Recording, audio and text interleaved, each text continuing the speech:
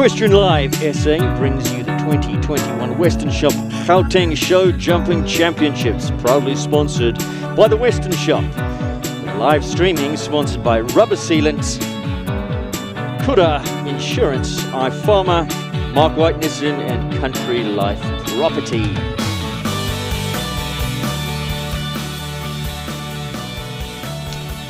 Very good morning to you. It's a little bit chilly. It's the 1st of August 2021, right in the middle of winter. Well, one more month and then things should be getting a little bit greener, but for the current time, things are pretty bland and dry here in Gauteng. And today is the big day for the 2021 Western Shop Gauteng Championships, and that's what we're going to be covering here on Equestrian Live SA. Very good morning to all of our viewers, wherever you may be. If you're watching local or if you're watching overseas on Clip My Horse, we wish you a wonderful day show jumping here with us. Let's take a look at what's up. Western Shop Junior 1m35 Gauteng Championships. That's up first. Then we go to the Western Shop 1m35 Gauteng Championships. Then it's the adult 1m40, the adult 1m45, the main class of the afternoon. That's the 1m45 Gauteng Championship. And then at the final class of the afternoon, that's a big one, and it will be a little bit different in terms of the running order. What do I mean by that? Well, there's I think it's been depleted to 71 horses now. Get to that a little bit later, but the way we'll be operating that class is the person will jump, whoever's in, wait around, and then the jump off will happen. The rest of the classes will happen in the normal format because they are smaller classes. What's the reason for that? COVID, I'm afraid. We're still in level 3 lockdown regulations, which means we are limited to the number of spectators, competitors, people on the showgrounds. Very unfortunate, but these are the crazy, crazy times we live in, and that's the reason for that. The other classes are small enough that we can get away with the competitors who've jumped hanging around for their jump off, and those will happen in the old conventional style. My co-commentator, there we are. Very good morning to you, everybody. It's a little bit chilly. Going to put on a jacket in a moment or two. On my left-hand side, the lovely Shay de Beer. How are you? I'm very well, thanks. And you, Aiden? Little bit chilly this morning. It's a little bit cold. My hands are feeling it a bit. But perfect conditions for the horses for some wonderful show jumping. We don't get too cold here in South Africa. That's why we call it sunny South Africa. It's not like you guys over in Europe on Clip My Horse where the conditions are very, very cold. No, our winters are pretty mild and temperate. So we're going to be looking forward to a wonderful, wonderful day show jumping here. The first class of the morning is the junior class, and Shay's going to be my co-commentator for that class, and then throughout the course of the day we'll be having other guests come in and chat to us, and we're looking forward to a wonderful broadcast. Thanks for being with us. So, first class of the morning, Shay. The first rider should be coming in, Ariana Castle and Brannick Hijinks. It is the Western Shop. Big thank you to Western Shop, to the Gershaw brothers, and Dion Augustine and Jess Augustine for getting behind us, supporting the show, supporting this broadcast. Western Shop retailers of very, very fine tack and other show jumping or riding apparel. We'll be chatting to them a little bit later about what they're all up to. Western Shop been in South Africa for a long, long time, and the leaders in tack and riding apparel. Shay, not a big class, the first class, 1m35 Gauteng Junior Championship. How do you see this playing out? I think it should be an interesting class. You know, there's a couple of really, really strong competitors in there. So Who are they? I think Haley Stradham and Zandi Alcock have a strong chance. And then Jason Slade, he's down there. Performing very well. And we must actually, he's riding under license, Jason, but he's actually made the adult team. Open show jumping team. Yeah. Of course, SA Champs is just around the corner, starts next week in fact. So the teams have been selected, and Jason, the youngest member on that adult show jumping team, so big congratulations to Jason and Mom Di and Dad Mark. Slade Equestrian must be very, very proud. Right, so you said some big performers here. Zandi's in good form, Haley Stradham, Jason Slade, we've got Ariana Castle, Divon Bosman. It's a 6-horse field, and there canters in Ariana Castle on the wonderful mare Brannick Hijinks. What an honest, lovely horse this has been. Yeah, she's been a really game competitor for Ariana. got that that left or right ear, sorry, rather, that that hangs down like that. Yeah. But what a wonderful, wonderful mare she's been. Right, tell us a bit about Brannick Hijinks. She's been with Ariana for 6 years now. She's an 11-year-old mare. I think Ariana's done most of her junior career on this horse. Yeah. She was bought from Charlie Crockart. Ariana says she's quite quirky at home, but she loves her humans. Right, so Shay, take a look at the course. You're going to be counting strides for us. 2, 3, 4, 5, 6, 7 to number 2. Up the hill to the rubber sealant at number 2, 7 strides. Past the commentary point there. We were lurking in the background.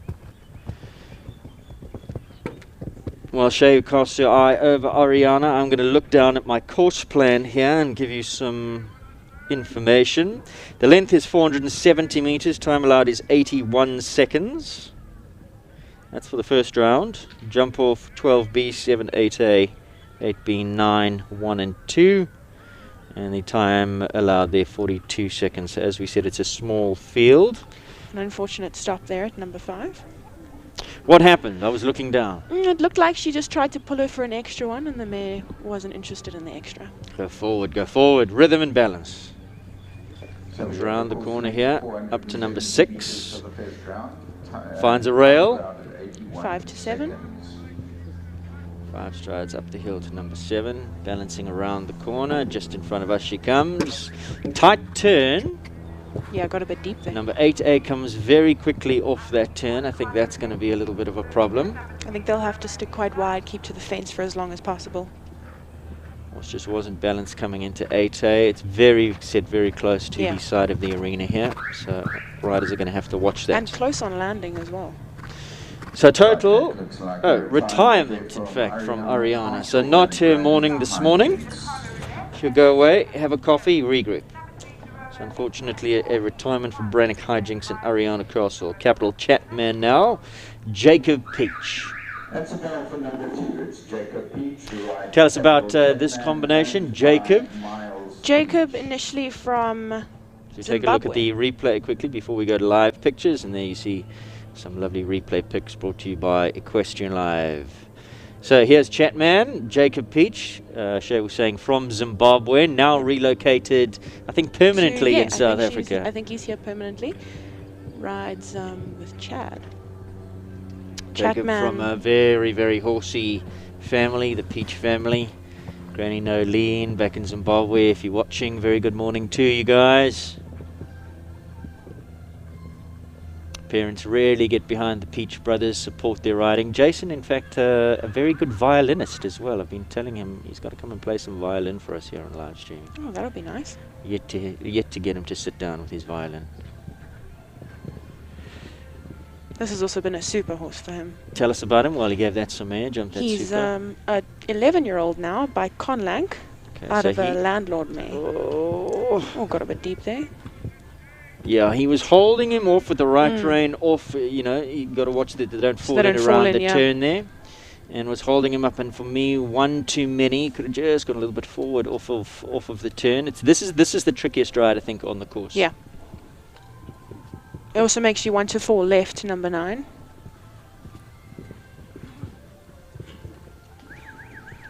It's quite a long course, Aidan. Anne-Marie Eschlinger, FEI level 3-star. It is a course, but of course, it is a long course. But of course, it's a championship course. So, I didn't hear a sting play out there. Why was that? Time penalty. One time, so.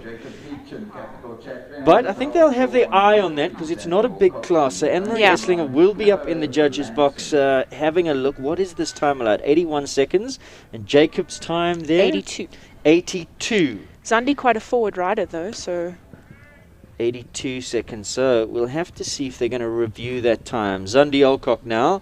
And this is one of the real fancied horse and rider combinations in this class, number 3, Callagho Lansing. These 135 fences will pose no problem for him.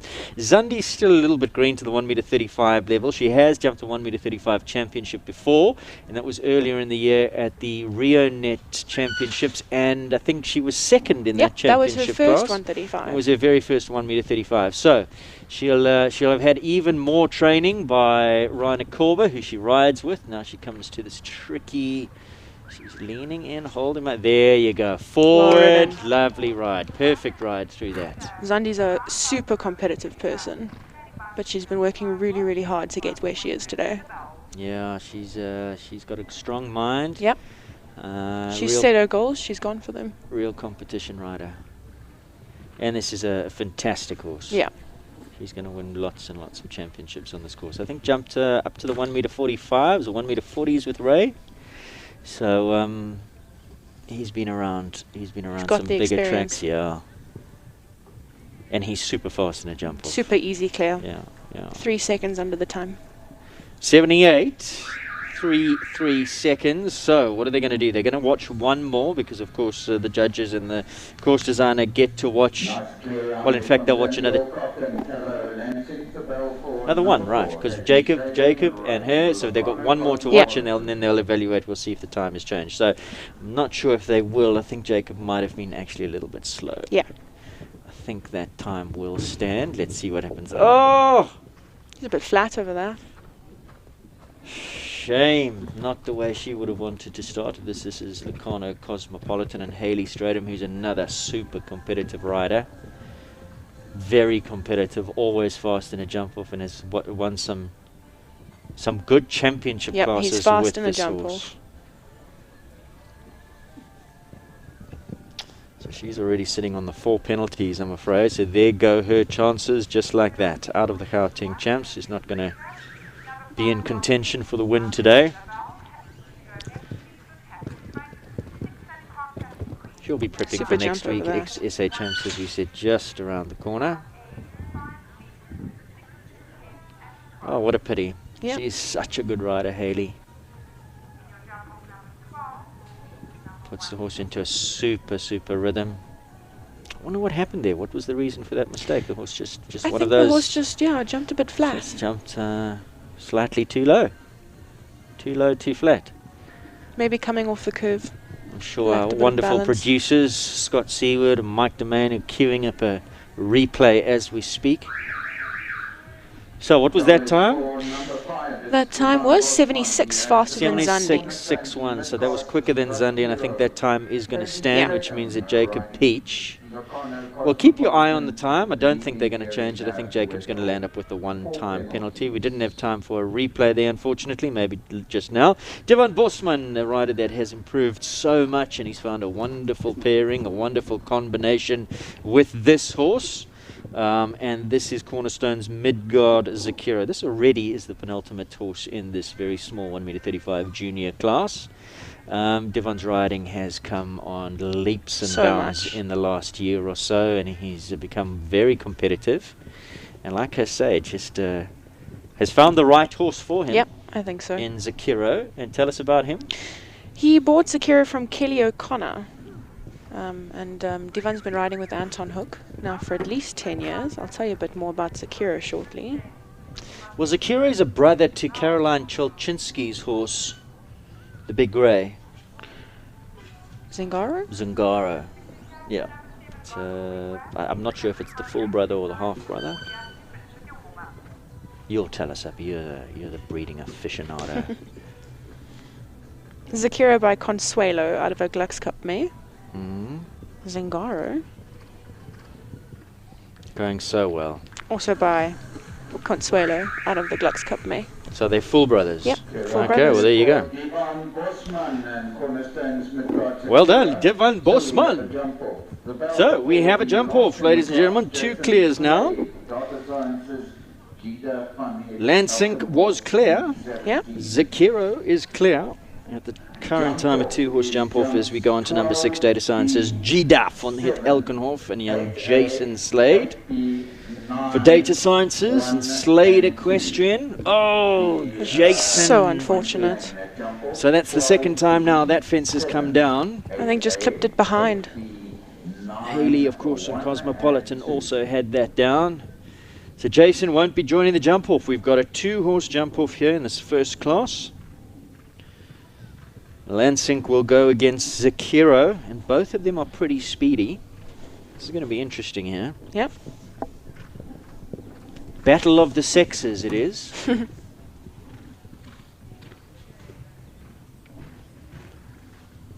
So Jason's just going to use this as a bit of prep Training. work for next week, where he represents Gauteng at the Interprovincials South African Championships. Tell us about Jida and Jason. Jida was bought from Sancho 2 years ago. She's 11. Jason's been riding with Chad for a little while now. And Sancho Vuurman we're talking about, Yes, for yeah. all the people who are not familiar with Sancho. Jida 11 now, sorry, by Colbert.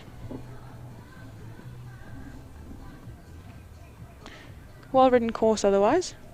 Yeah, let's take a look at the replay. So that's the second time that rubber sealant water. Got a good stride. I just looks like she just clipped it Yeah, behind. again, maybe just slightly forward there and just didn't get the necessary height. One of those. Quite unfortunate ones. Yeah. Just joined us, very good morning to you. Thank you to our sponsors. Western Shop is the premier sponsor here at the Gauteng Show Jumping Championships. Sponsor of the show, and of course also the co-sponsor of this live stream broadcast. iFarmer, Western Shop, Rubber Sealant. Welcome, guys. Wonderful to have new sponsors on board here. Summer just around the corner. No more leaks, no more drips. Get your rubber sealant product. Also, big thank you to Canon and Downings. Downings supplying We're going to go to a promo for Western our Shop, marquee. a commercial. So before we go to the jump off, we're just going to take a quick break and have a look at some of our sponsors. I'll log this out. And in 3, 2, 1, roll it.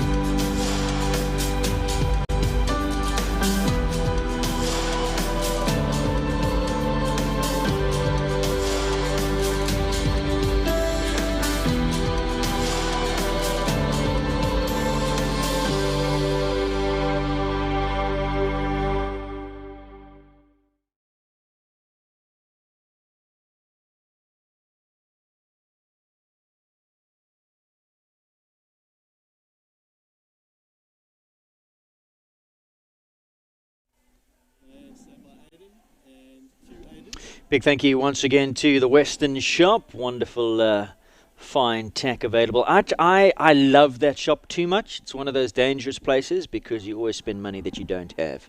Max my credit card out, so you know, it's one of those places you try to avoid because you know you walk in that shop, you're walking out broke. Nice stuff. www.westernshop.com. Go check them out. Big thank you to Western Shop. Right, so jump off. 12. Big thank you also, as you saw a moment or two ago, that strap Canon. Our pictures brought to you by Canon, supporting our live stream broadcast. Big thank you to them. Right, Shay, let's take a look at this jump off. 12B to start. 7, 8A, 8B, 9, 1 and 2. Time allowed 42 seconds. Only 2 to go. Zandi Elcock goes first on Callahoo Lansink. Divan Bosman, he waits in the wings. He'll have an opportunity to look and see what she does. Are there any interesting turns, gallops? Looks like we've got at least one gallop from 9 to 1. So Lansink is a galloper, but I think He can turn Zakiro is very well also as a well. galloper. He's a very big horse, got a very big stride, Yeah. and deceptively fast. Got an interesting turn from 12 to 7. I have to find a little gap between the jumps. Where's 12 and 7? 12, the Western shop. Yes. I think possibly inside where she's practicing her turn Yes, now. so she's to this rehearsing now. Kuda sponsored Is this jump, to number yes. 7? Yep. Right, so she's rehearsing that turn, so you've got to come inside. You've Yeah. got to try. And Lansing's I think got that's the way she'll take it. all the credentials, all the ingredients to make that easy. Yep. Okay, so here we go. Zandi Alcock first to go in this Western Shop sponsored Junior 1m35 Gauteng Championship. Let's see how she goes. How do you think this is going to play out? Is she going to go full speed? I think she's going to go quite forward. As I said, she's very competitive. She's got a strong mind about her. And she knows that Devon is as well. Yeah, Right, so she knows what she needs to do. 12B, inside turn, 7. Well ridden there. 8A now, off the side of the arena. She rode this very well in the first round. Puts in 1 extra there, gets away with it. He did touch that, gave it a little bit of rub. Got the stride to get out the other side. Down the hill, how many strides down the hill did she 7. do? Did she do, she didn't drop, did No. she? Okay. 2, 3, 4, 5, 6, 7. Didn't drop Up there the hill, either. sticks on the 7. And there you go. Finishes in a time 36.75. 36.75. Now, to me, she wasn't going flat out. No. To me, I think that was she's quite balanced. left the door open for young Devon Bosman. Yeah. But will he run into mistakes trying to beat her time? Here he goes. Devon Bosman, Cornerstone's Midgard Zekiro. She was very smooth. I think that's where she... Come on. You see, this horse has got so much scope. You can set him deep and he's Yeah. still going to clear the back rail easy. For me, I think he's up. 1, 2, 3, 4, 5, 6, 7, Added 1 extra 8. there. Okay, so that might have cost him. He added. He went quite right. Yeah. He went quite Went quite right. He wide. drifted right and found an extra stride. So this is 7 up the hill to finish. 1, 2, 3, 4, 5, 6, 7. Time to beat 36.75 in his time. He's faster. 36.39. So despite that 1 extra time, 36.39. For me, he was quicker from 7 to 8A. He came in, he didn't hug the skirting, kind of where we're sitting. Yeah. He came in, he gave a that bit a really closer. good ride, and he comes home. The winner, ladies and gentlemen, that is your winner. Devon Bosman is now the Gauteng champion, 1m35 rider. Take a bow, Devon Bosman. Well done. Cornerstone's Midgard Zekiro and Devon Bosman prevail here. Anton Hook is going to be super, super happy, and the Devon and the Bosman clan as well. And when I say clan, I mean clan. There are a few of them. I think how many brothers are there? There are quite a few. 3? 3 brothers? Possibly. Yeah. Big supporters of a Christian sport. So they really, this is a wonderful win for him. As we said earlier in the broadcast, he's come on so much with his riding. Well done, Devon Bosman. And Zandi Alcock just pipped at the post. 36.75 was her time, and 36.39 was Devon Bosman's time. Very close times. So that concludes the first class, the Junior 1m35 Western Shop sponsored Gauteng Championship. We are just preparing for the prize giving. We're going to take a quick break. Don't go far. We'll be back with you for the prize giving, and then possibly we'll get these young riders on the couch if we can if we can get them for a little quick interview about what they're up to in these very challenging COVID times. Of course, SA Champs just around the corner. I'm sure Zandi will be there. Is Devon under license? I don't Not think sure. so. Well, let's find out. We'll chat to him. We're going to take a short break. We'll be back shortly.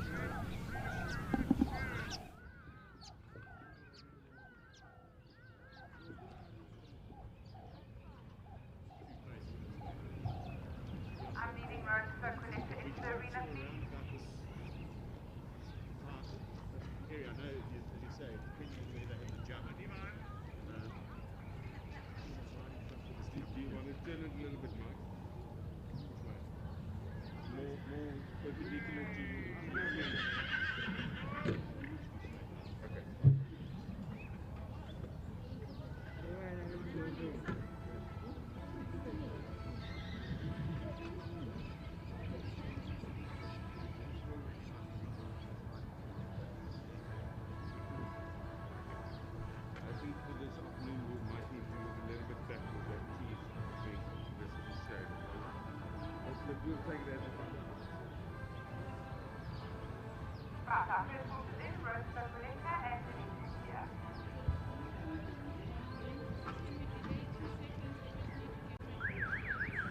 Number 2, the corner left standing by. Thank you. Number 3, Jerome Vita at the gate.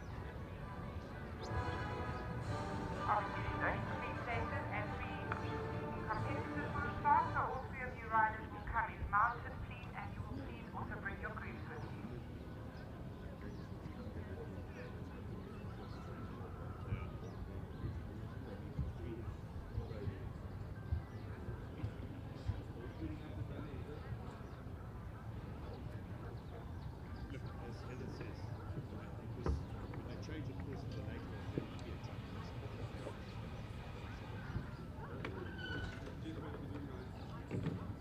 With the podium in the front and the banner at the back.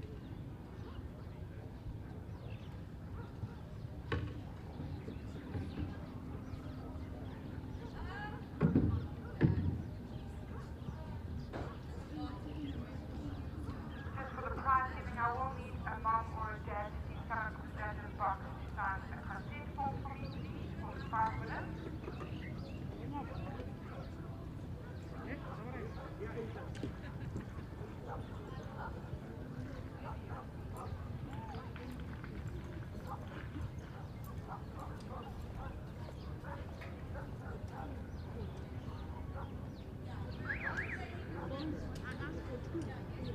Stop number 2, the corner left, and maximum passenger.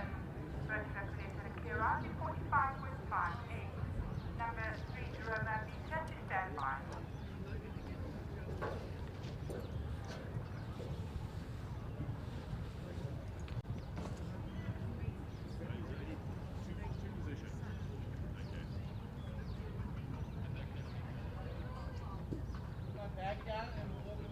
There's only first and second. Only first and second.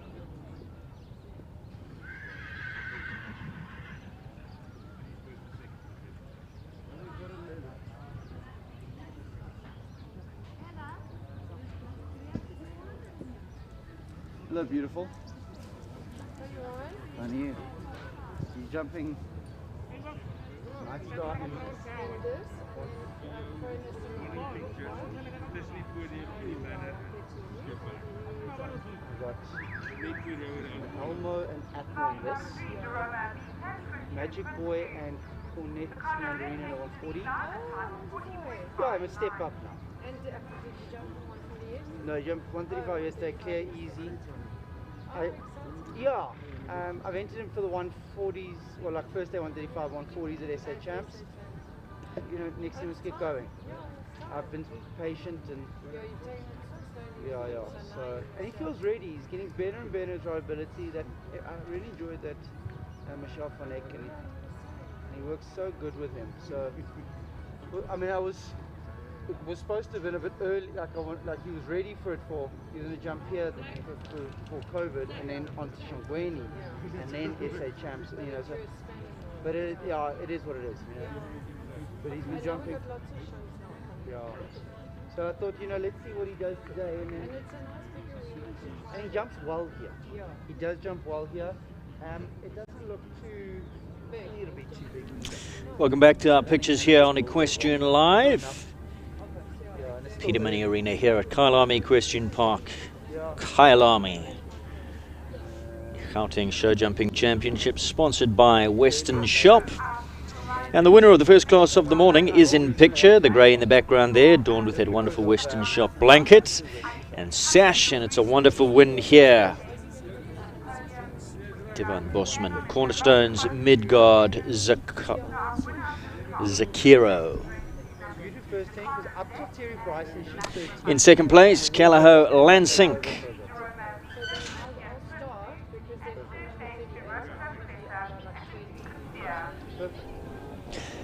Only 2 horses on the podium, or 2 riders on the podium. There were just the 2 clears, and of course it was a small class to begin with.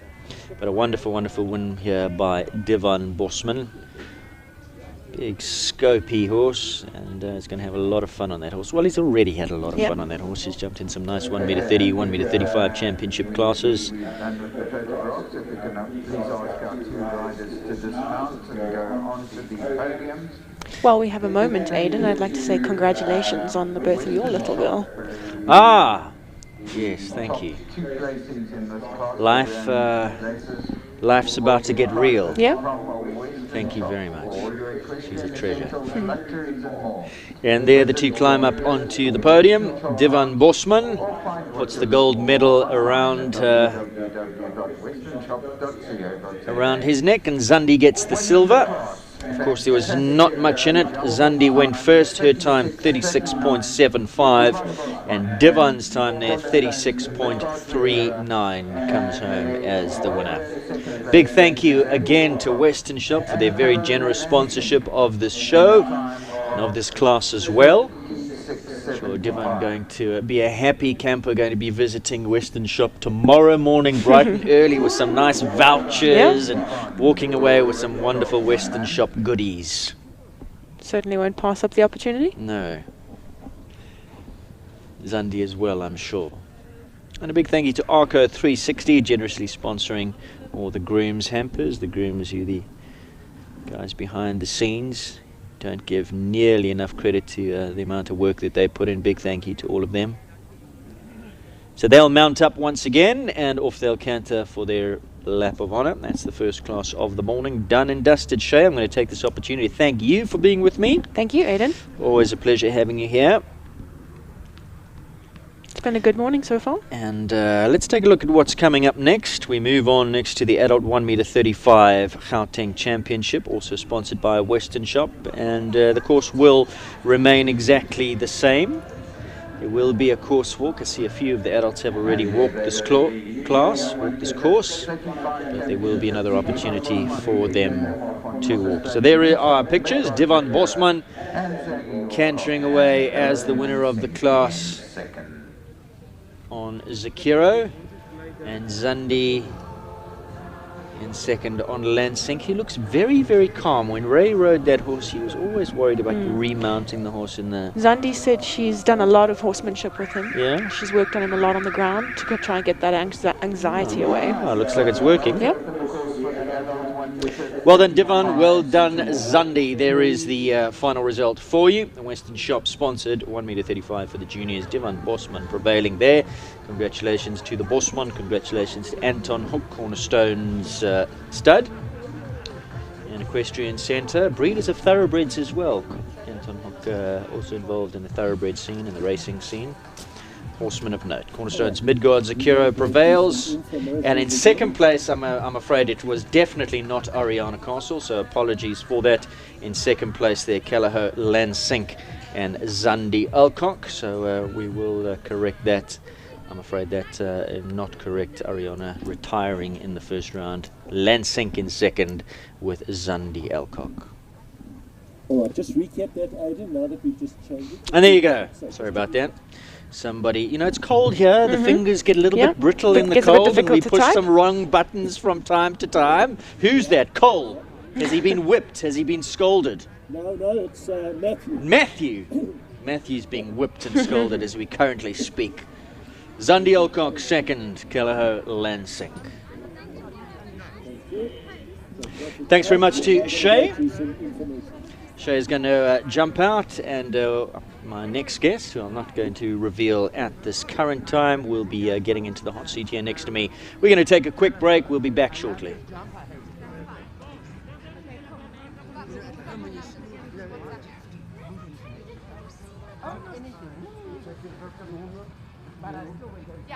Is it immediate jump off?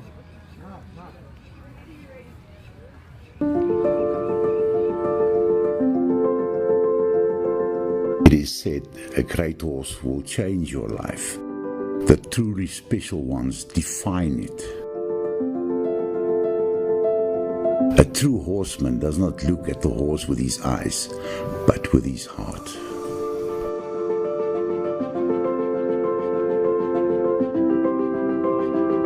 Show your heart with rubber sealant products.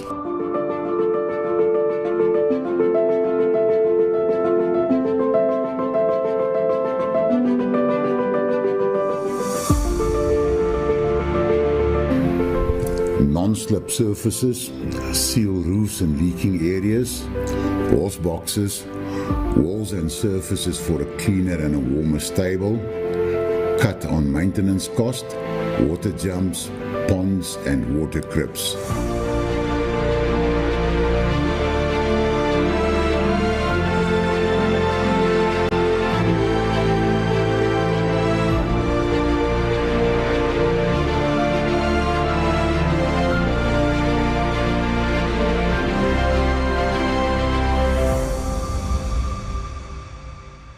Rubber sealant, no more drips, no more leaks.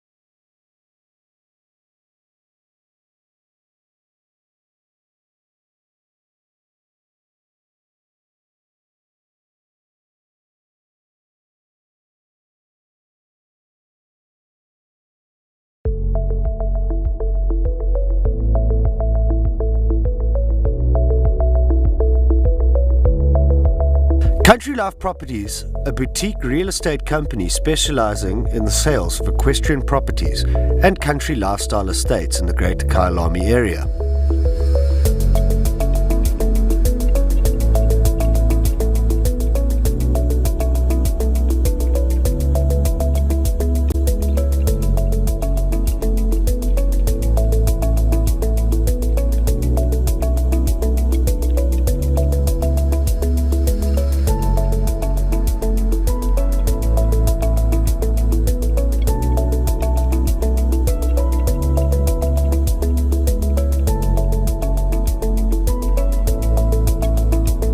Specialists in the sale of residential agricultural property in the Beaulieu and Kyalami areas.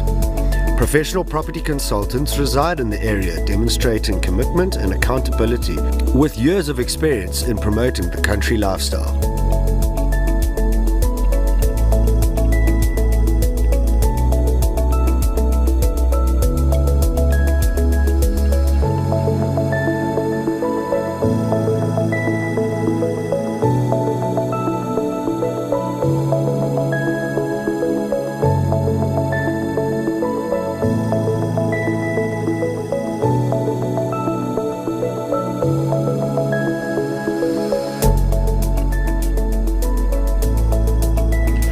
provide country estates to suit all your requirements. Extended family living, work from home, or just escape the hustle and bustle. A variety of equestrian properties are offered for the keen equestrian. Kyalami, the heart of the Gauteng equestrian world.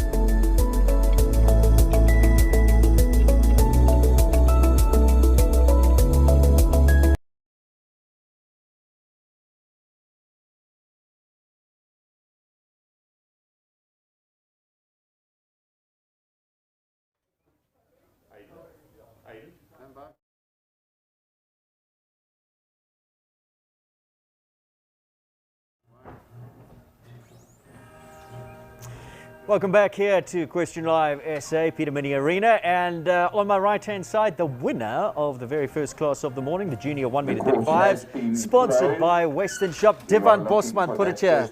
Well done. Take us through that jump off. Kerry Reese and Zias Lechamp. It wasn't hard. Standing by at number 2, Calais Conair. So it was Number 3, Miss Dublin to the gate.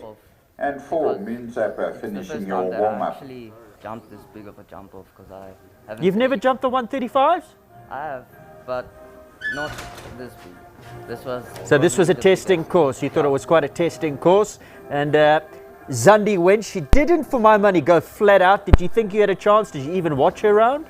Yeah, but I just wanted to clear. So yeah, I was like, so if I knock, it's fine because I just want to be in the placings. Ah. And so you weren't setting out to win, so it was a nice surprise when you came home in front of her time. Yeah. It was very tight for me. 7 to 8 is where you want it there. A nice ride, a tight turn into that behalf of the class, Kerry Reese. What were the challenges for you in that jump off? Were you worried about anything? No, it was just tough with the turns for the oxes, like to 7. It was because 7 is a big ox and it's quite tight. Tell me about this wonderful horse of yours.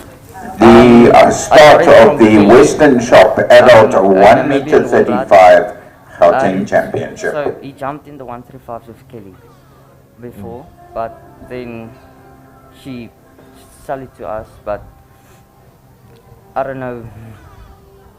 Well, he's a wonderful, wonderful horse, Divan, and you've come along in leaps and bounds. We said it during the broadcast. Your riding has improved so much. He seems like the perfect horse for you. Anton's done a lot of work with you. Big thank you to Anton, and a big thank you to you and your family and your father and your brothers for supporting equestrian sport.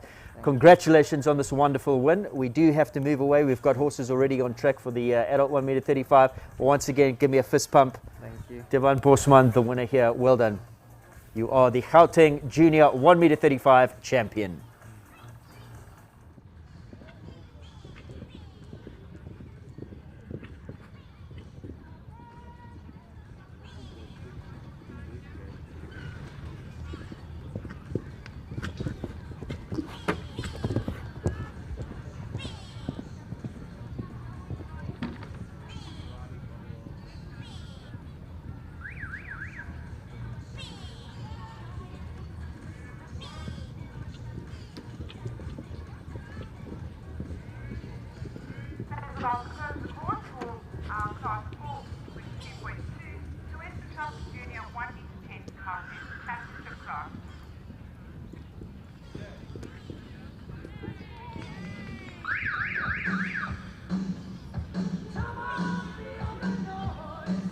Lovely clear on there for Kerry Reese and Zias Lechamp, starting off the 1m35 Gauteng Championship. Bell for number 2 is Calais Conair, Monique Erasmus.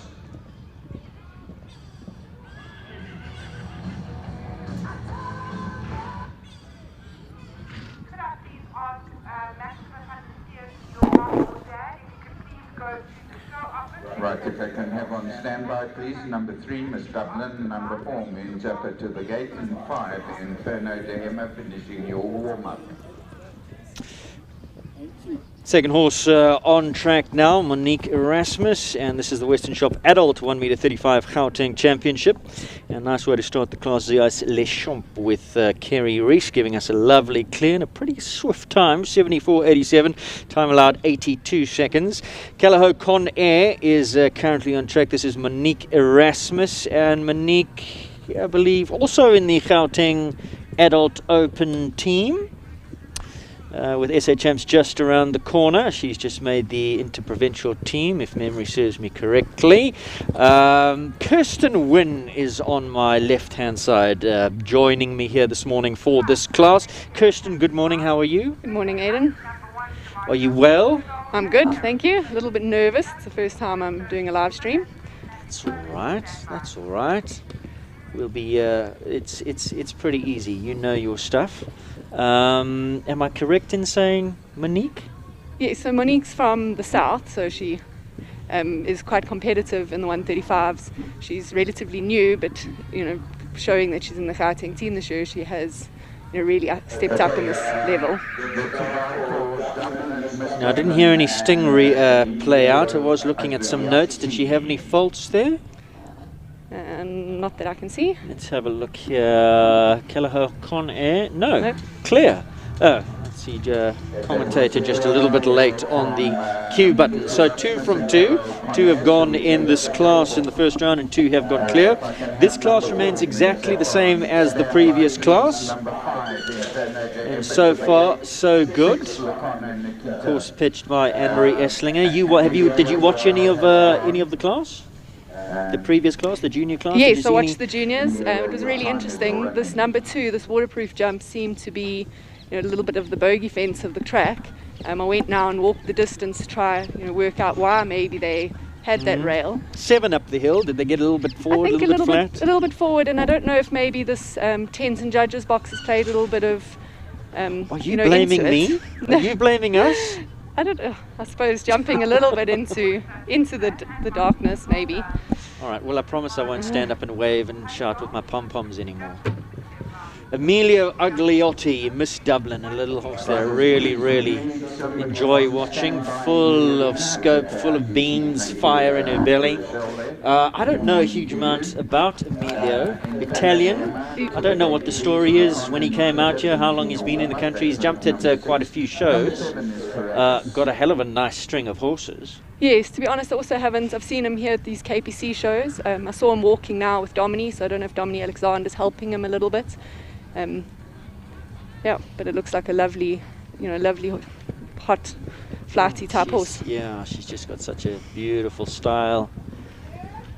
Over a fence, does everything correctly, gets up quickly off the ground. Yeah, definitely. I think the sort of horse that I would enjoy to ride. I like them a little bit hot and feisty. Tell me about your string now, Kirsten. Let's talk a little bit about you and your family and the setup that you guys have. Okay, so at the moment my top horse is out with a suspensory. Oh no. Gondor Uber Royale. Yeah. So how old is Ubi now? He turned 16 in December. Okay. So he is, for a horse of this level and the sort of mileage he's had, I suppose top athletes do have injuries. So we're hoping that he will be back jumping by the end of the year. Yeah. And then I've got 4 young horses, so I'm very fortunate to have lots of horses to ride and produce, and I'm enjoying the producing of the young horses. We'll come back to that in a moment or two. So Miss Dublin clear for jumping, but unfortunately just over that time allowed of 82 seconds, 84.12, so 1 for time. Emilio will be kicking himself for that. Moon Zapper now, Rochelle Kluk comes in. This is a horse that used to be ridden by Philippa Baxter. I think she imported the horse and then sold it on to Rochelle. Very, very from one buzzy, quirky one in Miss Dublin to a even hotter type in Moon Zapper. But Rochelle does seem to really, really enjoy Moon Zapper and gets a nice tune. Yeah, I agree. I think she's, found her match. They've really, come on loads. Jumped a super round at the World Cup Championship class at Stockies Dry, I think was in the jump off there, if memory serves. Yes, and I think she's done a 140 on it as well. So she's definitely... You know Rochelle quite well? Yes, so we are a similar age, so we rode Pony Riders and Juniors together. And I've actually always said that this horse, watching her on this horse, it reminds me of how she was when she was on her pony. So I think they've definitely the right match for one another. Getting back to you and Uber Royale, you jumped some big classes with him. You jumped some World Cups, didn't you? Not World Cups. I did some 150 Grand Prix. He has been a fantastic horse and really, looked after me. We started off eventing and then went into show jumping, so we definitely have had a good mileage together. Moonzapper clear, so 4 have gone. In fact, 4 have gone clear. Miss Dublin just had that one little time fault. Amelia just misjudging the clock. Inferno Dama now, Hannah Gauteng, another wonderful horse, number 5. She used to be ridden by Jean, is it? Yes, Jean Ingler. Yes. So she also was based with Domini with it, and then she actually took it with her to Shangweni when she moved to Natal. And then I see now that it's been Isn't sold on. she just got married? If not married, she's definitely engaged. Oh. Yes. I heard a rumour saying that people were away at Jean's wedding last weekend or something. So if that's true, congratulations. Now with Hannah Gauteng, the Gautengs now based in Johannesburg, used to be from Natal. I think the two twins, Hannah and Olivia, spent some time overseas in Holland, if I'm not mistaken, and are now back, are they? That's what I understand, and I think they've brought some horses back with them. I've noticed that they're on relatively new horses in these classes. Little superstar horse this. Looking really, really nice at the moment. Right, back to your story. Now, you guys are based, the Winds based in Springs. Your whole life you've been at the same property? Yes. So my parents have been on the property for close to 40 years. And I run the riding school from their property. And we were originally an eventing yard and eventing What happened family. about the event? What's happened to eventing? Why wasn't your dad eventing? I think it just happened that we got horses that were not suited and that we ended up going into the show jumping more. Do you miss the eventing, or would you go back to it? When I walk a big show jumping track, then yes, I do miss the eventing. But there's just more to offer in the show jumping at the moment. There's shows every weekend, access to good going, good facilities. I always show jump more as a junior than evented. I ended up getting my parents' horses that wouldn't event, so then I needed to show jump them, and that's how we moved over into the show jumping. And your dad, does he miss the eventing, or is he? I think he finds a new challenge in the show jumping. Yeah. I think after World Games, to come Been here there, and jump. done that, so dominant in the eventing. It's, as you say, a new challenge. Let's talk about the horse and rider on track now. This is a fantastic rider, Tracy Carney, holder of Springbok, Protea colours as they're called. She's a top rider, was a top junior, has been in adults for, we're not going to give ages away, but she's my generation. And really, Tracy just needs a top horse. That's what she needs. I always find whenever I watch Tracy, it just looks so relaxed, and she almost makes it look too easy. And it doesn't matter which horse she's on, she always, makes it look the same. Yeah. Also a coach based out in Rheinkiesfontein, runs a stable, trains, out and out horsewoman. She's good. And Nikita, very, very quick in a jump off and has just gone clear. So watch out for that one. Will be early to go in the jump off. Mandy Johnston goes next, number 7, from Anne-Marie Esslinger, the owner. This is the very feisty Caracas, who I believe was a winner here in the lead up to this main class, was a winner here on this horse in the week. Unfortunately, didn't have the privilege of watching any of the show jumping throughout the week. COVID regulations, whatnot. Mandy rides this horse very, very nicely.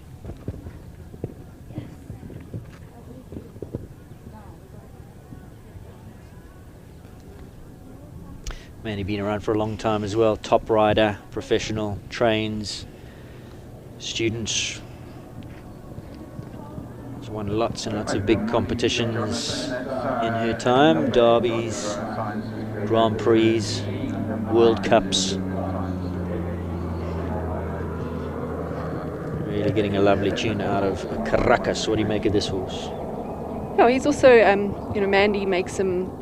Mandy's a really small jockey, and she really makes him look much bigger than he actually is. And he's jumping, and he's very impressive. Nickname is Cricket, I believe. Not sure why. That's interesting. It springs like a cricket, like a grasshopper. Springs in his legs.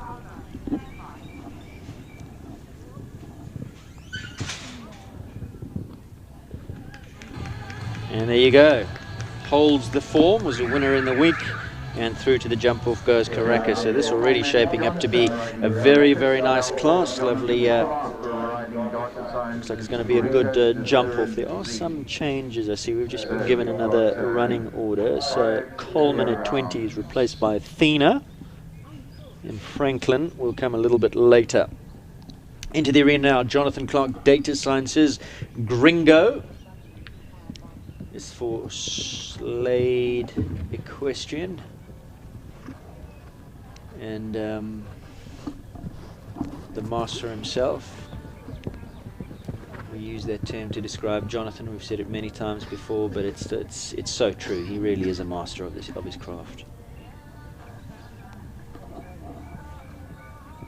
So, who are you training with these days? Does your dad help you, or do you go out? Do you? Yep. Well, because you've got a good relationship. A lot of people will Yes. say, don't be trained by your spouse or don't be trained by your parents, because it just ends up in fisticuffs, end up boxing. But you guys are pretty chilled, we've got a very good relationship. So with the young horses, my dad is helping me, and then once I've got Royale jumping again, then we'll go to Domini at Alexander. Tell me about your young horses that you've got. So I've got 2 horses from Gondor Stud, and Eldorado, Gondor Exquisite Gem, that I'm jumping in the 1 meters. That I've bought from Elsie. So Gondor Stud is the stud that bred Royale, and they're a local stud for us. And then do you have a special relationship with that stud? Do you get first pick of their babies, or it just has happened that you've always supported them and they've supported you? Elsie's always been a client of ours, Okay. so my dad has always coached her, and the horses tend to come to us for backing. So I would say we maybe have access to them because we get them first for the backing. Where are they based? I don't know much about Gondor. So they originally were from Nigel, so they were very local to us.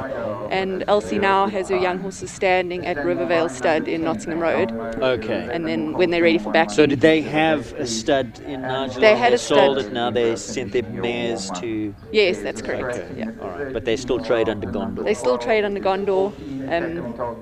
I think from a logistics point of view, for Rivervale to run the stud for them, made more sense. Well, that's a disobedience there at number 2 for our next competitor. This is Bianca Pitt and Azure Good Times. So you talked about number 2 being the bogey. Yeah, I found. What happened there? Just the distance. She seemed to chase the horse slightly on the last stride, and he just said no. Was she off her distance? Was she just a bit passive coming up the hill? I think it was jumped quite big over 1, being the triple bar, and maybe went a little bit far out on the left-hand side, then got there on 7.5. I think as much as number 2's been the bogey, maybe the triple bar as number 1 is what set you up for number 2. I don't know what it is about. Some people have things in their heads they don't like certain jumps. Triple bars for you? Enjoy them? Oh, to be honest, seems to be no. a new trend, like a triple bar at number 1 to Yes. get you running. And the course designers say, well, it gets you into pace, it gets you into rhythm. You have to ride at the fence and it sets you up nicely. I'm not so sure. No, to be honest, for me, if I was walking this course myself to jump, I would be a little bit worried. Also because it's coming off the gate. And, that doesn't worry my horses as much as it worries me. I definitely tend to put the handbrake on a little bit off the gate. So you do it and you still do it? Yes. Oh, why? It's Kirsten? very Why? frustrating for an instructor to work with me. So you mean it's very, very, very frustrating for your father? Is that what you're saying? Yeah. I definitely need to work on my braveness. You come from an eventing background. Your father has won SA Champs how many times? 17 or something? Yes, that's correct. But I'm definitely not as brave. And you as him. didn't get the bravery? No. That gene was left out, I'm afraid. Right, so 4 for time, 4 for the disobedience, a total of 8 for Azure Good Times and Bianca Pitt. I'm sure Bianca, she does have a couple of others. Picato comes in at 27, so she's got some other chances. Number 10 now is Ronnie Healy, and this is Elmo, and this combination also have just been selected to represent Gauteng. at the upcoming SA Champs in the interprovincial 1 meter, the open team, which is over 135s. Elmo not owned by Ronnie, but he did ride the mother, Roquette, who was absolute superstar. Really, Ronnie cut his teeth and made his name as a very, very, well, the leading junior in his time on that wonderful mare, and then I think took her up into the adult ranks as well, the Bergeraaf mare Roquette. And this Elmo keeping it in the family. Yeah, so I think Elmo's quite a young horse for these grades, and relatively new as well. Elmo's owned by one of Ronnie's clients, Kaz, who has been off because she's just had a baby. So will she be taking the ride back once? I would presume so. Or has Ronnie got the ride permanently? Has he always had the ride, or did she? No, so she rode it up until she was pregnant, Okay. and Ronnie's riding it for the time being.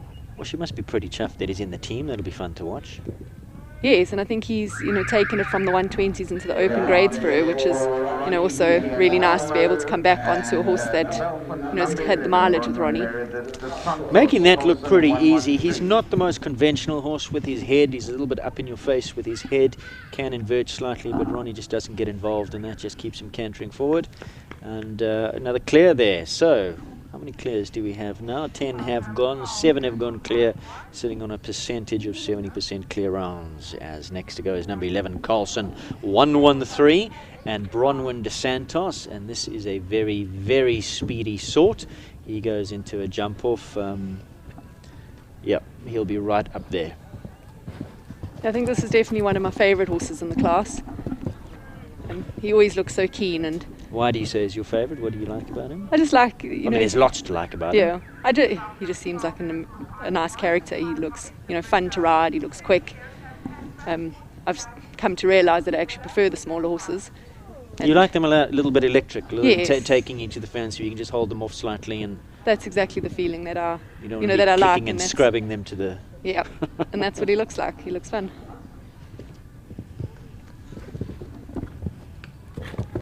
Now, let's talk about your affiliation with Western Shop. Yeah, so I'm a brand ambassador for Western Shop. Mm-hmm. My brand that I represent is Questa.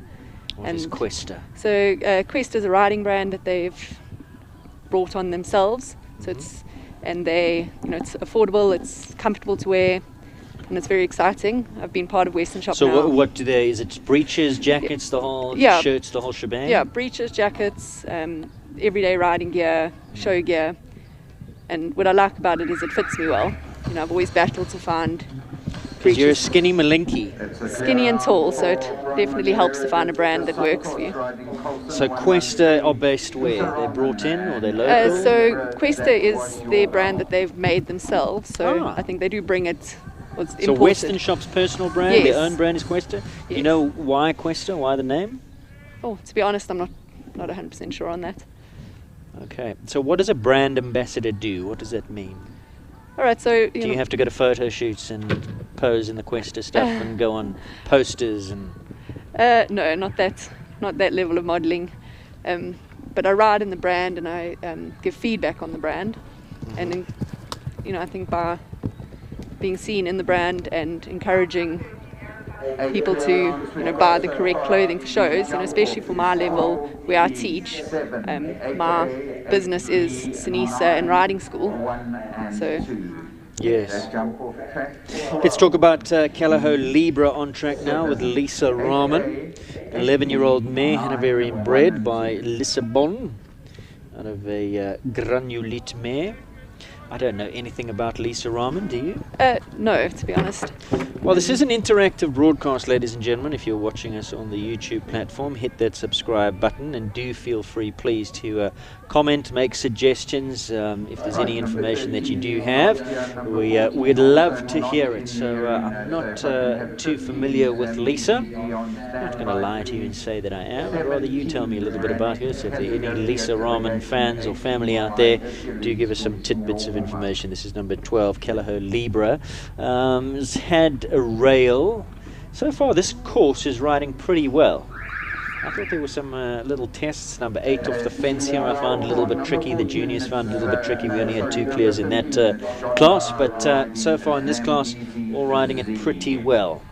So Lisa finishes on just the 4 penalties. Callagher Libra will not go through to the jump off, but so far quite a few. We've already got 8 clears, 66%, 8 clears from 12 starters. Currently on track, this is John Bauer, and John is riding Zambezi Z, and this is Joanne Roberts' lovely horse. John taking the ride for Joe because Joe is injured. So I see there he added on the 5.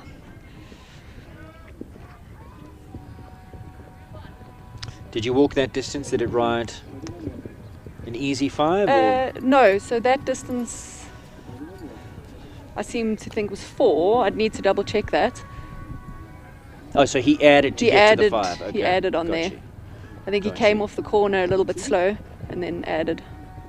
He wouldn't be too familiar with the horse. I saw him not too long ago just having a few little practice rounds here in this arena a few weeks ago. Joe is from Zimbabwe and took a trip to Zimbabwe, and the first day she was there she was lunging a horse and it lashed out and kicked her hand and smashed her hand up, and she's had to have 2 surgeries to fix things up, I believe, so she'll be out for a little while. Zambezi Z is a wonderful, wonderful horse. Not a youngster, he was born 2003 model out of a Carthago Z mare. I think he did jump with Michelle van Eck overseas, and jumped some big classes then, but Joe's had him for quite a few years. Lovely horse. And John is a really, he's an underrated rider. He really is rather good. So we are going to take a look at the replay. Kirsten, talk us through this. Yes, I think he came off the turn a little bit slow, added to number 3, and then just didn't get to number 4. Yeah, he just needed to go forward to that, didn't he? And he would have been all right. I don't know if the horse maybe stuck in the corner a little bit. I don't know if John didn't have enough coffee this morning. Maybe it's just a little bit early and forgot how many he was on there. I'm not sure. Belinda Martin now in Brannick Cassiopeia. This is number 17. There are a few changes to this running order, but this is number 17 by Con Coriano.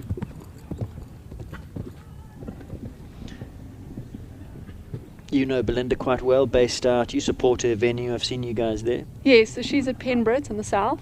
This is a young horse that she produced. I think she bought it from Linda Rabi. So I've seen this horse, go up the grades from being in the baby classes at her shows to coming up into the open classes. Lots of scope, lots of power. One might describe him as being slightly old-fashioned. What do we mean by that? I hate that term, actually, old-fashioned. What does that mean? Well, basically it just means in terms of their gallop. The modern warm blood today has probably got a little bit more fire in them and a little bit more speed. He would be a horse you would be very comfortable jumping very big kind of Grand Prix courses on, because he's got all the scope and power. But possibly if there's anything lacking, and I hope Linda doesn't come and clip me around the ears for this, you wouldn't back him in a horse race. Kirsten just frowned at me.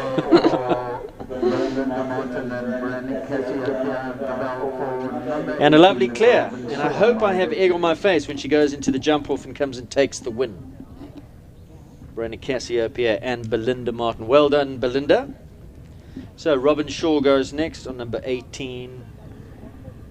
My Hercules. Nicole Bates, the owner. But Robin does have the ride by Always One, I beg your pardon. So this is another horse that Linda's bred. Born 2006. Nicole Bates, in fact, has got the full... Is this the brother? The other one's the mare. So Hercules, he actually came to us. We backed him originally. Okay. And a client owned him. He's quite tricky. He can get, when he gets tense, he gets incredibly strong. Robin seems to get a really good tune out of him. I think if we go back to where she had number 2, I think that's a little bit, where he runs through the bridle a little bit and runs himself into trouble every now and then. A little bit deep to that, but got over it. Robin very much awake. She landed short and pressed the button, gets him up the hill, back into stride. makes up the distance. She's a very good rider, Robin. Yeah. And she seems to, enjoy the trickier horses. She's very sympathetic and... Oh, and he can do that. He likes a supportive hand, and unfortunately when he's a little bit long to a distance, if the hand slightly goes forward, he can be a little bit tricky.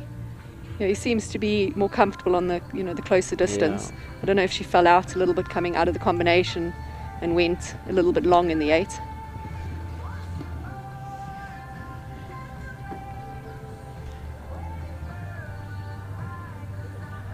So he originally started as an eventing horse. Oh, really? Yeah. So he evented, I think, up to 90 centimeters with us. Was he good? Yeah, he's very brave. And he did a nice little dressage test. It was at the time when we were coming to the end of our eventing, so I think he didn't get as much mileage in the eventing. Well, that's him a little bit. One day he can jump a beautiful clear round where he just hacks around, and the next day, sometimes not even the next day, the next class he can do that. So 2 disobediences, I'm afraid, and an elimination for my Hercules. Let's take a look at this first pole. That's the bell for number 20. It's Dominique Alexander riding at the... Do you think they're backing off? Do you think that is us? We're sitting right in front. Are they looking at you and I? It's interesting watching the replay, obviously from a different line. He did look like he backed off a little bit. So this now is not Jonathan Clark. This is, in fact, is Dominique Alexander and more and who's this? Athena. Athena, yeah. Right. So there is a change to the running order. Sorry, guys, in the OB van. So this, in fact, is Dominique and Athena, who's owned by Simon Murray, and being brought down a level. Athena normally jumps what, 140s, 145s. Has jumped some big classes. Yeah, I think Athena's jumped the Derby. Didn't he have a very good ride in the Derby last? Yeah, last I think time? she. I think Dominique jumps her in the 135s to keep her confidence, and then maybe at the World Cup shows or the bigger shows, he then puts her up and then brings her back down. So would he be prepping using the show just as a prep for SA Champs next week? I would think so. I don't think he jumped her yesterday either. I think that's. He saved her for this class. Perfect ride off the turn there. Dominique, also a Western Shop brand ambassador, if I'm Yes, that's not correct. mistaken. In fact, Dom will be joining us a little bit later in commentary, so we look forward to that. Do we have the mute button, where the bleep button, guys, when Dominique's here?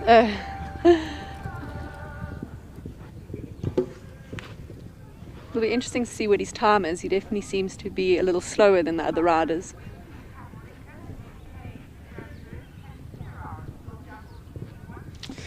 Like we said, probably just prepping, so I won't. Yeah.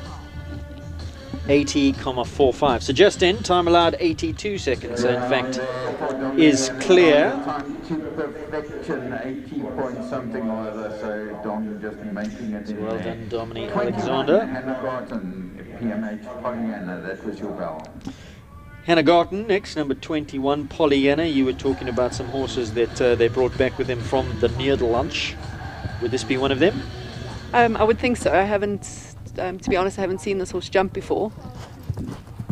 12-year-old mare by Marius Claudius. In fact, I've never seen it. Never seen it either. Pollyanna. Famous Disney film, way before your time, or mine, in fact. I was going to say I've never heard of that. Oh, classic! You've got to watch it. Aha! So she competed on her when they campaigned in the Netherlands. So you're right. Some information there about this one. So being imported by Hannah. It's a nice type of mare. Nice looking.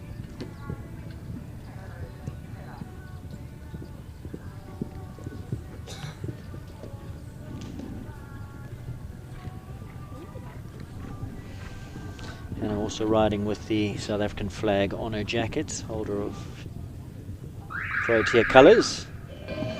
And there we go, another clear. Pollyanna. Hannah Garten, well done. Riding PMH Pollyanna.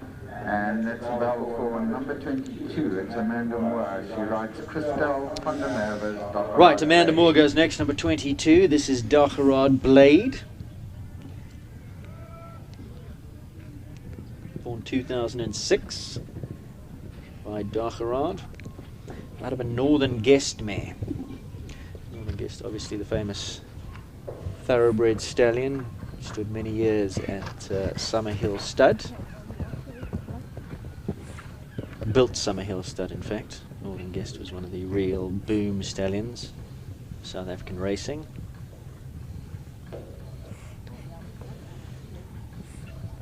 Amanda based in Rheinkiesfontein, not far from where we are now. Do you know who she trains with? No, sorry. Mom Thelma very involved in the riding as well. I think Mom Thelma has horse property or a riding school. I think trains riders as well. Stand to be corrected Yes, again. I think she's but got a she riding does, school. Yeah.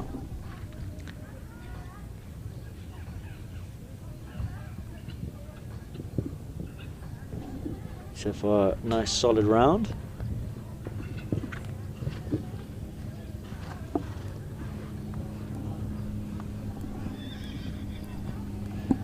And once again, we are interactive, so hit that subscribe button if you are watching us on our local platforms. Feel free to comment.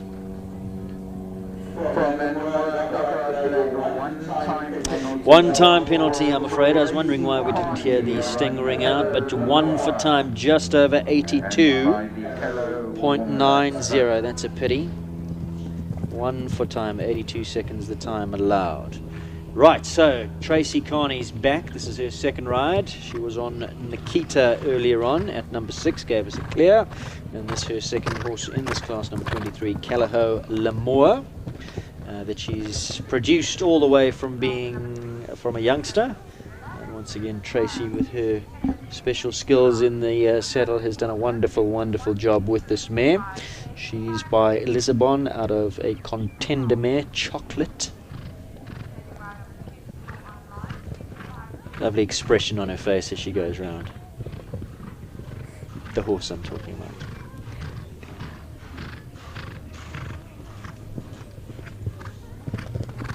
Tracy also a brand ambassador, is she? I saw now she cantered past the Western Shop logo on her jacket.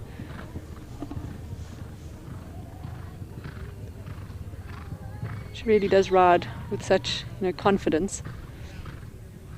She's very good. You never really see her miss, always very accurate. And I think what I, like mostly about her, I never see her, lose her cool or lose her temper. She always keeps her horses so happy.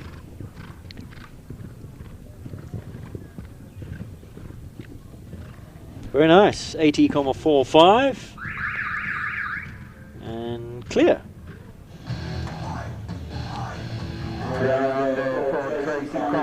So 2 from 2 for young Tracy Carney. 25 is next to go. R&R. Capital Night Star. Nicole Horwood. Nicole also Western Shop brand ambassador. We are hoping to get her in commentary a little bit later as well. Lots of horses to ride. She's a busy lady. Needs no real introduction, but we'll give her one anyway. Has been at the top of the sport for many years. Anybody who follows equestrian sport in South Africa will know Nicole.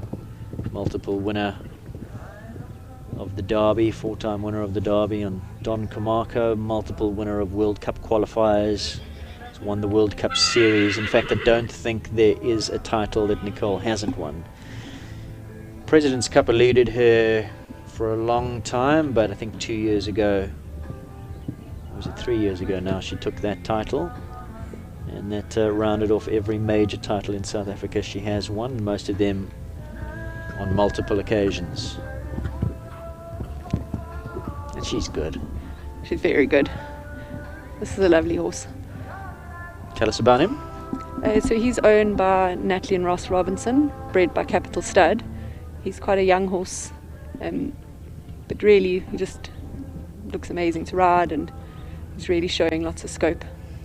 it'll be exciting to see him in the big classes one day. Yeah, he looks like a horse for the big time. I mean, out of a darker mare by that wonderful boom stallion Toulon.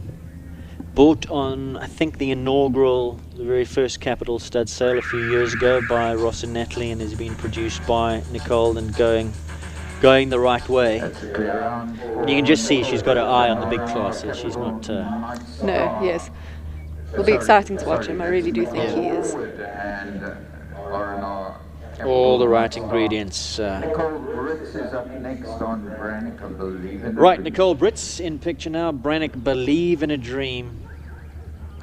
I used to believe in dreams.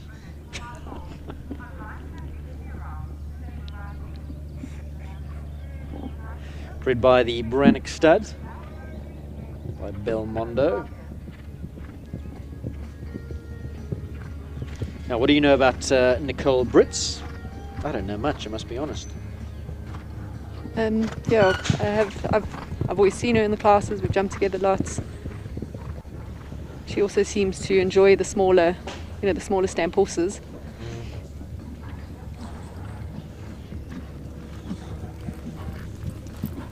You were saying you enjoy the small horses. Yes. Well, yeah. I think you underestimate them a little bit every now and then. As long as they've got the scope and the stride, then the size wouldn't matter. Yeah. There's some people though who, what do they say? I'd rather ride into a big class and look down on the jumps than look up at them. You're not like that? I think I need to get to the big classes in order to comment. But I think, if you've got a horse with heart, half gives the you job. confidence. Yeah. A good horse gives you confidence. I think that's my biggest. Confidence is your main ingredient.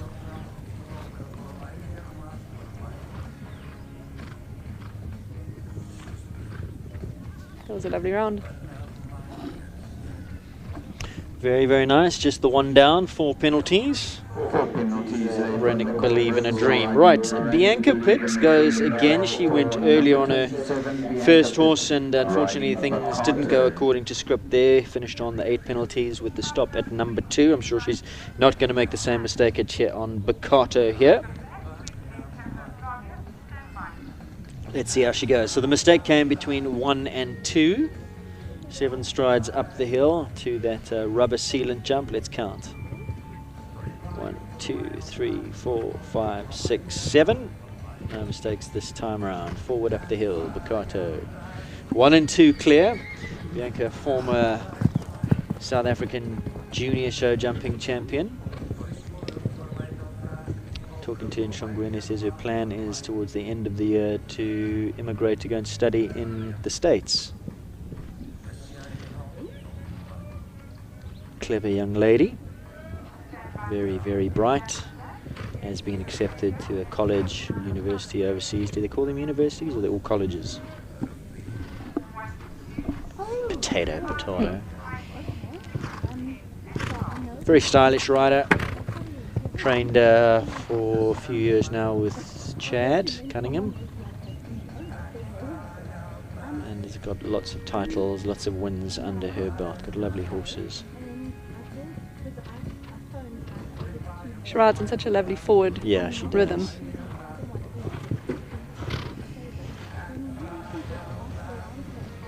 And if she goes to the jump off and is looking good,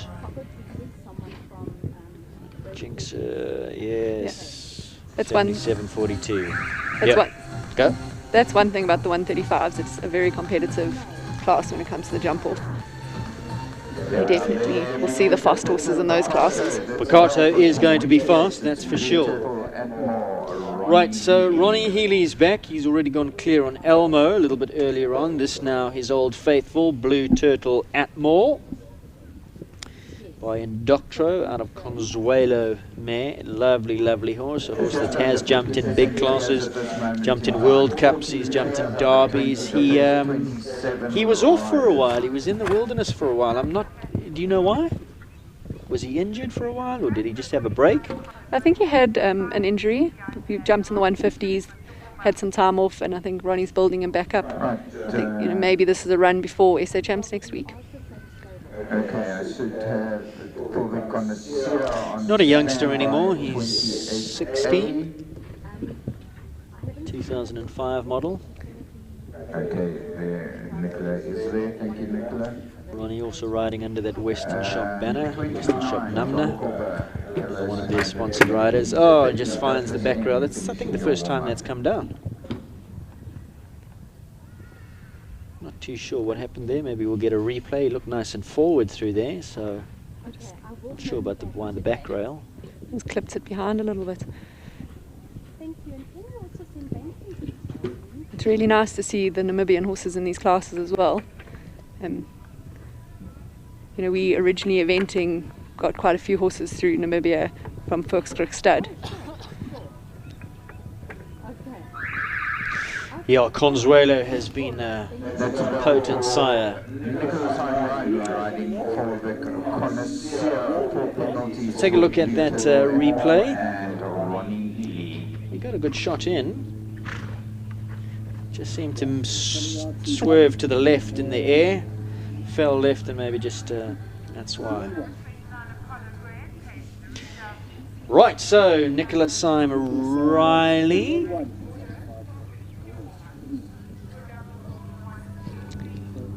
And this is Fulvik Connoisseur, Old Faithful for Nicola Syme Riley as well. What a horse he's been.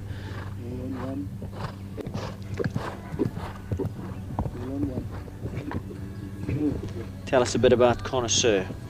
So Connoisseur also is bred from Namibia. Yeah, we were talking about Consuelo a moment ago. Yeah, so Nicola is based in Benoni in the East Rand. She's got a riding school there, and you know, she's a very competitive rider. Lots of mileage in the 150 classes, especially on this horse. So I think also maybe prepping for SA Champs next week. She's recently been off as well with a broken wrist, but has had a few outings since then. Yeah, a real top class rider, professional horsewoman. She also is so calm in the saddle. And just so strong mentally, isn't she? Yeah. She's so tough.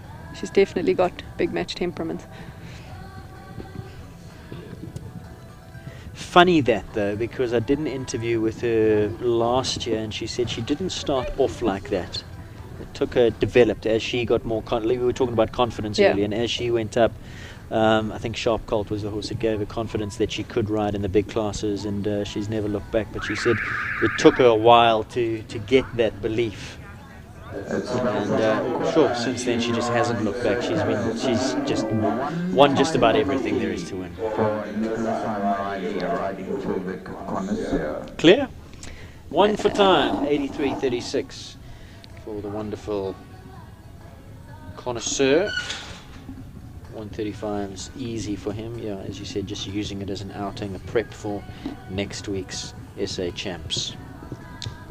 Right, who's currently on track? Jean Corba. Callahoo Simone, number 29. 9-year-old Hanoverian mare by Stolzenberg. Originally bought by her husband Ray for Ray, and he decided it wasn't his type. And Jean took the ride. And she gets a really, really nice tune out of Simone. Unfortunately, one going down there. Also a super, super competitive rider. Both Ray and Jean. Based just around the corner here in Baloo. 35 missing from the warm-up arena. Not her day today, has found a few rails. Standby will then move to number 34, Elsie Vulcan.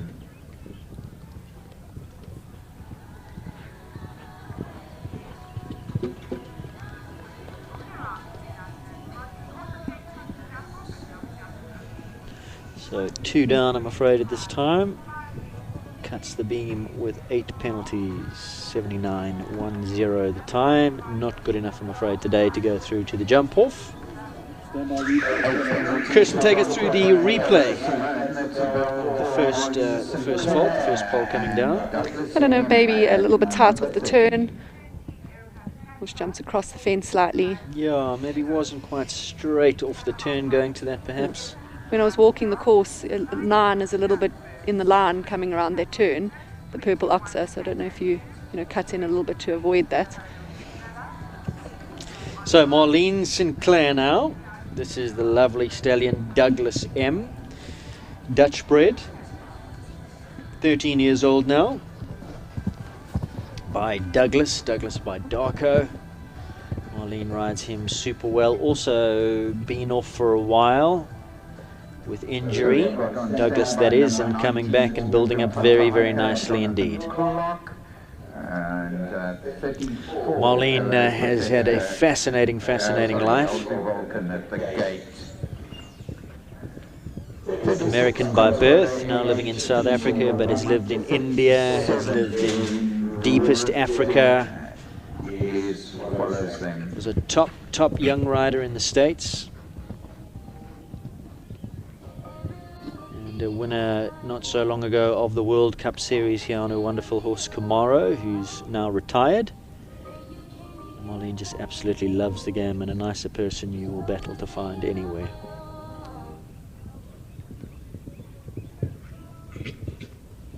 And this horse and rider in a jump off are super fast, and this looking very, very good as well. And that is clear. 79.59 leaves all the poles in place through to the jump off, and I've got to put, if you're a betting man, say that will be a short priced one in the jump off, because always super fast, and Marlene comes with plenty of experience and not afraid to have a go. So on track now is Jonathan Clark. This is second ride, and this is Morgan van het Heiker. Born 2012, 13-year-old mare, Belgian warm blood bred by Eplisa van het Heiker, of a Raphael mare, owned by Silhouette Park, Tamsin Vegrastek, and ridden by Jonathan Clark. Tell us about this combination. Deceptively fast in a jump off as well. You don't think that Morgan's that fast, but can go in a jump off. I was going to say, I don't think I would want to be in a jump off against Jonathan on any of his horses. He seems to, get them all going relatively the same. He is a master.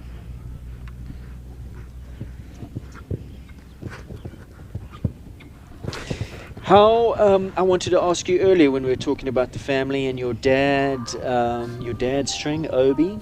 Yep, so Obi's also was off nearly for 18 months with an injury, and he's back in work now and back jumping. He'll be at Stockies Dry next week for SA Champs. So it's exciting to have, him back with us. It's not always pleasant to have him back at shows behaviour-wise, but it's good to see him back in the arena. Yes. He can be quite boisterous. And your dad's still working as hard? I think he's working doubly as hard. He's trying to...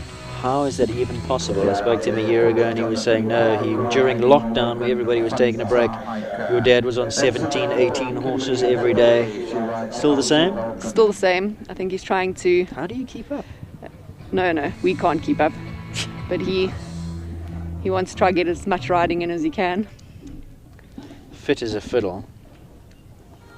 Yeah. So another clear there from Morgan. 16 clears. 9 left to go in this first round. And that was Jonathan Clark, who's just been. Currently on track is Kimberly Hathaway. And this is Elzu Velkin, number 34 on track. Born 2007, rising 14 years old. Lovely horse, South African bred warm blood by Verdi.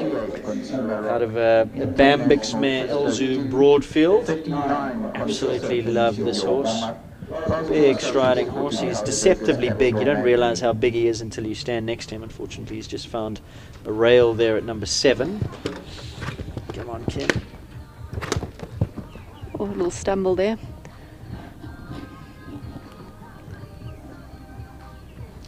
So 1 down so far. And she stays on the 1. Kim celebrated her birthday just yesterday or 2 days ago, I think.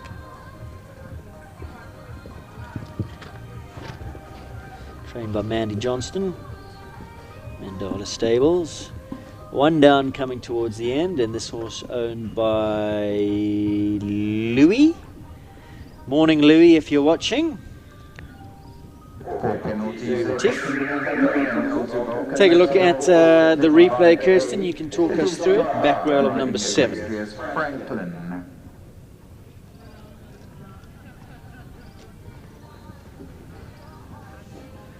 He just, went up. Just found the rail, just one of those things. Yeah, for me it was a good ride. She came nice and straight. So John Bauer returns. Of course, we saw him go earlier on Joe Roberts. This is Big Grey, and now this is Franklin, Colleen Fullion, and John Bauer teaming up on this very, very big horse, Gelding, 14-year-old by Ford Joy out of a Landor mare. John, another person with a very interesting life story. We've got to sit him down and chat to him one day about it. Spent many years in Australia farming sheep and goats, I think. Yes, I understand. And I think he used to commute. He used to do 6 months here, 6 months there. And qualified to ride in the Olympics for Australia, I believe. And I'm not sure if that was in eventing or show jumping. Well, to be honest, I'm not sure. I do remember that he used to event, when my parents were eventing many moons ago. He's a character. I like John. Good rider. Doesn't ever interfere. Rhythm, balance. And that is John Bauer on Equestrius Franklin. Was he clear? Yes, he was. Yes. So 78.68. And into the jump off they go. Well done, John. We're going to have to find out more details about John, because he has led a colourful life. And for number 38, it's a Consumer Rock International. 38 now is Consumer Rock International Quisto 2. And this is young Kyla Brimacombe.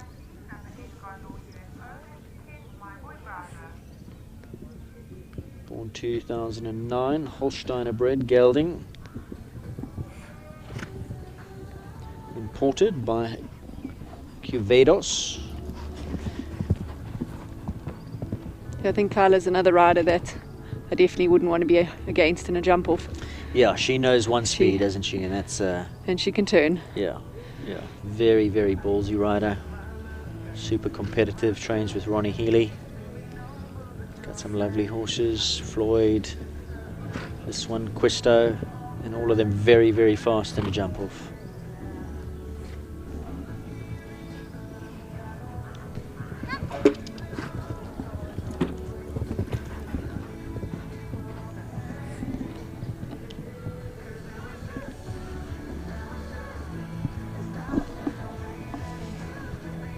Sister Kirsty also rides. Very horsey family.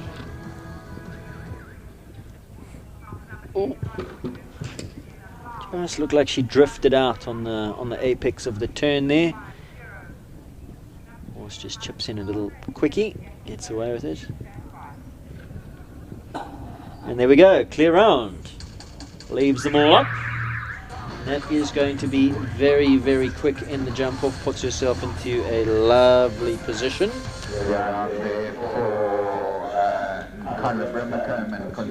Clear round. Well done. So Nicholas Riley goes again. Saw it earlier on the wonderful stallion. Connoisseur. One-time penalty on Connoisseur. Of course, we think she's just prepping for SA Champs. On Connoisseur, looks a little bit more forward at this time around. On Contessa by Consuelo. We were talking about Consuelo and the stamp that he's left on South African equestrian sport. Lots and lots of Consuelo blood out there. This by Consuelo out of a Dominion Royale mare. Dominion Royale, the thoroughbred. Number 4 is Moon Zapper. Adding a little bit of spice into that mix. Nikita, 7 Caracas. And so she definitely, looks like the sort of stamp that Nicola likes. Z at 10. Alma. She's got a big string of horses, doesn't she? I don't know how she gets through them every day. No, I'm not sure either. Like And your she dad. produces. You see, you always find it fascinating. You see Nicola jumping in the 1 meters, and a few months later, those horses are in the open classes and jumping well and comfortable in the grades. 23 Hello They must take a lot of confidence off of her. She's just so good. I think she's got a really good system at home. Good work riders as well that can assist her. Yeah.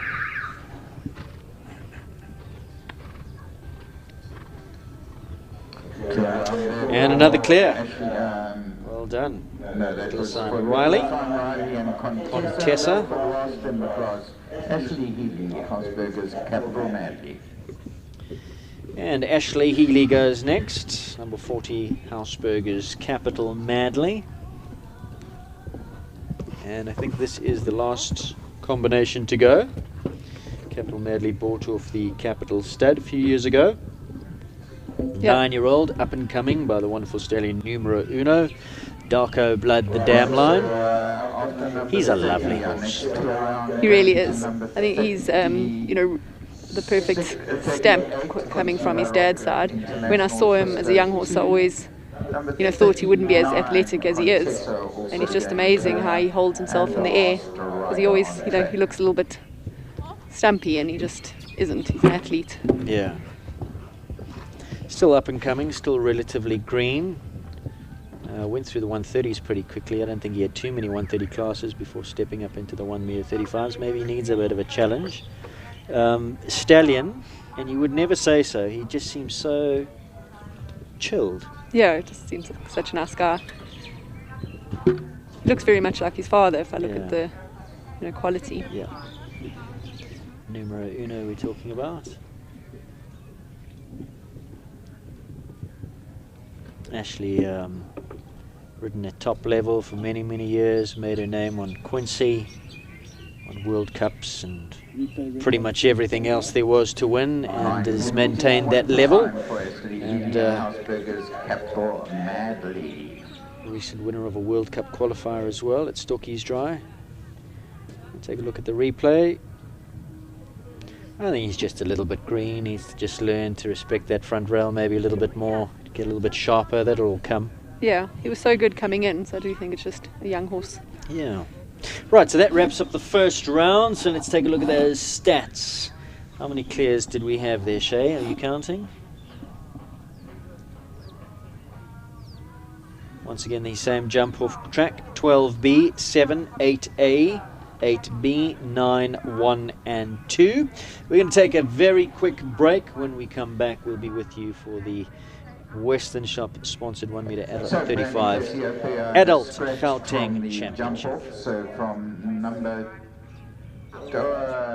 16, Equestria's Franklin, we move to number 20, Athena 6.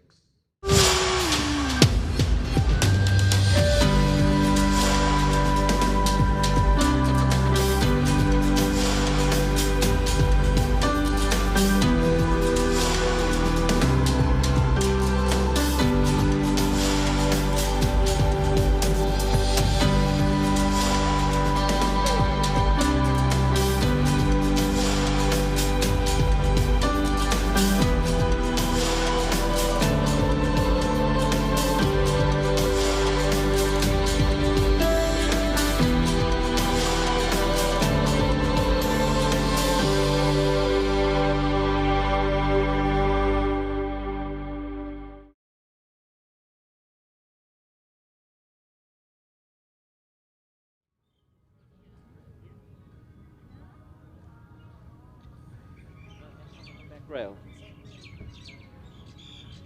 We're jumping 8, 9, 1, 2. Our sponsors, Western Shop. Go and check them out. They are online as well. You can have a look at what they've got in stock. www.westernshop.com. all that you need for horse and rider. You'll find online or in their wonderful, wonderful stores. They're all around the country. They've got stores here, their flagship store just down the road, not too far, in Paulshof. And a wonderful, wonderful shop it is. Go and check them out. And then they've got stores in Shongweni, at the Shongweni Club, in Port Elizabeth, Cape Town as well. Do check them out. www.rubbersealant.co.za as we get closer and closer to summer weather. A nice product. If you've got any drips and leaks, go check out Rubber Sealant. Also used for dam proofing, horse boxes, stables, mother-in-laws, mouths, all sorts of wonderful, wonderful uses for Rubber Sealant. Big thank you to Canon. All your pictures today courtesy of Canon. The camera is sponsored. Big thank you to Canon. And there is our Canon tower. And also a very good morning and thank you to our cameraman, to our team, the guys behind the cameras. That's Tumi. Can you hear us, Tumi? Give us a wave. Or is that Umtubisi? There he is. And Erwin as well, standing on my right-hand side. www.canon.co.za. And a big thank you to Downings as well. There we are, Downings, the wonderful marquee, this very, very glamorous tent that we're sitting in. That's myself and Kirsten and Shay De Beer, as well as Erwin behind the camera. Downingsmarquee.co.za. Go and check them out if you are throwing any events and you need a marquee. They're the people to speak to. Right, so Zias Leschamp is on track now, the first to go in this jump off for adult, 1.35 m. Kerry Reese rides. Let's take a look at how this all plays out. So pretty good between the first two fences. 7 to start. 8A, she's clear now. Or 12B to start, I beg your pardon. Then 7, 8A, 8B. Down the hill. Kirsten gives a gasp. We'll find out why in a moment or two. I was actually looking down at the page, so I'll speak to Kirsten in a moment or two about that. 1 and 2 to finish. Let's take a look at the time. 37.13. 37.13 is the time for Kerry Reese. Why the gasp? What happened?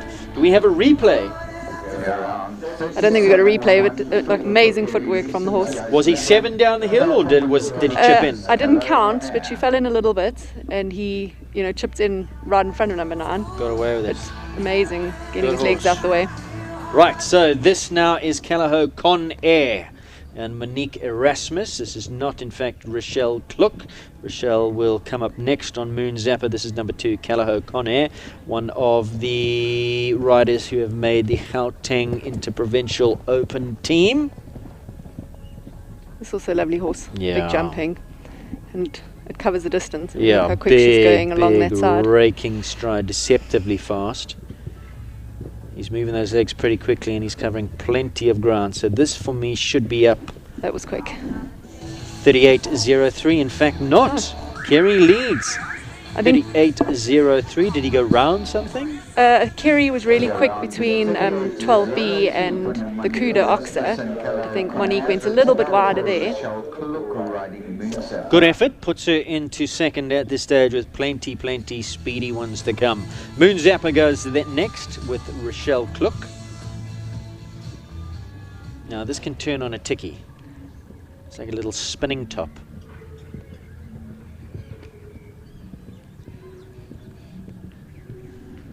I don't think he's the easiest to ride. He seems to, drift through his turns a little bit. Yeah, I see she was hard on the outside rein, just keeping him straight to that western shop fence. She doesn't have her foot down completely here. Yeah, Kerry was really quick around that turn.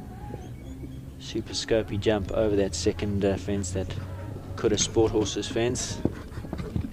Kuda Sport Horse Insurance, that is. Oh! Looked like he fell into the left on takeoff. So 1 down, and just like that, chances are gone. Triple bar at number 1, 7 strides up the hill to finish over this Rubber Sealant vertical.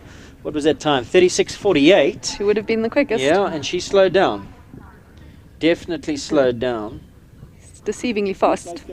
Yeah, very much. So we've got a replay lined up. Let's take a look at what happened. and Tracy So definitely Carney. twisted a little bit and drifted. And kind of just shot forward on takeoff as well. Just not getting the apex through the jump, a little bit flat. Right, Tracy Carney, we've spoken a lot about her. Locarno Nikita, also another Namibian bred. Nico, as he's known in the stable. Another one who's also quick. Although she certainly doesn't look like she's got her foot all the way down on the gas. Super jump there.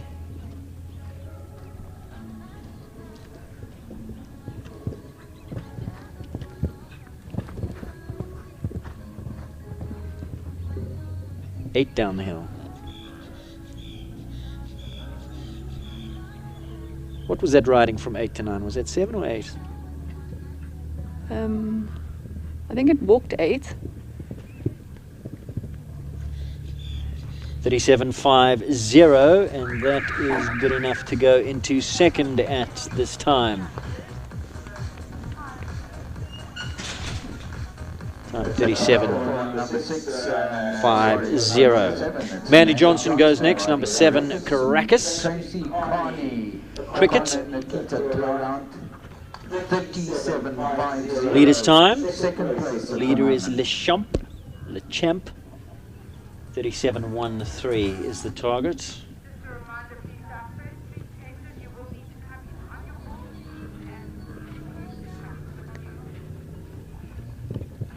and Super jump there. Over 7. Rolling on now to 8.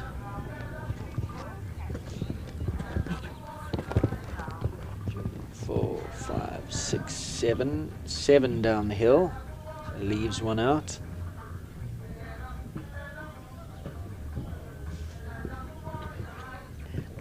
2, 3, 4, 5, 6 up the hill. And there you go. 35.64 into the lead. So left out of stride between 8B and 9. And hits the triple bar running at number 1. Leaves another stride out. The 7 was what they've all done. Mandy goes on the 6. Lets him just extend up the hill. Buys herself some time there. 35.64. So, well done, Mandy Johnson, Caracas. New time to beat, new target, 35.64. They now lead in this Western Shop Adult 1m35 Championship class. Jonathan Clark is next to go. Slade Equestrian Data Sciences Gringo de Turin. So you've got to make the turns and to give yourself a good chance. 7 down the hill from 8B to 9, 6 up the hill from 1 to 2. What's Jonathan going to do? Let's count.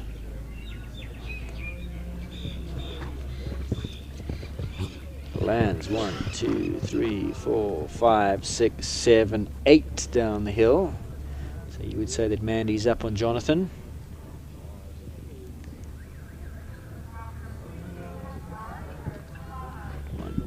Three, 4, 5, 6, 7. So sticks to what it walks and comes home in 38.79. But I don't think he had his foot down. I think he's also prepping, and the horse pretty new to the 1m35. So Jonathan just banking rounds, putting rounds in the bank, building on experience for that horse. 38.79 into 5th he goes.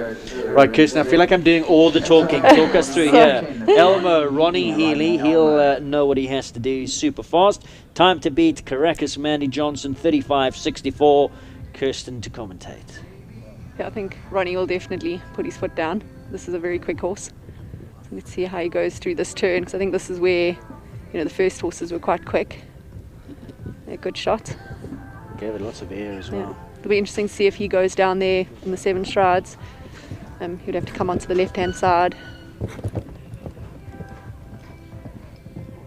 Okay, 8 down there. 8 down there, yeah. And it's quite a long gallop all the way down to the triple bar off the turn.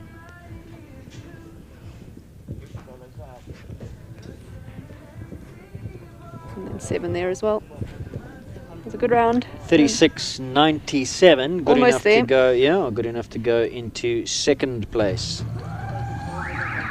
So still it's Mandy who leads. On Caracas, 35.64. How did she do that? Well, super ride.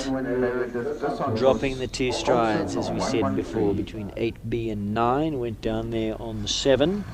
Walks the 8. And then came up the hill from the triple bar to number 2, dropping the 1 stride there. Walks the 7. She did the 6, which is risky.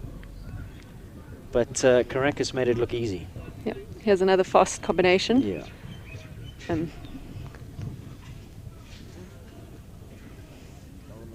Oh, not happy with him around that turn. So had she been through the start, or no, right? She was just before the start.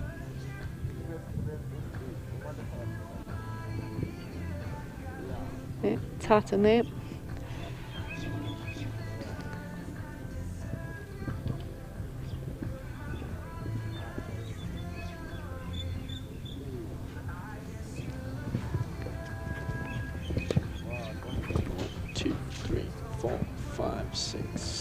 Also on the 8. Yeah.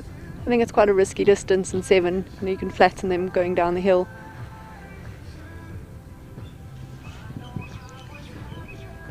Okay. 6 to the last. 6 to the last. 39.44. I think she took it pretty. I think she started off a little slower, definitely. Carefully. Where do you think the horses, the riders' minds are at with this on the Sunday morning? And SA Champs next week, just around the corner. Do you think a lot of them are going, well, let me not burn my horse now? SA Champs, bigger competition. Yeah, I think, I know me as a rider, when I entered the show, it was supposed to happen early in the year, or early in the month, but then with lockdown it was moved out. So it wasn't really planned to be the weekend before SA Champs. Yeah. So I think riders are using it as, training opportunity for SA Champs. Because normally this class would be 135 would be a really competitive fast class. But then I love what Mandy did there, because she wasn't, that horse looked like he was still on the bridle. She certainly wasn't chasing him. Yeah, she didn't keep going on the inside line. The 6 is very doable. Into 4th goes Athena and Dominic Alexander, their time 37.27. So let's take a look at the top 5. Caracas leading, Mandy Johnson. Elmo and Ronnie Healy in 2nd. In 3rd place, Kerry Rishi was first to go into the Champ. In 4th place, Athena now. In 5th place, Lacano Nikita.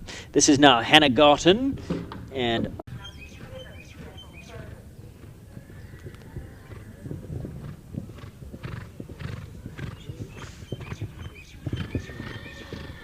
Tracy's smiling, she's happy with that. A good round. Clear in 38.84, into 8th position she goes. Kelleher Lamour and Tracy Connie. Nice round. I think she has her eye on that horse on next week as well. Right, Nicole Horwood, R&R Capital Night Star. This is number 25. I can't see Nicole trying to hunt down the leader's time on this horse. No, I'm sure she would also, want to save him for SA Champs. Also being a younger horse in the 135s. I think she just wants a good round. Yeah. I think that turn from 12B up to the Cuda Oxes, a little tighter than we've realised. Sure. It really gave that jump. Plenty of air, especially behind. Must feel good to sit on a horse like this. Yeah, that's for sure. It's such a lovely rhythm.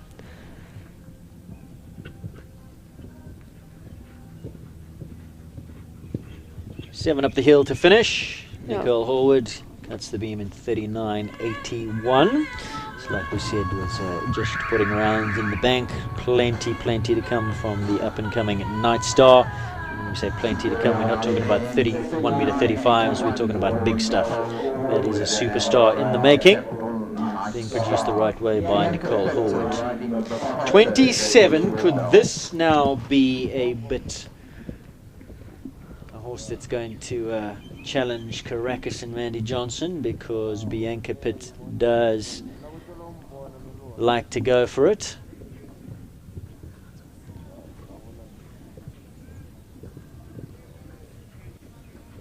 A little bit wide on that turn. No, she's going to beat Caracas. She now needs to put her foot down, so let's see what she does here. she going to drop one? 1, 2, 3, 4, 5, 6, 7. Yeah, you can see as she landed, the leg went on, the horse went forward. So she's now going nicely forward. She's going to have to drop the extra stride here. I think that 1, 2, 3, 4, 5, 6. Yeah, that was a good round. 35.80, just behind Mandy's time. Into second she goes, leader's time 35.64, and Bianca's time 35.80. For me, a little bit wide to that Kuda Sport Horse Insurance Oxa on that turn. That's where she might have lost out. Yeah, I think Mandy was really quick in those first 3 jumps, which also helped her. 35.80, Marlene Sinclair on the comeback trail with Dougie, Douglas M. Is she going to drop the stride? Is she going to have a good go here? Good turn back there. That was nice and tight. So she's going to have to drop the strides if she wants to have a shot. In fact, this horse formerly ridden by Mandy Johnson. She went on the outside curve there, so I think she's staying on the 8. I didn't count. Was she on the 8? She was on the 8. She looked a little sedentary down the hill. So I think on the 8 your chances are pretty much gone if you want to win. And on the 7 up the hill, 37.79. Good effort. That puts Marlene into 7th, and I think she's also got her eye on next week's SA Champs. Right. Morgan van het Heike and Jonathan Clark. Number 19. Where's Jono's mind at? He's already gone around on Gringo to Turin, so he's had a look at the turns. Gives him a slight advantage, I would guess. And in fact, Jonathan was the previous winner of the Gauteng Championships, the big class I'm talking about, so he's the defending champion. On a noosh. We'll see him a little bit later. Oh, that was good. He came in really tight there. 1, 2, 3, 4, 5, 6, 7. Yep. Gets the Now 7. he's going. Did you see how he kept left over that B element of that Oxa and hugged that, kept that left trajectory? 1, 2, 3, 4, 5, 6. This is good. Yeah, really good. Look at that. New leader, 34.53. Man, that guy can ride a horse. He is just so good. Thinking rider, 8A, 8B, he kept left, 8B to 9, dropped the stride down the hill, didn't go on the curve, almost like a straight line ride, and buys himself an extra second into the 34s now, the first rider that's done that. 34.53 for Jonathan Clark and Morgan. I think it's going to be a hard time to beat. Also landed from that hollard and was already going, foot on petrol, and off he went. He's just so good to watch. Any up-and-coming riders you want somebody to emulate, he's not easy to emulate. Listen, he's a master. He's got his own way of doing things. Some things... She was also quite quick through that turn. Finds the back rail there. I thought this was going to be very, very fast. Did she put him deep to the front rail that he just didn't travel? A little deep, but he went a little higher and just came down, I think, a bit early. Because this is a horse that could rival that time on a good day. Very, very quick is Christo. On track now, Kyla Brimacombe.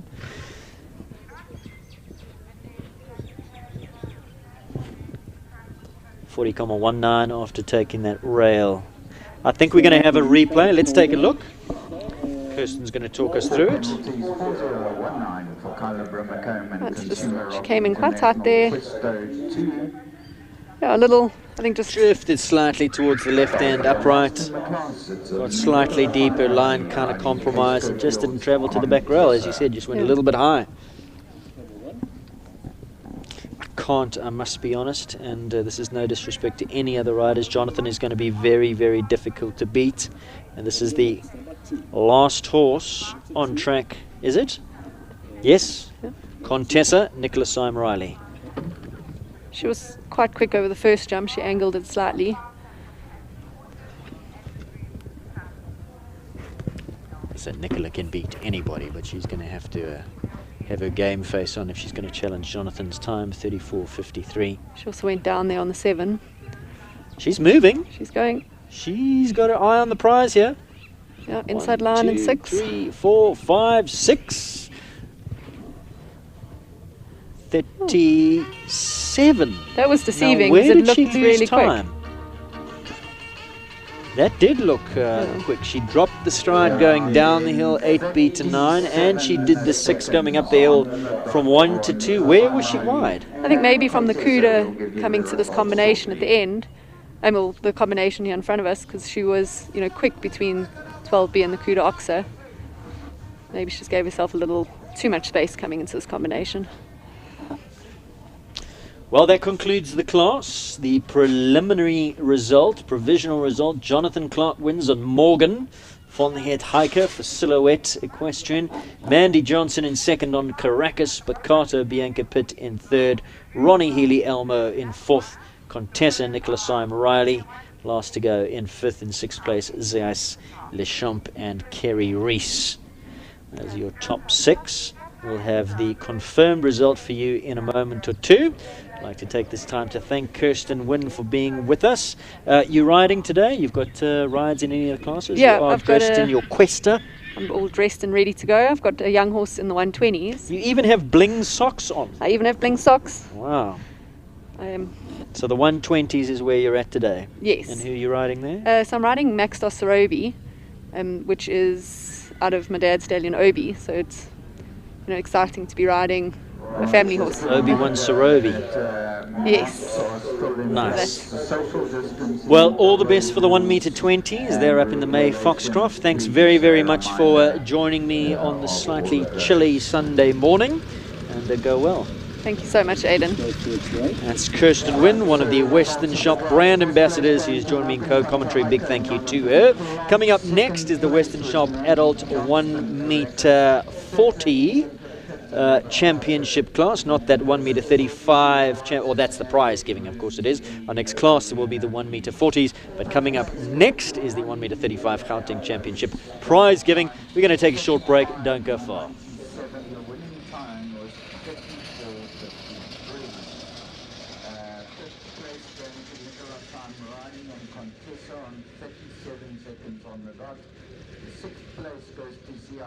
Champ Kerry Rees 37.13. Seventh place going to Athena 6, Dominic Alexander the rider 37.27. Eighth place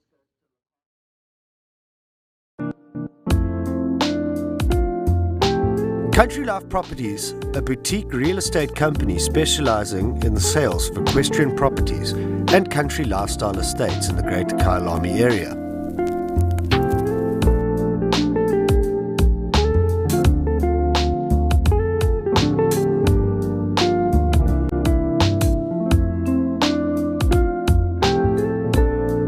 Specialists in the sale of property in the Beaulieu and Kyalami areas. Professional property consultants reside in the area, demonstrating commitment and accountability with years of experience in promoting the country lifestyle. Country Life Properties is proud to be affiliated with the SA Show Jumping and Kyalami Equestrian Park. For the golfer is the Kyalami Country Club, one of the top-rated courses in South Africa, offering a beautifully presented 18-hole golf course with lush greens and tree-lined fairways. Kyalami and Glenfinesse is made up of country estates ranging from 1 hectare to 2.5 hectares. Beaulieu Country Estate is a secure estate offering 22 kilometers of scenic bridle trails. Country estates to suit all your requirements. Extended family living, work from home, or just escape the hustle and bustle. Kyalami, the heart of the Gauteng equestrian world.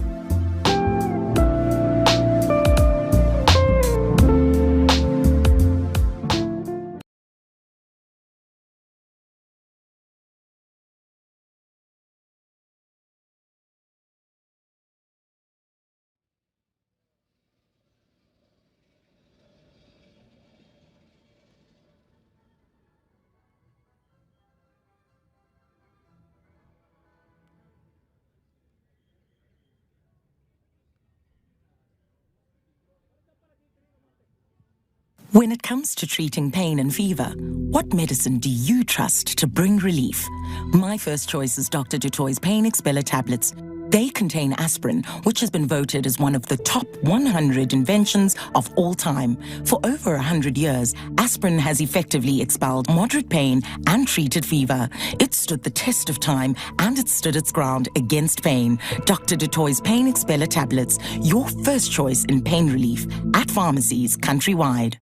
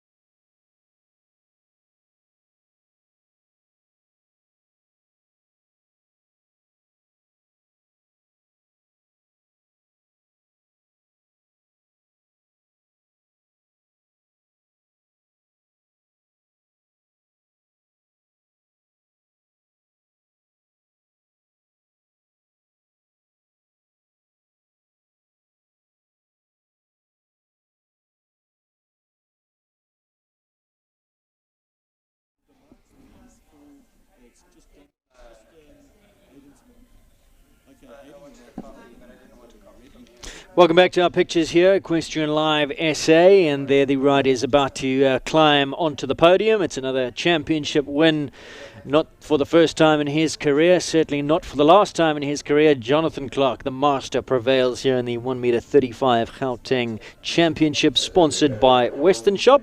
He pockets R2,500 for his efforts here. COVID regulations, riders do have their masks and unfortunately have to put on their own medals, as we have become used to watching the Olympics that started this week. Same thing over there in Tokyo. In the second place, on the second podium, Mandy Johnson and Bianca Pitt in third. Jonathan Clark prevails here. Morgan, the Von Het hiker, had to chase down Mandy's time. She set the target on Caracas in 35.64, and we weren't sure that that time would be beaten. Jonathan Clark showed us, gave us a masterclass. Very, very tight turn from 7 to 8A, hugged the left hand upright through the double, kept left, dropped the stride down the hill from 8B to 9, and dropped a stride coming up the hill from the triple bar at 1, came up the hill on the 6 to the rubber sealant vertical at number 2, and got into the 34 seconds on the long striding big Morgan Von Het hiker, sponsored by Silhouette Park. Big thank you to Tamsin Vegrustek and Silhouette for their win there. Well done to Jonathan Clark. He prevails. His time, 34 something was the only horse that broke the 34 seconds and gets the win. And Jonathan Clark hopefully will be joining us for an interview in a moment or two once he has cantered away. Mandy Johnson on Anne-Marie Esslinger's Caracas back in second. Big thank you once again to Western Shop. Vouchers and all sorts of goodies going the way of the winner. And their Arco 360 providing the groom's hampers as well.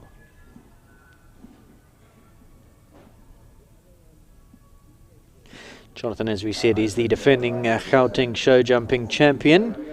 There wasn't a competition last year due to COVID, but the year before, the big class, the 145s, the Gauteng Championships took that on in Noosh. So will he be defending his title a little bit later? We'll chat to him about that.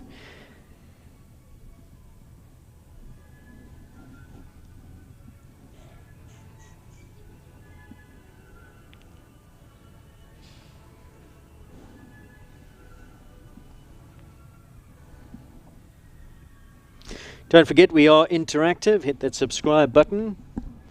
Anything that you'd like to know or any tidbits of information that you might have for us, please send them our way. Hit the subscribe button and leave your comments in the comment section. As they canter off, Jonathan Clark prevails here on Morgan van het Heike, Mandy Johnson in second on Caracas, and in the third place, Bianca Pitt, the younger Bianca Pitt.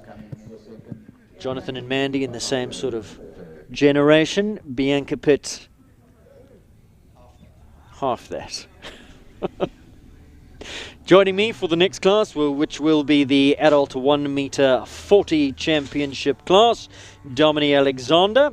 We're going to go for a quick break. When we come back, we'll have an interview with the winner of the previous class, the 1 meter 35 adult championship class, Jonathan Clark. That's up next. Don't go far.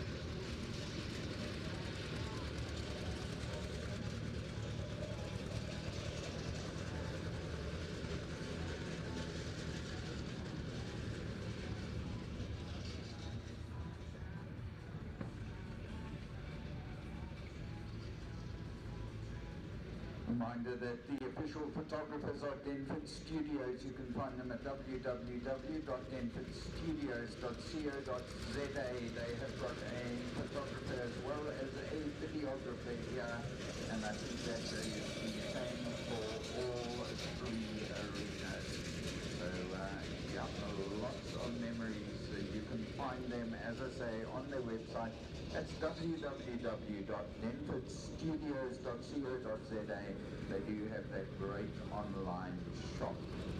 Once again, big thank you to Western Shop, the headline sponsors here. 6 branches they have throughout South Africa, in Johannesburg, Pretoria, Cape Town, Durban, Port Elizabeth, and Bloemfontein. And if you can't get to a Western Shop branch, shop online and have goods delivered to your door. Visit www.westernshopper.com.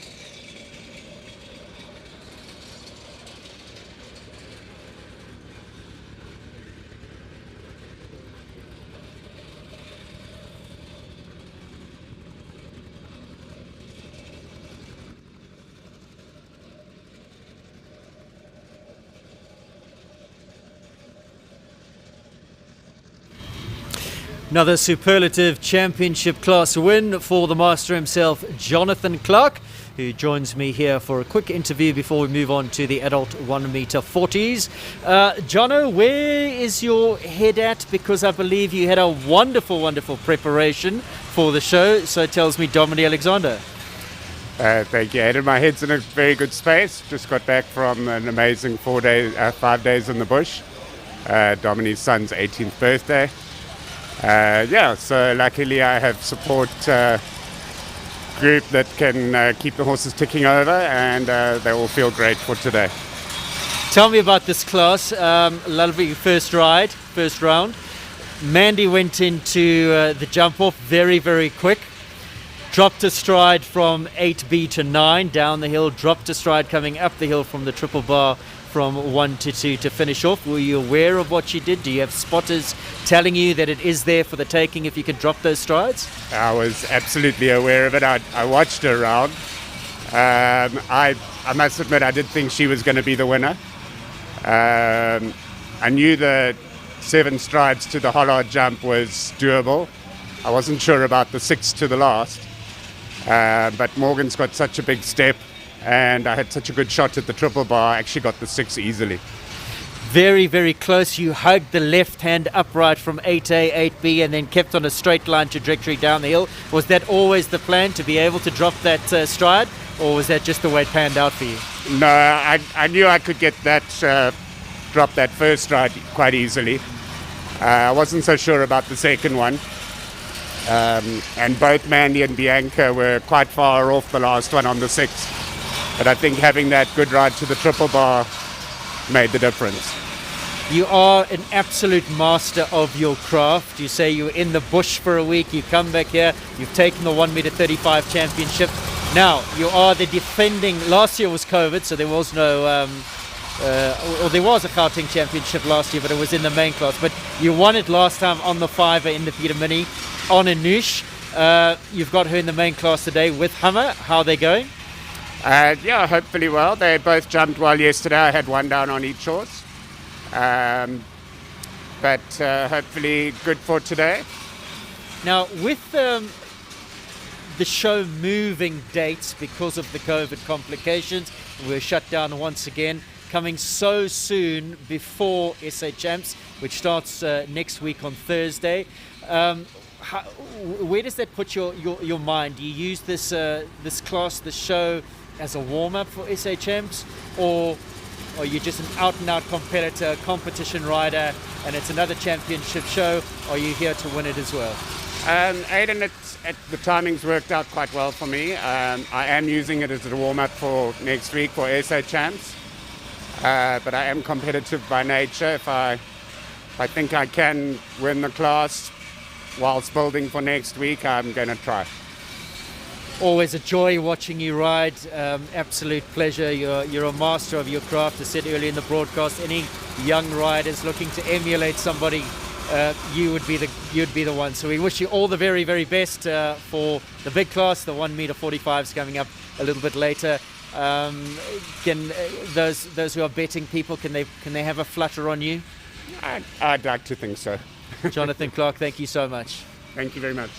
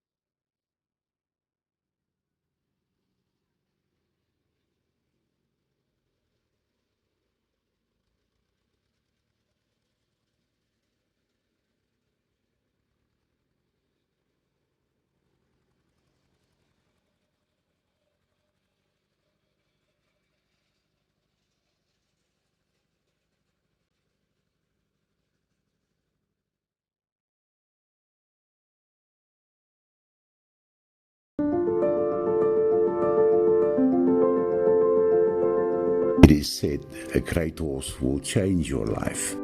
The truly special ones define it. A true horseman does not look at the horse with his eyes, but with his heart.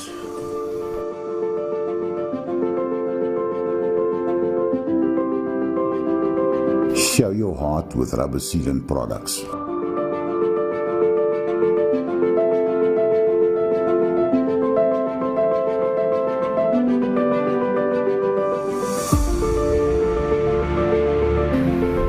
Non-slip surfaces, seal roofs and leaking areas, horse boxes, walls and surfaces for a cleaner and a warmer stable, cut on maintenance cost, water jumps, ponds and water crips.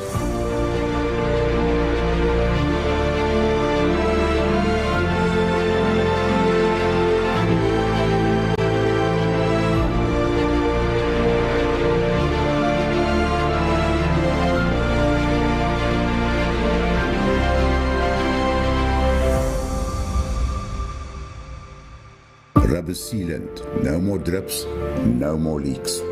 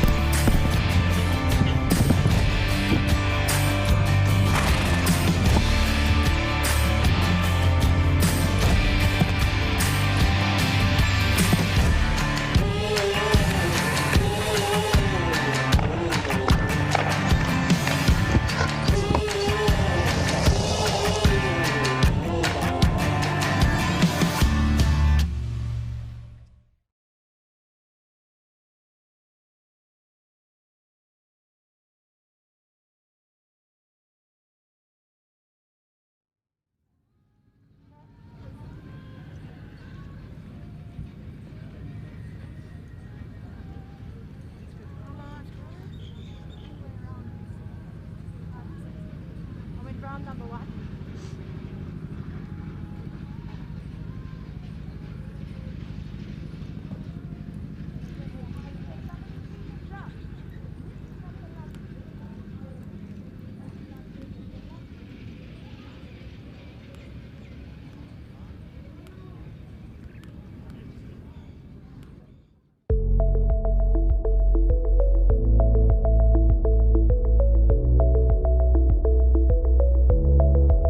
Country Life Properties, a boutique real estate company specializing in the sales of equestrian properties and country lifestyle estates in the Greater Kyalami area.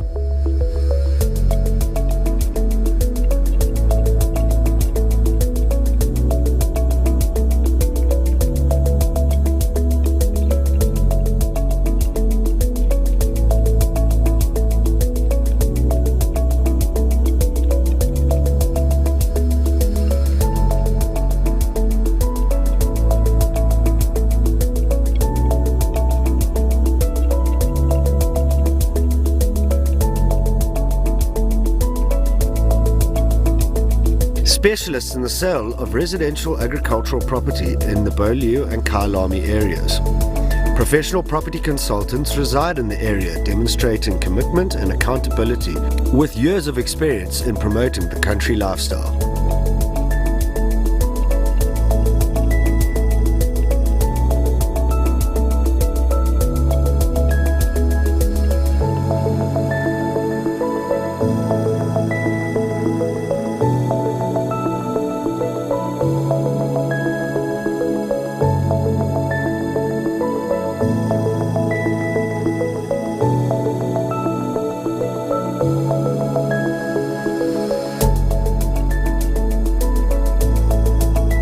We provide country estates to suit all your requirements.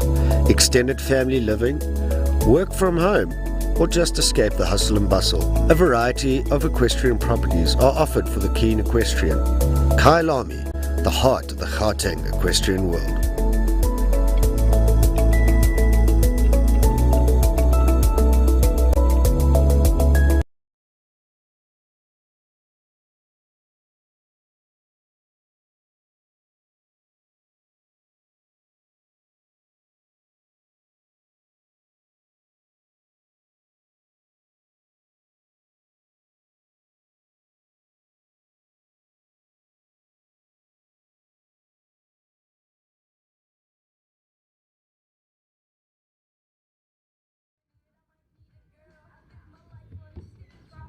Championship class course information. We might change. First round of 480 meters, time allowed of 83 seconds. The jump off is over jumps 1, 2, 12, 7, 8A, 8B, and 9. And a course length of 350 meters, which gives a time allowed of 60 seconds. Welcome back, wherever you may be. Of course, our pictures going out on our local YouTube platform for our local domestic viewers, and then internationally as well on Clip My Horse. So if you are watching in Europe, very good morning to you. We do hope that you are enjoying our pictures here from sunny but chilly South Africa in Kyalami. From the Peter Mini Equestrian, from Kyalami Equestrian Park. This is the Peter Mini Arena. And the man on my left-hand side joining me for the next class, which is the Western Shop sponsored 1 meter 40 Gauteng Championship. Dominic Alexander, how are you? You've just been away for a magical week in the bush. Where did you go? Hi Aidan, yeah, we went to Savannah Lodge in the Sabi Sands. I'm just going to push this around for you. You're all back to front, but we'll sort you out in a second or two. Change it around? Yeah, I think you should change it around quickly. Hold on. That's true to form that you're a little bit dear Macaw. Yeah, okay, obviously. right. Once again, Dominic Alexander. He's getting a coffee. No coffee for me. That's all right. I won't take it personally. You were away where? In the Sabi Sands. We went to Savannah Lodge. It was my son's 18th birthday. And he wanted to actually go to Italy.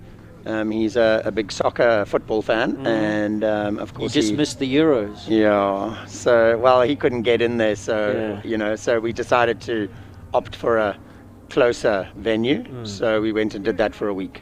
How does that, because you are all dressed in your riding togs, and we saw you on Athena in the previous class, how does that affect your preparation? Do you have good work jockeys at home? Yes, I really do, and I think the horses are all up and running, so they had a good jump the day before we left, and then I arrived back on Thursday night, so straight to the show Friday morning. And they're all going pretty well. Oh, they're super, but they're up and running, and even my young horse jumped really well. I thought maybe that's a good plan. I can always go away the week before the show. Tell me about the string of horses that you have. Yeah, Aidan, it's very exciting. I have a very a new string. I'm forever thankful to Natalie and Ross for their sponsorship and for the ride on R&R Yella S. He'll jump the big class later on. He was very good. He was third in the World Cup, Shangweni, last World Cup. He'll jump the big SA Champs now. Then I've got the very talented young Coleman, Capital Coleman, 135, ready for 140. And then I've got some very nice young horses. So lots to look forward to, and some well-established horses as well. To ride the correct lines on that, which Gregory's doing. Nice big forward striding horse on a Valentino Staccato the Dam. Greg's been around for a long time. Yeah, he's a really good producer of young horses, and he has jumped horses up to the very top, but I think, I stand to be corrected, but I think his passion is producing the young horses in that. And he's produced this horse. Trains a lot of rider as well out of the Northland setup.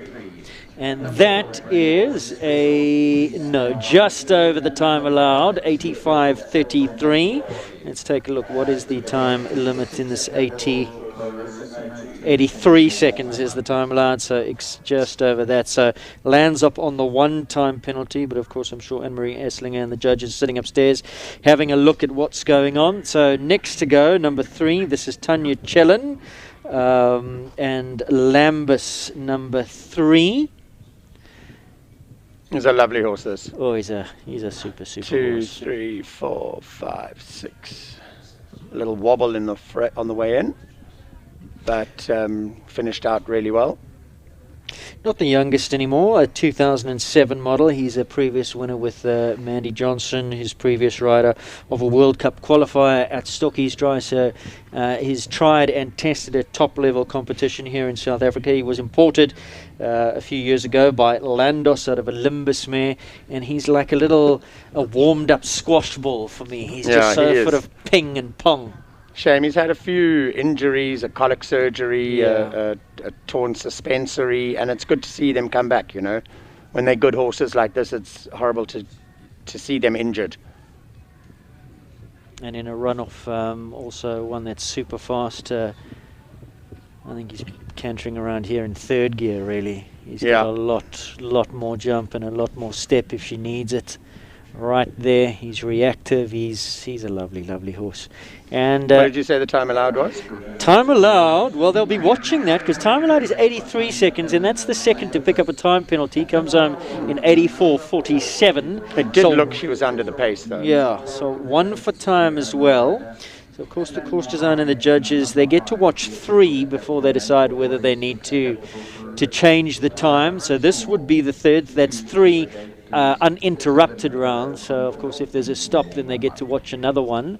Currently on track now is Brannock Always Special. Nicole Bates is the rider. Oh, this is a lovely mare. A really, really lovely horse. Daughter of Always One. We saw the full brother, My Hercules, jump in the previous class, also owned by Nicole, but Robin Shaw rode that one. So this round with that stop won't count in terms of them watching the time. See, she added a stride on the corner, so she did the 7 or 6.5, not the 7, and was too deep to jumping into the treble, and that's why she couldn't jump out. Did she fall out on the dog's leg? No, I think she just was a little under the pace. Oh, and that's, unfortunately. That's right over the head dismount. Shame, she must be winded. Hope she's okay. Her coach there, Arnold, running in to see that she's all right. And the first aid. It's unfortunately an elimination there for Brannock Always Special. So they'll have to watch another one in terms of having a look at the time. We hope that she is okay. It's quite difficult to ride up to pace in this arena because it's not big. But 1 to 2, it looks like there you can canter up a little bit. Around the corners, so from 3 to 4, you canter up. Then, of course, you've got a regulated line on 6, 1 and 1. And then again from 5, AB, all the way around to the Country Life. That's where you've got to be able to make up some time. So there are places. We're going to take a look at the replay of the second disobedience, the fall. I'm glad she's up and walking out. Tom, talk us through this. So we're just battling, sorry about that, technical problem. Here it comes. No, there she goes. Trying to queue up that replay, we might come back to that. Right, so next to go, Blue Turtles Capital Magic Boy Ronnie Healy for Blue Turtle Technologies, and this is one of your pupils, so you know him, the horse rider, very, very well. Am I correct in saying this is the first 140 show for them? Yeah, it is. He's a very exciting young stallion. He has a very big jump. Ronnie's taken his time with him because I think he is a little mouthy and been a bit difficult in the mouth.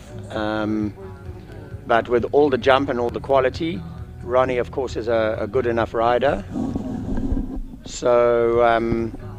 has he experimented with bits, or is it back to basics, back to the training to try and just get him a little bit more secure in the contact, or is it a bitting issue? It always comes down to going back to basics. You can see how much scope the horse has when he jumped that oxer there. The horse needs time to develop, you know. He's a short, compact, very powerful horse. He looks like he's just in a snaffle. He is now. Yeah. A little close there, and that's a green mistake, you know. That, you know, they rubbed one in front, the next one behind. That's generally what happens with a young horse when they make a mistake. I mean, Ronnie's trusting his scope. It's not like he's got too much leg or pressure that he thinks, oh, it's 140. This is well within the horse's capabilities. Yeah, easy. How's he been going in the week? The week that I've been away, he's been good. He had a jump last week. Is that why it's not so good? Because you were in the bush? No. This is, you know, when they step up, I think that they've got to learn to adjust to the height and look a little higher. You know, he's a good horse. He will take a bit of adjusting to the new height.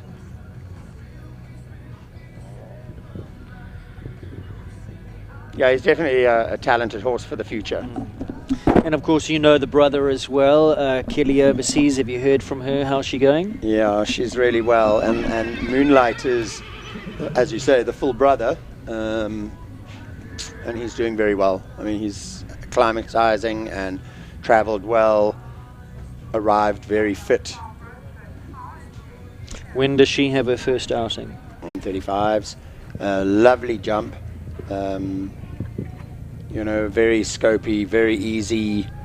I think he's a top horse. I really do. I think he's had a great grounding. You know, Chad can get on straight away and go now. It's always nice when that happens and you're not having to correct things and, you know, do too much. One down, 5A coming down, so sitting on a score of 4. Looks like he's going at a good pace, a good clip, so it'll be interesting to see if he comes inside of that time allowed. I still think they're slow 1 to 2. Yeah.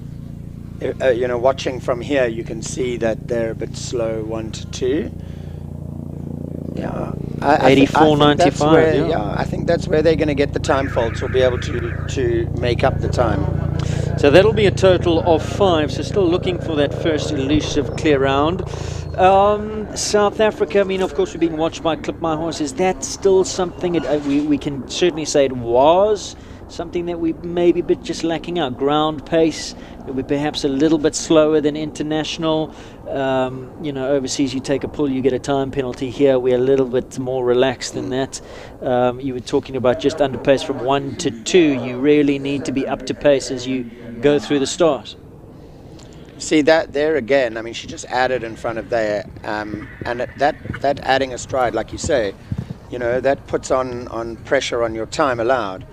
She's quite quick there. Hope she doesn't fall in.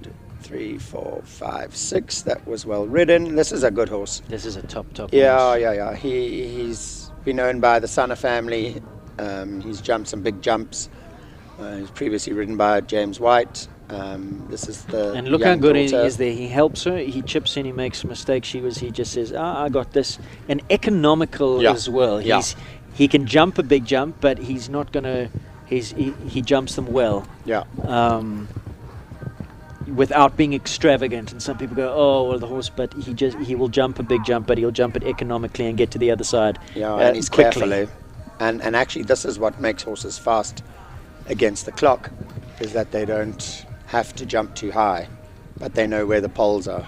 Oh, Bred by the Callagher stud, ridden here by Francesca Sanna, by Concoriano, Padness mare, top horse. Francesca, daughter of Professor Ian Sanna, who's now the president of South African Equestrian Federation. And Francesca got dad's brain, very, very bright girl, also studying medical. And was You're that a lovely clear? family. Clear all the way. So that is the first clear, 79.37. So you like the pace that she was travelling? It was as you say, he doesn't overjump, so yeah. She was a bit lucky at the triple bar and then the waterproofing vertical.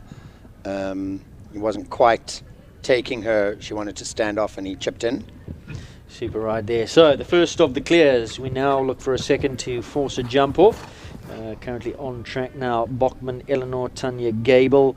This is number 8, and this is a Belgian warm blood mare by Belou's Think Big out of an Armstrong mare. I don't know a huge amount about Tanya. Was she originally from Western Cape? And I think so, yeah. I know she trains with Gonda, I think. Gonda and Chad. Again, a lovely horse, very scopy, big jumping. She'll be lucky if she doesn't get a time fault. She was a bit slow, 1 to 4. You know, Aiden, it really is a thing that we in South Africa don't ride fast enough. Our ground speed is not fast enough. When the overseas guys come out here and build, we land up always getting time faults on the first day, and then we up our game. So, did you see, because obviously you are very, very involved with Lisa and Campbell, still are, and have you seen a marked difference from before she went overseas to when she's come back with the rhythm and the pace that she rides a first round at? Oh yeah, most definitely. Most definitely. Shame she was a little bit close to the waterproofing vertical on the 7 and just had a pole down there. Otherwise a great round. So 4 penalties for Bachman Eleanor, will not go through to the jump off. Still looking for a second clear to force a jump off. Callagher Confidor, the only clear thus far. Bruce Stewart, Capital Guidam goes next. This is number 9. Kidan de Revel, Cento, the bloodline here. Yeah, interesting that you say, you know, to up your game, you need, like if you're a tennis player, the better players you play with, you turn into a better player.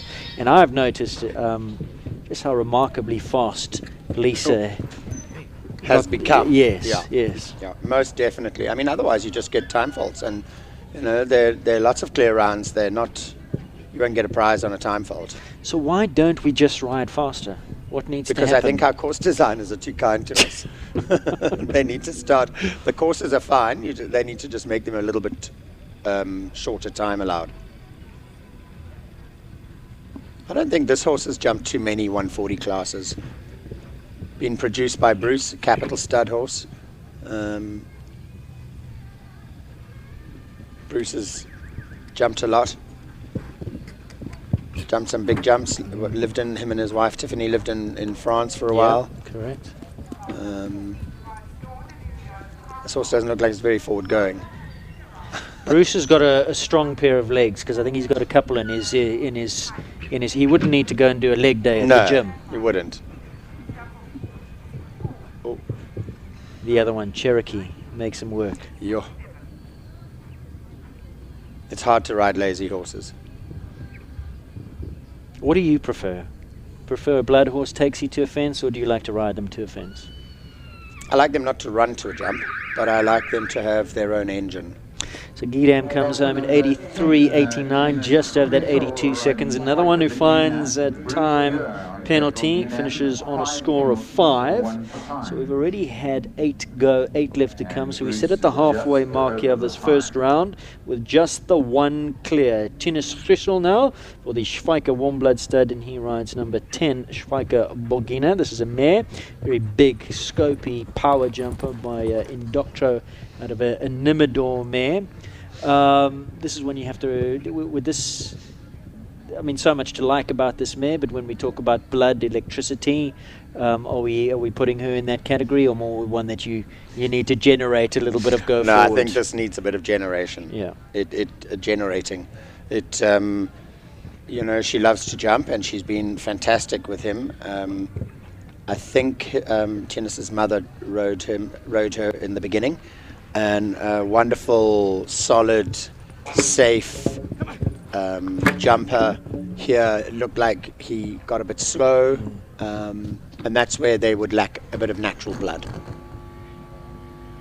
Does that change your mindset as a rider as well, that you constantly got to be on rhythm, that you constantly need to be aware of that? Yes. Generating the pace, generating the go forward to be able to produce the jump. Yeah, definitely. We say that the horses have no spring or adjustability in the canter step, and that's very hard to ride because you can't change your mind. So ends up on 80.36, finds the time allowed, okay, but the 2 down, so 8 penalties for Tinus and Schweiker Bogina. Tinus, congratulations to him, recently qualifying. Dr. Grissel, veterinarian, graduating from Onderstepoort. Now, number 11, Amelia Campbell-Horn. Number 11 is Corda Kerr. So much to like about this mare. She's 13 years old now, Holsteiner bred, Contendro Carpaccio. I love her. Yeah. I don't know how you feel. I love her. Yeah, very, very nice horse. Very scopy. Wants to be careful. Beautiful shape. Yeah. I mean, where the weather just comes up, the head goes down, the nostril, the back end flicks up. Yeah, Amelia's done a great job. She's produced her from young. Amelia, lovely position in the air, long legs, slim body. And she does seem to be riding the mare a little bit more forward than she used to as well. Yeah, Am I right? Definitely. Yeah. But this horse is quite quick against the clock. This has won a couple of good prizes. She needs to be a little careful with her front end, like jumping into the double here. She needs a bit of space and a bit of support, like you saw. But she's got spring, huh? Yeah. Nice horse, very, very nice horse. Saying that, and then she has one behind. Commentator's curse. Yeah. And again, Amelia's got, I think, 3 horses in her string, and all similar types. Yes. I think similar as riders make we all and choose shape similar and types, similar, yeah. I know this mare's been out for a while, so, and just building her back up. I think she jumped a couple of 150s last year, or maybe the year before, but she's a bit rusty, and she's a lovely horse. Have they taken, I'd love to know, have they got embryos? I have no idea. I actually have no idea. So a replay of the pole. She looked like she was straight enough. Yeah, just drags it off behind, one of those horse really extravagant behind, like she is. I mean, that's not, it's just sometimes they rub a pole. Well, it's Tanya Chellin. This is her second ride. She was clear for jumping, but 1 for time on Lambus. And this is number 12 now, Arden Villas. I don't think too many 140 rounds under her belt. I think a few, but not too many. No, really nice horse. Again, a super girls horse, modern type, springy, powerful. Yeah, really, I think Tanya does a very good job. She was always a very good junior rider, well educated, well produced. And for me, a horse that almost seems to be getting better as the fences go up. Yeah. And she's given a little bit of challenge and now really showing what she can do.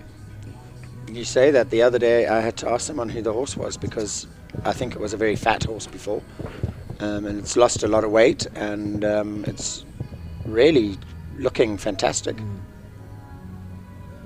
Got that typical mare expression, putting her ears back. But she's the good ones. Try, yeah. Glad our wife's ears can't move back.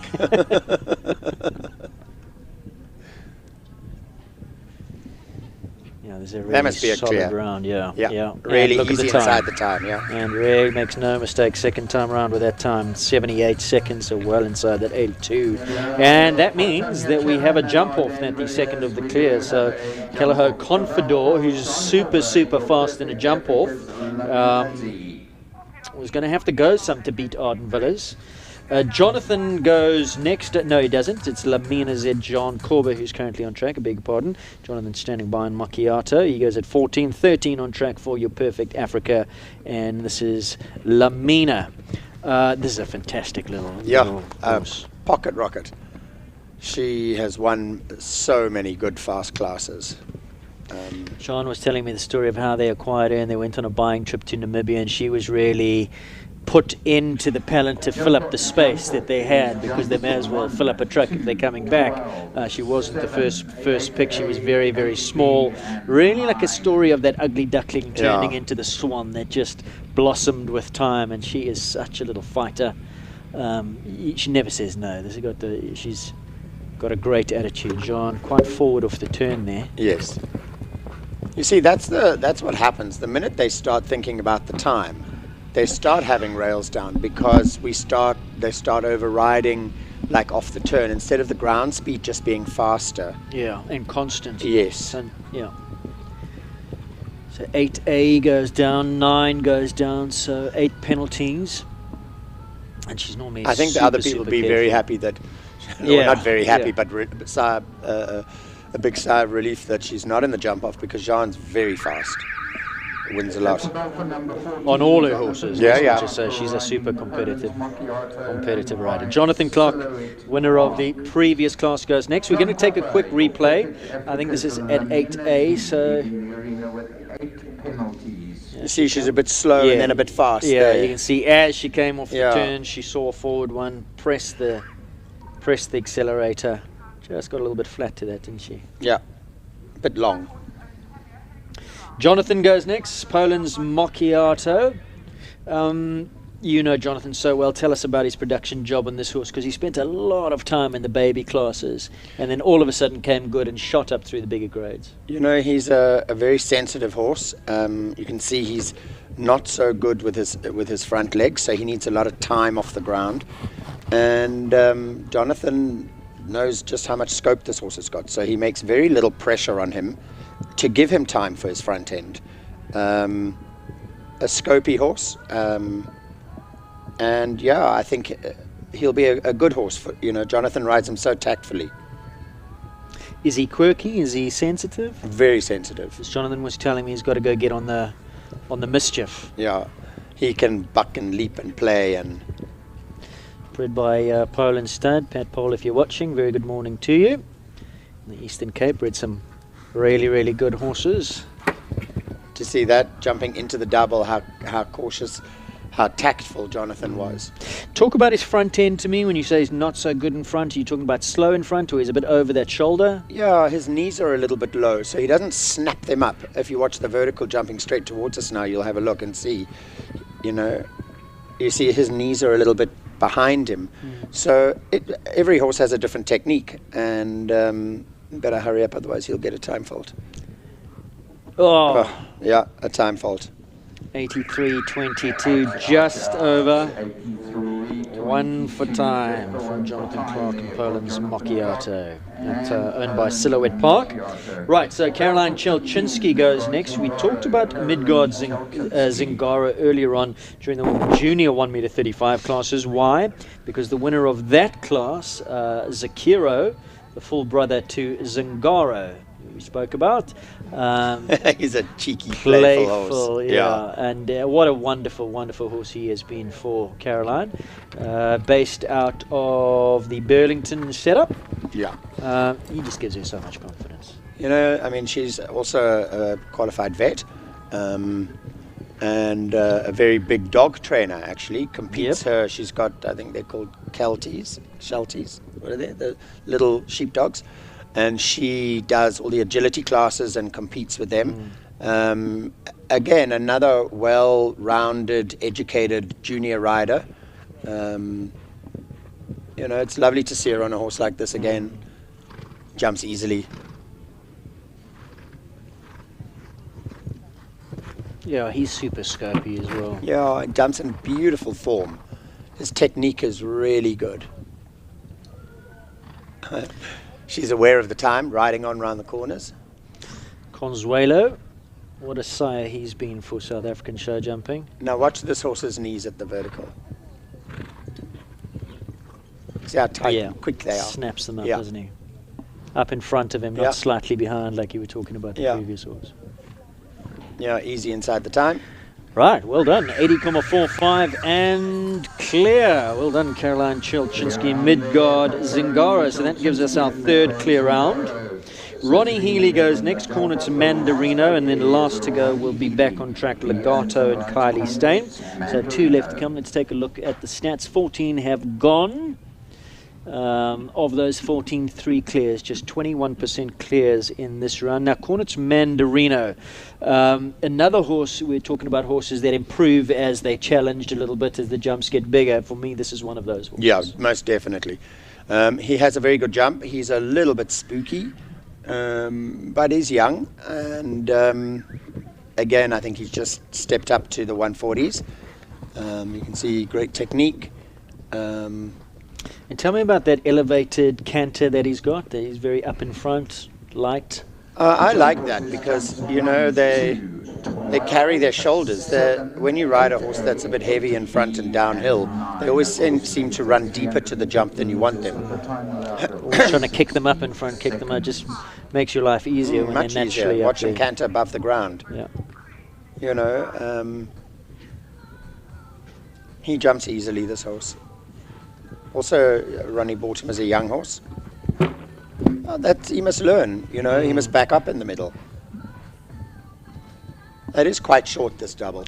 He looked like, for me, from the Sangor Taker replay, that the right shoulder just went right slightly on takeoff. I don't know if that was the reason why he had the pole. We'll take a look. I'm sure the guys are queuing up the replay. Oh, you see, he backed up there at the waterproofing, so he learned from his mistake. And that's what it is about producing young horses. They've got to learn and you know, they can't become clever overnight. Only an 8-year-old now by corner session. So we're going to take a look at the replay. Talk us through it. Turns the corner here to the double, and he jumped in fine. And then the horse just got a bit unbalanced out and just jumped at the front rail, you know, rather than jumping away from the front rail. It is something that horses need to learn. How do you correct that in the training paddock? Would that be gymnastics? Yeah, teaching them ground poles, pulling a ground line out, giving them a little bit of, teaching them to give themselves space there, training them over very short distances so that they learn to jump in and back up. Looks like the last horse is not coming. Yeah, so on my program we did have back on track Legato at 17, doesn't seem to be here, so we now get ready for the jump off. Already Francesca Sane is making her way in on Confidor. So it'll be Confidor, Arden Villas and Midgard Zingara. If you were a betting man, you might be a betting man, I'm not sure. Who would your money be on? I think Tanya Chellan, I think she has more mileage as a rider than Francesca. I think Caroline Chelchinski, I think Tanya Chellan for me would be the fastest of the riders. They're the 3, aren't they? Those are the 3. Yeah. Francesca's on a Confidor. That's where my money would be. Arden Villas for a close second, and Zingaro with Carolyn Chelchinski. We're going to take a quick break. We'll be back with you for the jump off of the Western Shop 1 meter 40 Championship Gauteng in a moment.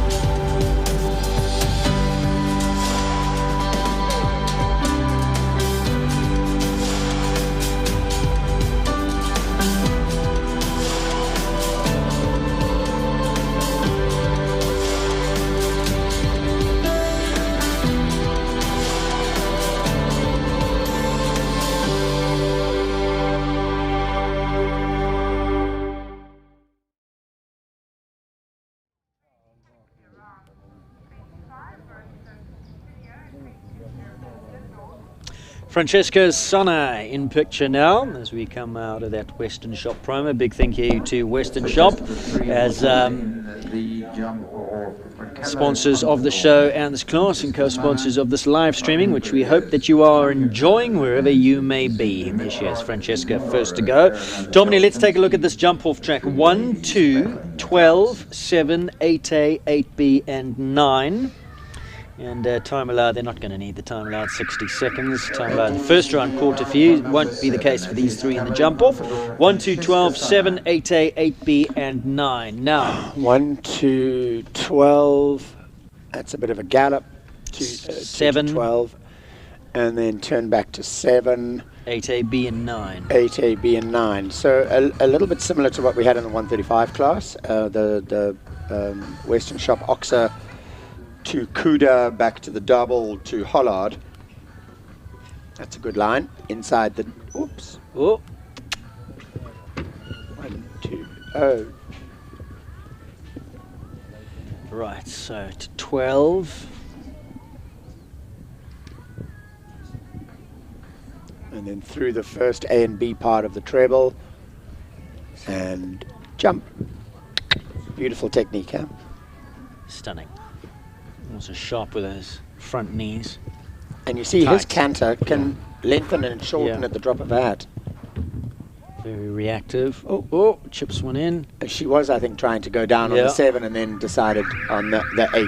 So 39.52 the time. So she went down on that 8, did she? From, so the 7 is there. We saw that in the previous class. So that's there for the taking. What's Tanya going to do? Let's see. The time there, 39.52 is what she's aiming at. So let's see. My money was on Confidor. Domini's money was on Tanya. Let's see what she's going to do here. Tanya Chillen and Arden Villas. Oh, super jump up over that.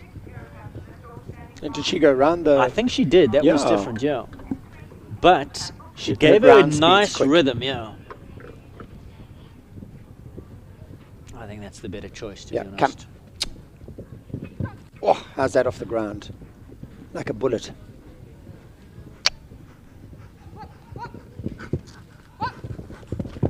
Tanya just speaking to her all the way through. 3, 4, 5, 6, 7.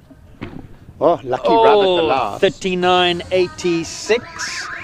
Just into second, Dominic. 39.86. I think her ground speed was quicker, but it looks like going inside. What did she do? Where was the difference? I think that she came around this waterproofing, yeah. But 1 to 2 inside there, Francesca. That was a good line. So 39.52 as opposed to 39.86. Francesca leading. Hey man, that's a new line. Okay, well that's different. That's different. Is this going to buy her some seconds? Come on. Yeah, I think that's quicker. Has she seen something that the other two didn't think was worth pursuing? I mean, she would have to on a horse with this kind of. He's not going to beat them in a straight race, is he? No. They're all just getting that tight off the turn. Oh, looks like Francesca's the winner. I'm going to come with you to the casino next time. 8 and finds another L, 42.59. So there you go, into third place on the 8 penalties. But good on her that she found that extra line to number 12. Yeah, absolutely. So that was Carolyn Chelchinski and Zingaro into third. Okay. Which means, Dominic Alexander, you got to run off. You're riding in the next class. Thank you so much for your time. Pleasure, Aiden. Thank you. And go well. Yeah. Thanks. Hope to have you back and go well. Francesca Sana, Calaho Confidor. Second place going to So Francesca Sana prevailing here, Calaho Confidor. Her time in the jump off 39.52. Arden Villas just pipped at the post there. Took a different line to Francesca. Looked like her ground speed was quicker, but the line that she chose just not quite panning out the way that she wanted to. She finishes in second, and in third place Midgard Zingaro. Provisional result. Let's take a look. There it is. Francesca prevails. Calaho Confidor. Congratulations to the Sana clan.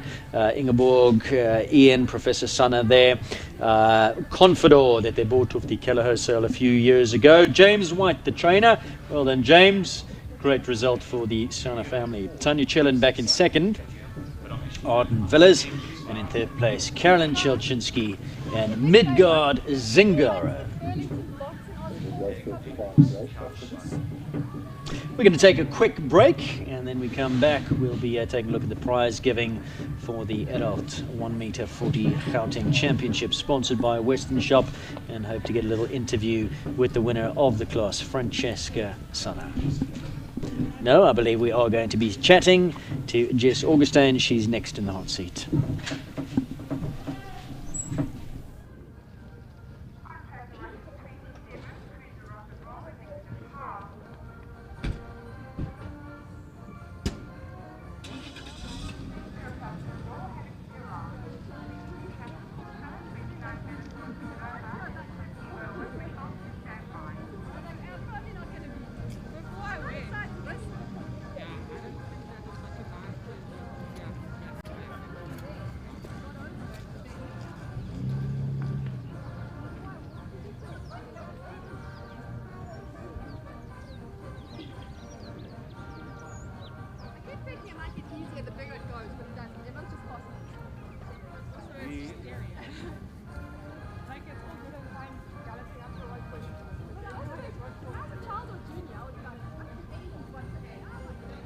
Francesca? I'm a chicken and I'm only like 21. I was much braver in those days. Look, cool, we came third. On the mounted photograph, we're doing something different. Between the banner and the podium. You need to pose there for me, please.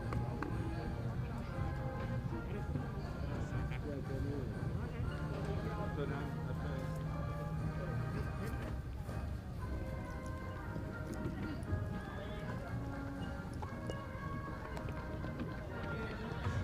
Well done. Thank you so much. a bit back, guys. There we go. Well done, Sunshine. You had a lovely run. Keep seeing you. You guys doing this? And How are you mounting? That's really good mounting.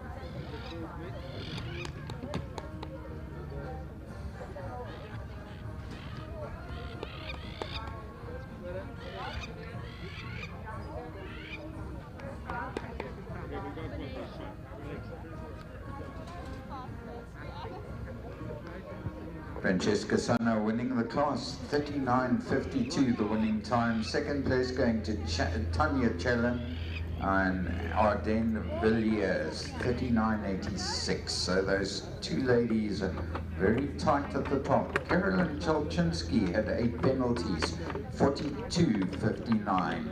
And in the first round, Jonathan Clark was the fastest, one faulter, just one time fault, 83.22.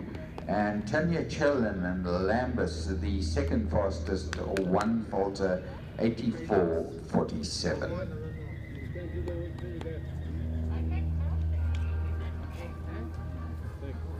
Right, ladies?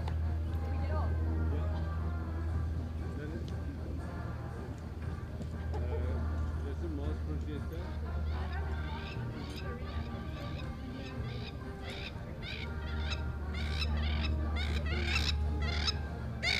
Right, the riders dismounting and onto the podiums, please, ladies. Fabulous win there for Francesca Sana.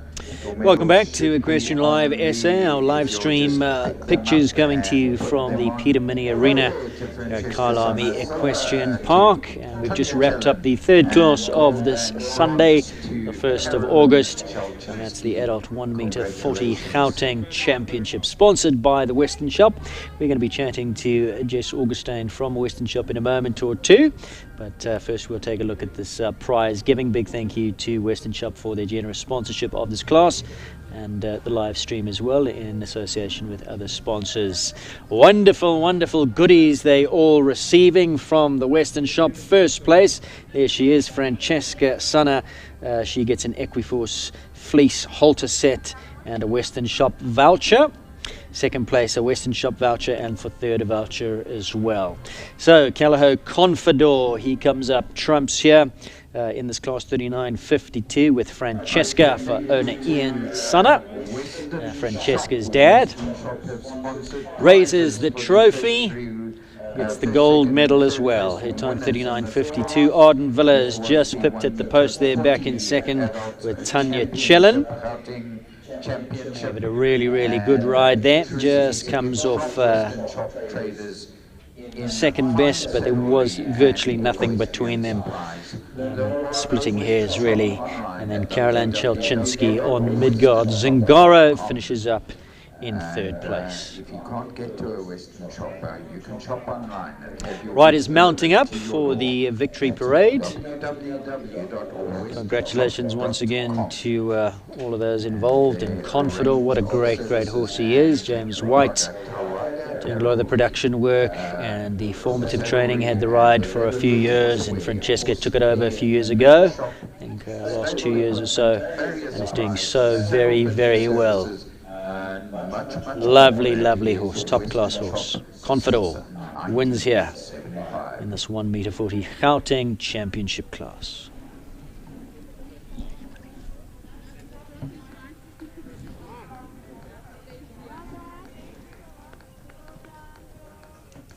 Do you have that full result, the final result?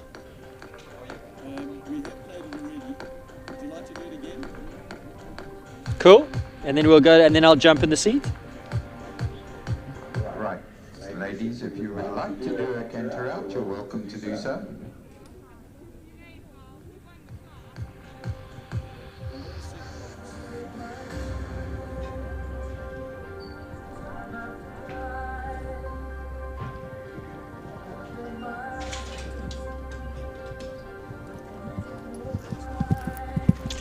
And there we see the victory canter, the two ladies there. Don't know what's happened to Caroline Chelchinski, Zingaro, but Francesca on Confidor, Antonio Chillon and Arden Villas, the two of them victory parade. There's confirmation of the final result of the Western Shop Adult 1m40 Championship. Confidor wins, Francesca, Tanya Chillon back in second, Arden Villas, Caroline Chelchinski, Midgard, Zingaro in third. The next class, ladies and gentlemen, that's up next. Bell has just sounded for the competitors to walk the course. It is the 1m45 Gauteng Championship, the big class of this show. That's up next. We're going to take a short break, and when we come back, be chatting to Jessica Augustine of the Western Shop just about the shop itself and the business over all of these years. Stand by, don't go away.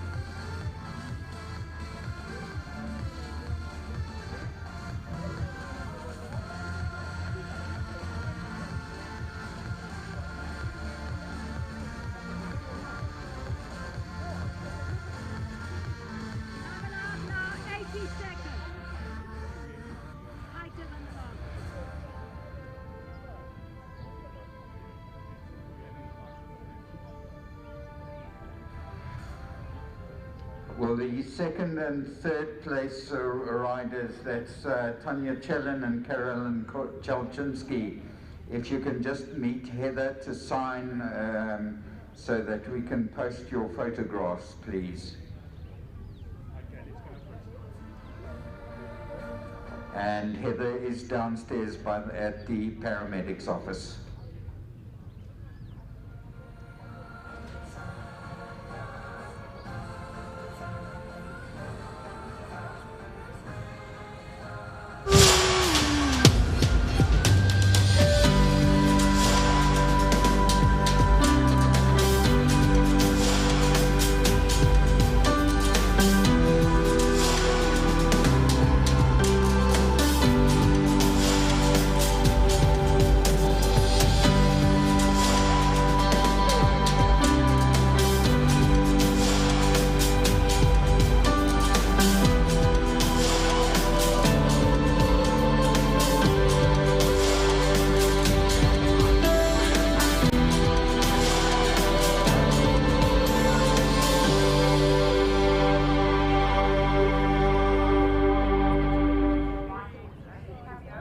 Okay, so course length of 500. Wonderful, wonderful Western Shop promo there. Quality, just like all the products in the Western Shop.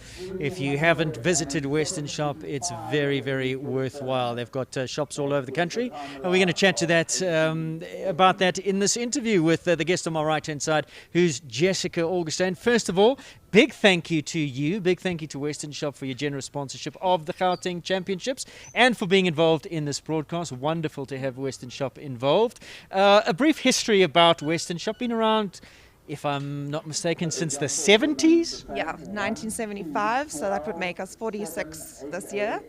Yeah, we celebrated 45 years last year. Lots of history, family history. And yeah, it's an old brand, but I think we've adapted with the times, and it stands as a great brand today. Absolutely. Started off in that little shop in Rivonia on the corner there. Used to love popping in to visit, then moved into your flagship shop now at the top end of Paulshof, for those who don't know, near Porsche, near where the clay oven used to be. But you've got shops all over the country. Yeah. Correct, yeah. We've got Cape Town, Pretoria, Bloemfontein, Durban, Port Elizabeth, and then a great online store also. And plans to get more shops, to even go bigger, or are we kind of where we're at? I think we're quite settled with where we're at. We've got a really great partner network with some other tuck shops in the industry.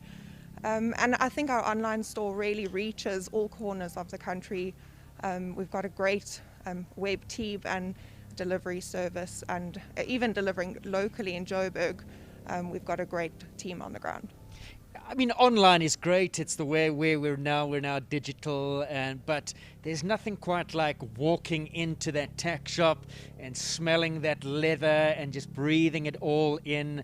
It's an experience. So would you encourage people to come in, do that, run your fingers across those brands, and also tell us about some of those top brands that you do sell?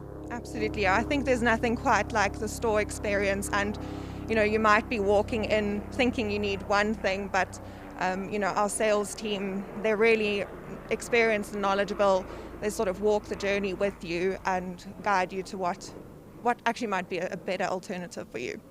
Some of the brands that you have, and Prestige in your Saddle brand is just one of them, but are there other brands that people can find in your stores? Yeah, we have a huge collection of amazing brands, and I mean personally, it's so difficult to choose where you start, but we have a long history with brands like Prestige, Ariat Bates, Wintec, sort of as your more entry-level brand, GPA, and we've got some big brands in-house now, like Sam Shield, and some great local brands too.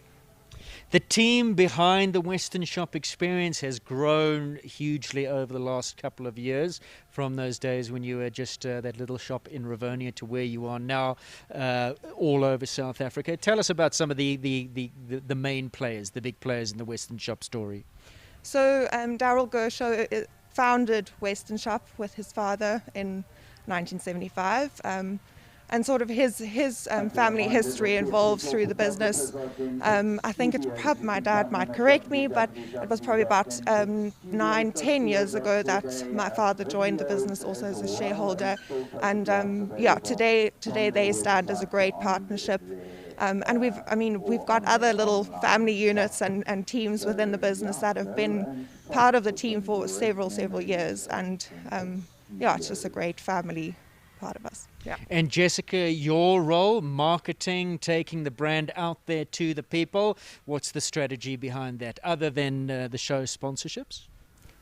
I think in the last few years we've made a big effort to come actually be at shows again. We sort of stepped out of the show trading, and it's just an opportunity to get back, bring the product to people. We've also put a lot of effort into our online experience. It's not so easy evolving quite a traditional brand, going online, but I think we've done it. We've also got a great network of ambassadors and just good people in the industry that we work with to get our product out there. Well, the bell has, excuse me, just gone to close the course. Before we go, I just want people out there, how do they get to see your brand? If they want a new saddle, a saddle fitter, what do they do? Who do they call? What's the process? I think your starting point is always to phone one of the 6 branches. We've got a strong online team that deals with inquiries. They would always direct you to the right person. We've got saddle fitters around the country. They would be of any assistance too. For further information, www.westernshop2ps.com. Yes, correct. And Facebook, Instagram, all online. Wonderful having you involved in the show. Thank you for your participation in the broadcast, and all the very best to you. Ladies and gentlemen, that's Jess Augustine of the Western Shop, big sponsor here in equestrian sport. Do go check them out, www.westernshop, that's 2ps.com.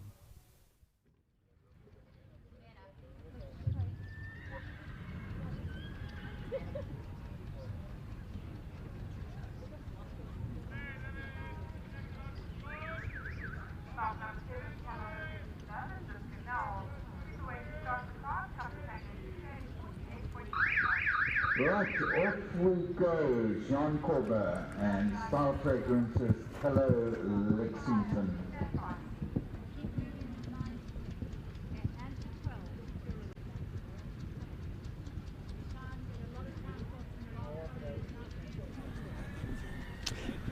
So currently on track, it's the big class, and this is the Western Shop sponsored adult 1 meter 45 Gauteng Championship, and this will crown the 2021 Gauteng champion as we move into South African Championships next week. Imagine that, nice double, Gauteng champ, South African champ. So lots to play for here with these riders currently on track. Is first to go, Star Fragrances, Callao Lexington, Jean Corba.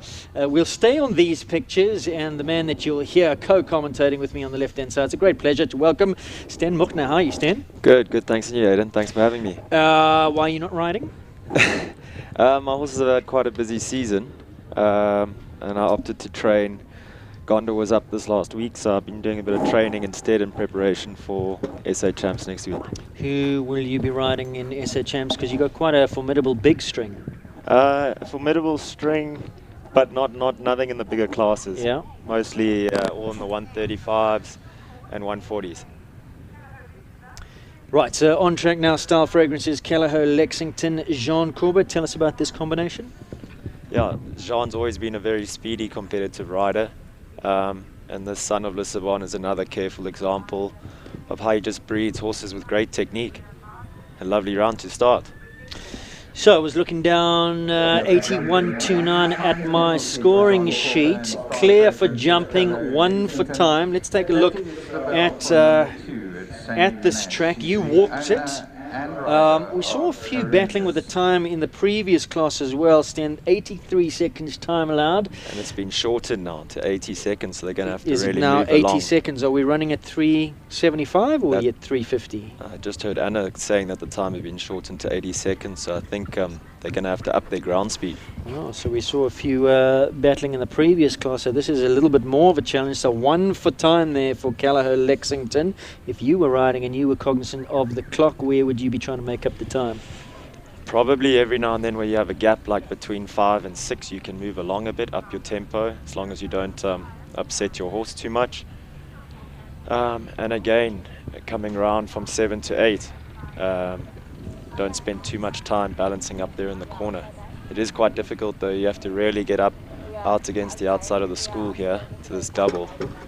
Very tall, sort of empty looking vertical jumping in. Sandy Manassi on track now with Carinius. This is number 2, 14 years old, 14 years young, Holstein bred by Carino at a Baronello mare, formed previously with Anne-Marie Essling, but that was a few years ago. Sandy's had the ride for quite some time. Is she going to come inside the time? Looks tight. No, she's in. 78.21. So you said the time had been reduced to 80 or 80 81? seconds. 80 I seconds. think I heard Anna say, yeah. Right, so clear round there for Carinius and Sandy Manassi. She'll be super thrilled with that. Really good ride. And they've been at this level for quite a while, and I think she's really starting to find her comfort zone, hey?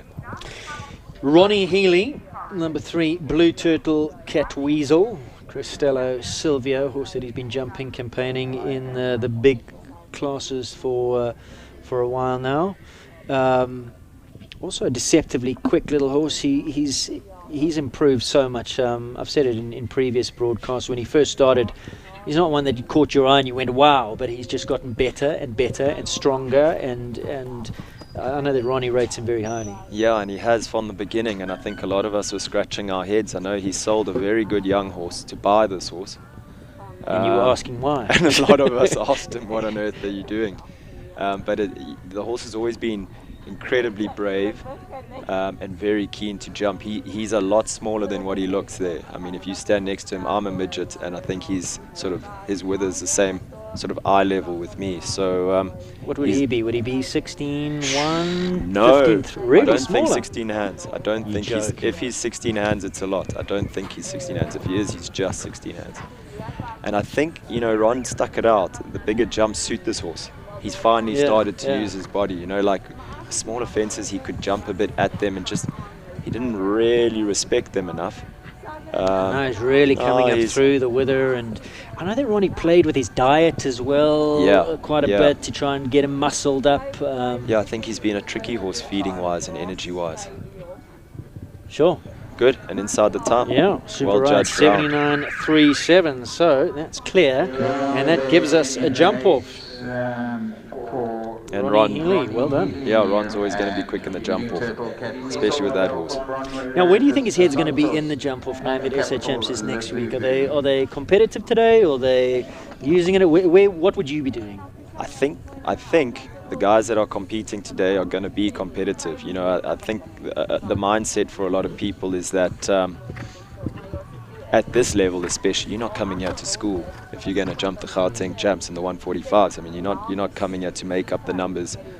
If you clear, you're going for it. I mean, it's a title class. Doesn't matter, whether it's whether you're the South African champion or the Gauteng champion. It's a title that everyone's going to have a good run for, I think. Cassius Cassini, we talked about Cat Weasel being a midget. This horse is a giant. From David to Goliath. Yeah, I think also made to look bigger, because Bronwyn's not the tallest jockey. He's a lovely animal, isn't he? He's just lovely to watch. He's got a lovely temperament. He's great to work with. He's got a fantastic work ethic, this horse. And his jump is just, I know she calls him a unicorn, but he really is. He's a star. I have the pleasure of working quite a lot with this horse. If Bronwyn's away or when she's unable, she's got a really big string, so sometimes she can't get through all of them. You put him over a few fences? I've jumped some small fences. Oh, she's just out of the time. Oh, 81.18. But she'll be happy with that. Just one time penalty there for one for time for Capital Lavubu. Jumping Socks Santos, absolutely stunning. Right, so this is an interesting one now. Anusha Arcade Data Sciences was the winner of this class two years ago. Last year, Gauteng Championships was actually held in the Bob Charter. Madeleine sitting on my right-hand side, am I correct? I'm getting old, this memory's fading. Last year, Nicole Horwood took it in a devastating fast time on... It'll come to me in a second. Was it not Chantilly? No, it wasn't. It was the grey. Oh, Hitoshi. Won it, and I've never seen a horse go as fast in a jump off as that. But Inush is fast, and Inush was the last winner when it was held 2 years ago in this arena. And Jonathan, of course, coming off of a win. He spends a week in the bush, he throws his leg over, and he comes out and wins again. I mean, he just won't. You can't stop him. I think he came back on Thursday evening. Tamsin was telling me, Tamsin and Kevin had said they'd canted the horses over a few Cavalettis at home for him. Yeah. This horse obviously belonging to Dyer, so I'm not sure what they'd done. But, Jason might have done a Cavaletti or two. Maybe Jason did a few Cavalettis. Unfortunately, not going to be his title in 2021, finding the back rail of 8B. This mare's super fast. She's a winner of this class. She's a winner of the... I think she's a Burlington Cup winner. She's a... Bloberg Cup winner. And spent quite a lot of time in the 140s winning a lot. got an unconventional style, very up in front, a little bit in your face, a little bit straight through the back, but she just jumps higher to accommodate. Yeah, exactly, and careful. So what was that final tally? 4 inside of the time allowed for Noosh RK. Sten's going to talk us through the replay. 8B, the fence that caught him. If you look, I think the horse just falling in a little bit against him there on the turn, and maybe just got a bit deep jumping out. Cascaya Bianca Pitt is currently on track. This is number 6. Lucas Katebi. Did she buy this horse? Yes, she bought it from Lucas, who was from the Congo. Yes. She's a bit unconventional as well, a bit tricky, a bit hot. Nicely bred, Cassini Escudo. And still young. I think she's 9 or 10. She's a real fighter, a real trier. Bianca new to this level. Bianca's leaving us. I think she leaves in 10 days to go to the States. Oh, 10 days? Yeah, so I think what 10 happens to days the away. horses? I think they're all on the market. She's got this horse and I think 4 others, so they'll all be coming onto the market. She's done a really good job with this horse. She's not the easiest. She's quite a sensitive mare. And I find often she needs a little bit of space in front of the fence. I've helped Bianca a little bit in between when Chad's not coaching her.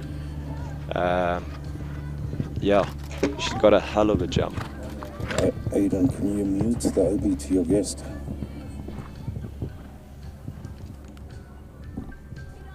Got you.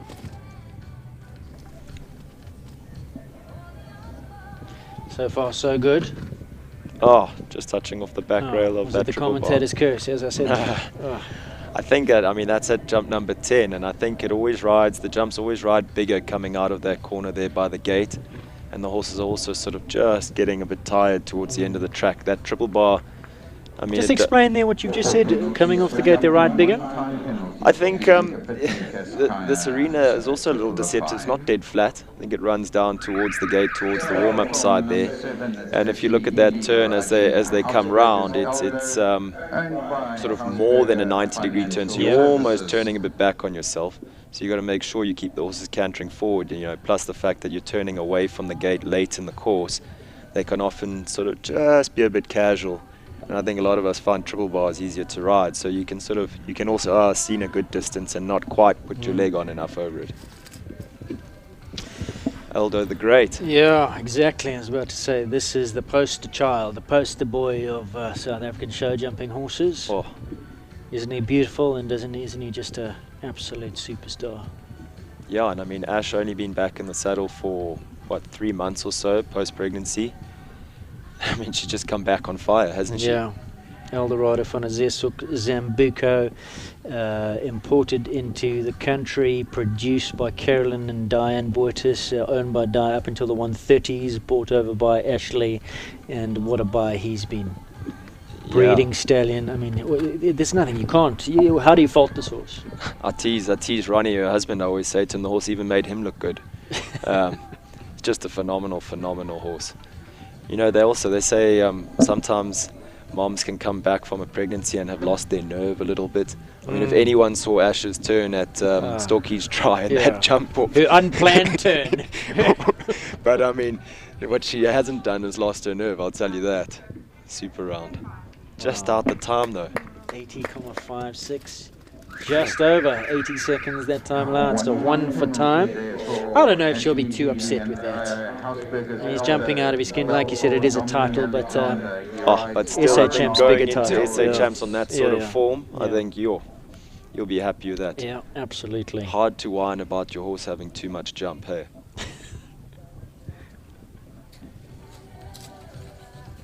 Right, so Domini is in now, a co-commentator in the previous class, and he spoke about this one. Yellow S, stable name Jelly, and this is for sponsors R&R. And this is a 2009 model, Belgian warm blood, Dessinat, Giorgio, imported by Ross and Natalie Robinson, and Domini very fortunate enough to be the man who gets to pilot. Nice horse. Yeah, and I think he's had a good long relationship with Natalie and Ross. The horse suits him down to a T, I think. Domini is, if there was ever a rider you wanted to use to describe the textbook I think he's the one, isn't he? He's, I mean, his dressage training, his jumping training, he's very by the book. And this horse, orthodox and, goes in the same way as he would like to train. I think they're a great partnership. How much dressage do you do? I do a lot of jumping flat work. Can we call it that? Okay. I tried dressage for a There's while. a kind of top-level riders, Domini, Carl Bunzaya, riding top-level dressage as well. And in the time. Sure, look at that, 78.33. So Domini was sitting here with me looking at the time and spotting where you have to go forward. Obviously, a program that into his brain and comes home with a lovely clear. So that gives us our third clear round. R&R Yella. So next to go looks like Liquido, number 10. Doesn't look like Levitha is here. So Liquido, Desiree Davidson, number 10. What a family this is from. The dam of this just seems, Willingen just seems to breed champions. Yeah, successful horse after each other. I mean, I think the horse was a bit spooky to start in its training. And originally she was with Mandy. They've done a great job. I think now she's training with Tossie Rayner. Yeah, it is. I mean, so rewarding for her that she's produced the horse all the from way scratch. from I mean, and she's done an amazing job. Pretty recently went into the big stuff and has jumped a few World Cups. I think 2 World Cups under her belt And now. taken it in her stride. Hey, I mean, she's looked at home at that level. Yeah. And so is the horse. And absolutely adores this horse. If family is watching, out in Rustenburg, very good afternoon to you guys. I remember the excitement at the auction when her dad was there when they were bidding on this. Well, it was a surprise, wasn't it? Yeah. I remember. I think he was top price that year. That he was. Sure, jumped that nicely. Oh, as I said. Just a bit strong jumping out. I think if I was riding, I'd be asking you to keep quiet as I jump. Yeah. I will. Okay, gotcha. Note to self. I'm teasing you. He skipped over that triple bar. She had really good pace around the turn there. And isn't the brother just magnificent as well? They are all. I think there's one on the upcoming sale, isn't there? I think so. Their summer collection. Just inside the time, unfortunate there. So finishes on just the 4. But that also, now that will boost her confidence going into SA Champs as well. Let's take a look at the replay. Again, 8B has caused a few problems throughout the course of the day. As you say, Sten, having to hug. We're sitting right here, so virtually hugging where we are as you're coming in. Yeah, they've got, 2 or 3 strides off the fence here. And then it's so easy to fall off of the fence as well and not quite get straight to that. Just looked like maybe a little bit strong through there. Yeah, I think maybe not quite the ride she was wanting coming in, and then maybe the horse just working a bit hard at the second oxer, having it down. On track now is George Cutlass, NCT's Callagher Lord Chris. You know quite a bit about George, trains with Ronnie. Yeah, he trains and works a bit for Ronnie Healy. I think this horse, if I'm correct, was from Chris van der Merwe. Chris bought it off the auction and produced it. Sensitive, quirky horse. You'll often see George warming up in a corner 7 arenas away, trying just to be able to work the horse a little bit on the flat. He's very sensitive with other horses. I think he's another phenomenal horse, a Lord Z. Yeah, is that where the sensitivity comes from? I think so. Quite quirky horses, the Lord Zs. I've got 2 that I ride, and him and I often have a beer or have a giggle together about how much patience they need. But they're very talented as well. I mean, this is a phenomenal Comparing horse. calming meds. Yeah, exactly. No, I've tried that. Mine don't listen to those calming meds. Finds a rail at 9. Yeah, and he had that plank down. I think the first horse to have that plank. He's new to this level, this horse. And as well, George has produced him, I think, from the 110s right up to this level. So he's done a great job. Do you join the 2 of them on the golf course, Ronnie and George? Aren't they avid golfers? Definitely not. There's much easier ways to upset yourself than play golf, I think. And you know when it is, yeah. And a little for time as well, 2 for time. Hey? 85.62. So a total of, what do we got there? 10. 2 of those being for time for Lord Chris and George. Capital Stud represents our next horse and rider. It's the Capital Stud, Mark White-Nisson's Capital Kronos and Nicole Horwood. Breeding stallion. Sten, you've got lots to do with the Capital Stud and ride a lot of his progeny and the prep work building up to the sales. Yeah, and he's been a sort of different stallion, because in the beginning he was quite difficult. I think Nicole battled with him a little bit, and yet with all his progeny, I mean, He spent a lot of time with Kim Hathaway, being in the earlier formative 110s, 120s. Yeah. Long time. Anyway. Yeah. And he was a bit, I remember him like sort of Nicole battling with sort of his rideability between the fences, and yet his progeny are all, they're 4 years going on 10 years old. Yeah. I mean, they're straightforward. He's really come on though. Nicole does a great job. She's sort of the poster girl of South African show jumping, isn't she? And what a role model for young riders to have. Extremely dedicated and just, a super talent. Yeah. Her and Henning have had such a long relationship. And if you just think back how many horses she's produced from sort of 4 or 5-year-olds up to Grand Prix level. And the amount of success that she's had. Yeah. I mean, on so many different horses. Earlier, there isn't a title she hasn't won, and most of them she's won multiple times. And there you go. Another one for the jump off, eh? Yep, through to the jump off she goes. Time was good, 78.49. Highlight that one as we got 1, 2, 3, 4 in the jump off now. Next to come, Nicholas Simon Riley. This is Sunny Park Stables Eagles Laser, from Nicole Horde to her bestie Nicholas Simon, and another top talent in South African show jumping. Lady rider, she's as tough as nails, isn't she? Yeah, and an absolute professional. Another Nicole and Nicola, both Gonda Beatrix pupils. I know Nicola's had a bit of a tough time, injuries, and then I think she came down with COVID after Shongweni, and it really got to her. I think she spent a few weeks down. So these horses would have been broke her wrist after, or before I think, that, yeah, for a young horse. Yeah. So she's coming back, but you can't keep her down, boy. She's tough. And her horses love her. I mean, if you watch all of them, they're always playing and having a good time. And she doesn't mind. She likes them to express themselves. Yeah, absolutely. Maybe that young horse, she showed me the video actually yesterday. I thought there was maybe a little bit too much allowance of expression there, because another one finding this double difficult. She came a deeper line to closer and even to set us, the horse up a little bit. Eh? When I walked the course, I thought 4 to 5 on the 6, I thought would ride steady, and that might cause some problems. But everyone's ridden that really well. Hey, it's just this 7 to 8. This double's been catching a few people out. His make and shape, Lassiter Concerto, quite like a big, long, rangy horse. Big a lot to hold horse. together, but she's got legs like steel. Yeah, Nicola can ride anything. So what was her final score? 1 down, 1 for time, just over 80.39. Let's take a look at that replay of where the mistake happened. See, here she comes. She holds him right rein there. Yeah. Deeper than anyone else has gone into that turn. Shame, unlucky, because I thought she had a great ride. Yeah.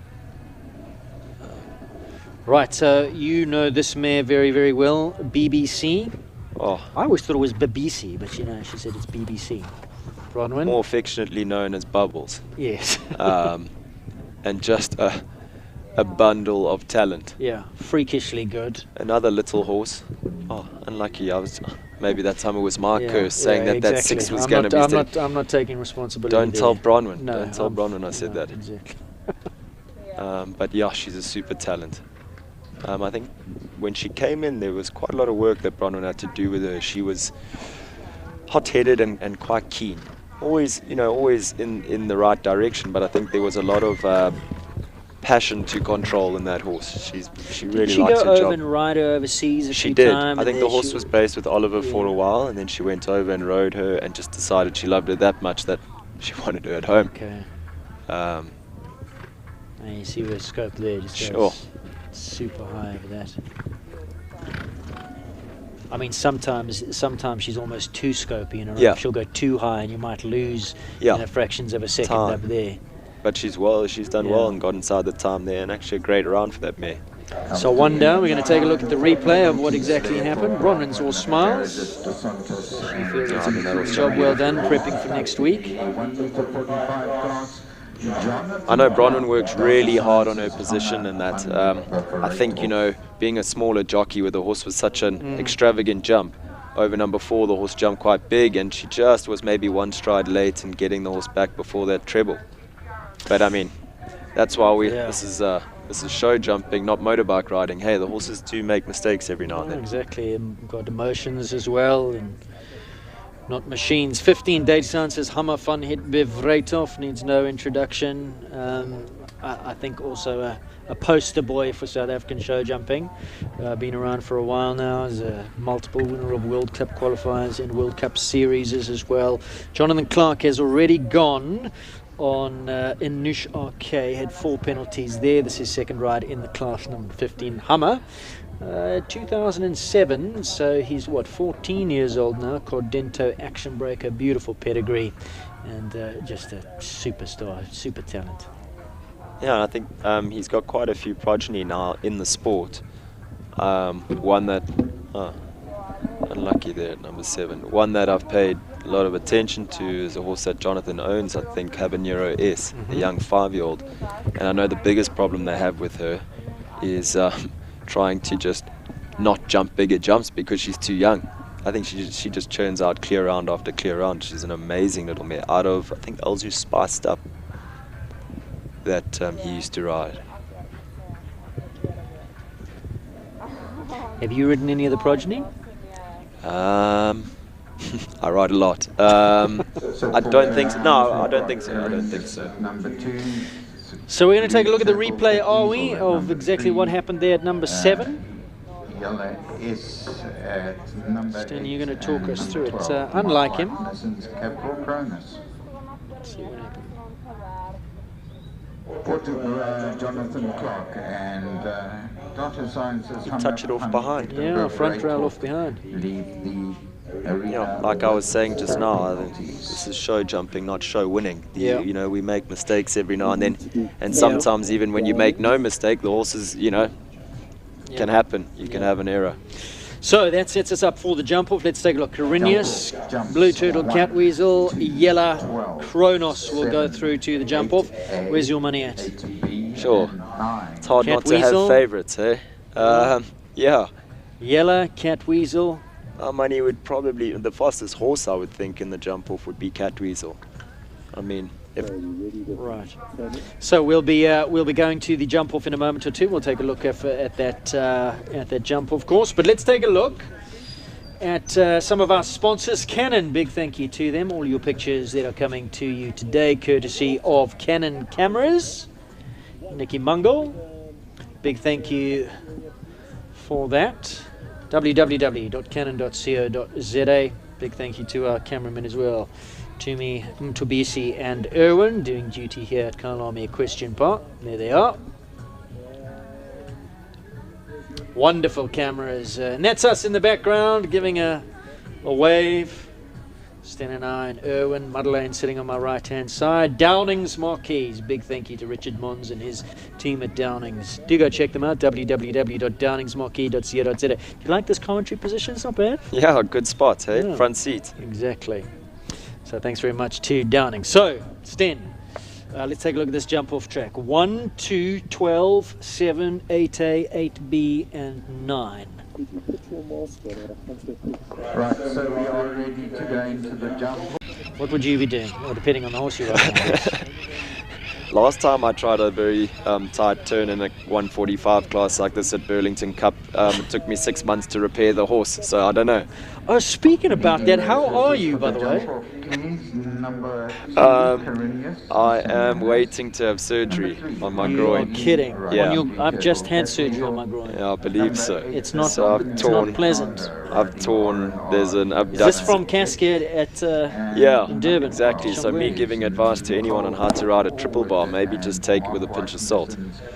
I managed to hit the front. Torn? I've torn the ligament coming up from my groin to my pelvis, and then from my abdomen down to my pelvis, and then the muscle in my inguinal canal as well. It's the So that's closest. exactly what I did. So it's the closest to a gynecologist appointment that I've ever had when I went to that sports doctor. Yeah. I've just been there, done that. I've got a name of a good doctor. Carinius goes first. Sandy Manasseh. Carinius will be followed by Blue Turtle, Catweasel, R&R Yella. Mark White, Nissan's Capital Cronus will be last to go. 1 to start. 1, 2, 12, 7, 8A, 8B, and 9. Take us through the jump off. I think Sandy would probably be looking to just really put the pressure on the other guys here. Jump a good clear round in a speedy time, but not take too big a risk. Yeah, good. Oh, I thought that was a good shot. And they turn tight back to this oxer. Quite a demanding jump off. He's number 1 a vertical, and then 3 very square oxes off what you could turn quite tight to, you know. Good shot 2, there. 3, 4, 5, 6, 7. Drops the stride. Very nicely done. So what did she end up with? 4 penalties in 42.96 for the first in the jump off. Carinius and Sandy Manasseh. Blue Turtle, Catweasel, Ronnie Healy. Right, this is my choice. Your choice as well, is it? Yeah, I think so. I mean, Ronnie will know that there's only 2 to come after him, so I don't know whether, you know, Ron loves a little ego rub, so I don't know whether he'll be really setting the ground on fire or jumping a good clear thinking podium finish already. No, he's revved up a little bit. He's giving him a He's kick in the revved belly up a already little, and yeah. lengthened the canter down the long side, so No, he's going for it. He means business, and this is a horse that can turn on a ticky That's as well, it. so he won't be Finds the forward leaving out any turns. Yeah. Oh. Looks back, shakes his head. I thought he had a good crack in there. Yeah, a little. Maybe, you know, like I said earlier, this horse has started to respect the bigger fences. You know, I said as a young horse he could jump at the jumps a little bit. Yeah. So maybe if when Ron listens to this, he knows he's just got to find some 160 Grand Prix then. Huh? Put it up to the World Cups. Good shot. The time is going to be interesting. Also 'Cause, dropped, and he he didn't leave anything out, did he? No. 40.82. A good 2 seconds faster. Yeah. Huh? 40.82. So he goes into the lead on that with 2 left to come and 4 penalties. So what's Dominic thinking now? Is he thinking about the clear, knowing that Kronos is still to come, or is he thinking about the fast clear? I think it's a fast clear again. He hasn't wound up yet. Domini's such a professional. I mean, he'll know exactly where to. He's saving seconds around the track. There you go, good forward right there. Looking for that inside turn now. Now good. Pushes him off the right leg. Through the turn he goes. Yeah, Super. great shot. Smooth, Yeah. smooth and forward. He's not, like you say, setting the ground alight, but he's keeping it very tight. There you go, horse maneuvering 2, through there. 3, 4, 5, 6, 7. Drops that one. There you go. Good ride, 40.59. So that fastest time out of all 3 leaves them all up, and that's now put the pressure on Nicole. It's funny, sometimes like that horse didn't look quite as fast as Catweasel, but just smooth and But covering. like you say, he was so economical. He was hugging all the uprights. Yeah. So Nicole's going to have to do that, and I think open the horse up a little bit if she's going to. I think he left the door open slightly for her if she uses his canter. She's strong to 1. Yeah, It's always that's nice when quicker. you're in a jump off and you hit number 1 going forward like that. I think she's up on Dominic. He wasn't the fastest from the first 2. And but good he through was- there. And she's tighter there as well. Dominic hugged this Norbrook fence. Sure.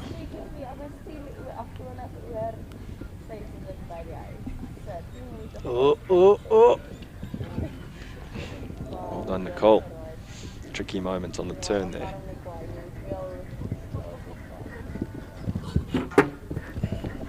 She's definitely up on the clock. Leave him up, and I think she's got it.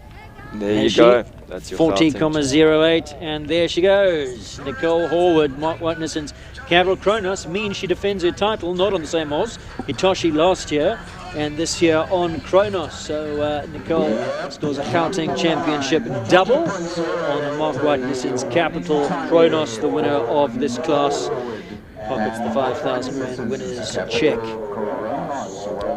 Good ride. I thought there was an anxious moment. She was on that inside rein. He was drifting out to that Kuda Sport horse insurance fence, but the horse just went higher and got away with it. Yeah, he went back a little bit to his childhood. Like I said to you, I think in the beginning he could do that sometimes. You know, he could not turn or lock onto the wrong jump, or you know. But Nicole, calm head, cool, calm, collected. You know. Like she's done a million times. Yeah, never panics. No. 1 meter 45. Comes away with the win here in the main class of the afternoon. Let's take a look at the provisional result. And there it is, the winner, Nicole Horwood. She was sitting in pole position, was the last to go. She knew what she had to do. She knew she had to leave him up as Dominic went before her, and came home in a pretty brisk time, did Dominic Alexander, 40,59. But Nicole Horwood, well, she eclipses that. She was last to go, takes the win here. Not by much, but she gets the win. Mark Whitenison's Capital Kronos, Nicole Horwood, the 2021 Gauteng Championship winner.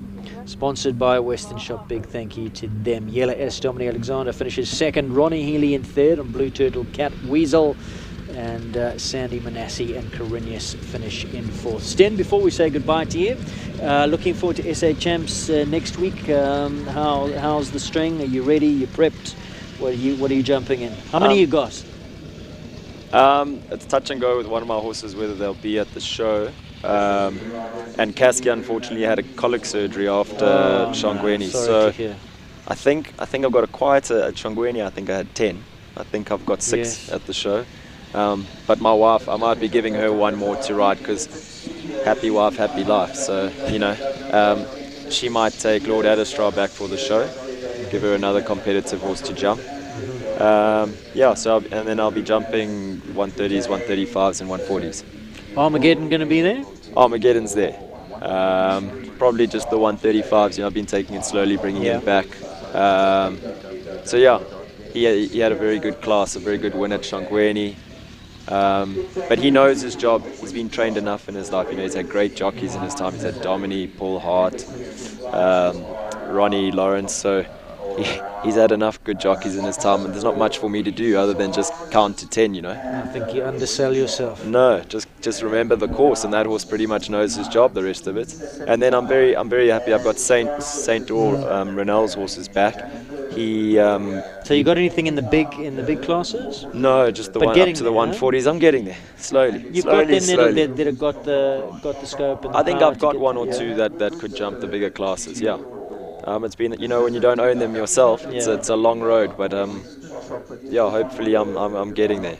I'm nearing, you know, before it was you were desperate for open horses. Yeah. Then you eventually get that, and tick then that box, yeah, moving up. Yeah. Well, as they say, one day when I'm big, cream rises, and you know, you can't keep a good man down. So one day, all the best. Thank you. Thank you for joining us in commentary. I hope it's not the last time. Great job. Well done. Great. Thanks, Aidan. Stenek Mokner there. We're going to go to a quick break, and then we'll come back with the final result of the Western Shop Adult 1 meter 45 Gauteng Championship prize giving.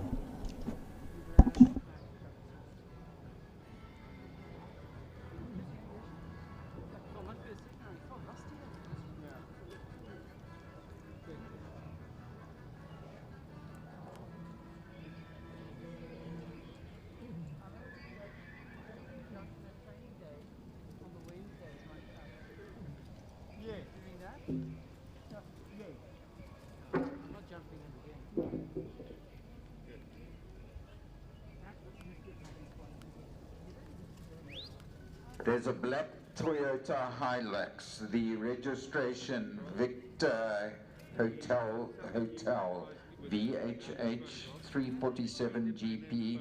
Please, you need to move that vehicle immediately. You are blocking the emergency exit, and they do need that emergency exit now. Please go and move that black Toyota VHH 347 GP.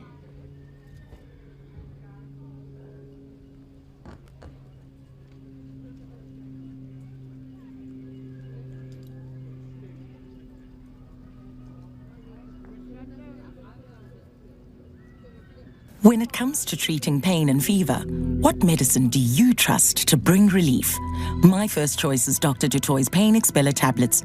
They contain aspirin, which has been voted as one of the top 100 inventions of all time. For over 100 years, aspirin has effectively expelled moderate pain and treated fever. It stood the test of time and it stood its ground against pain. Dr. Dutoy's Pain Expeller tablets, your first choice in pain relief at pharmacies countrywide.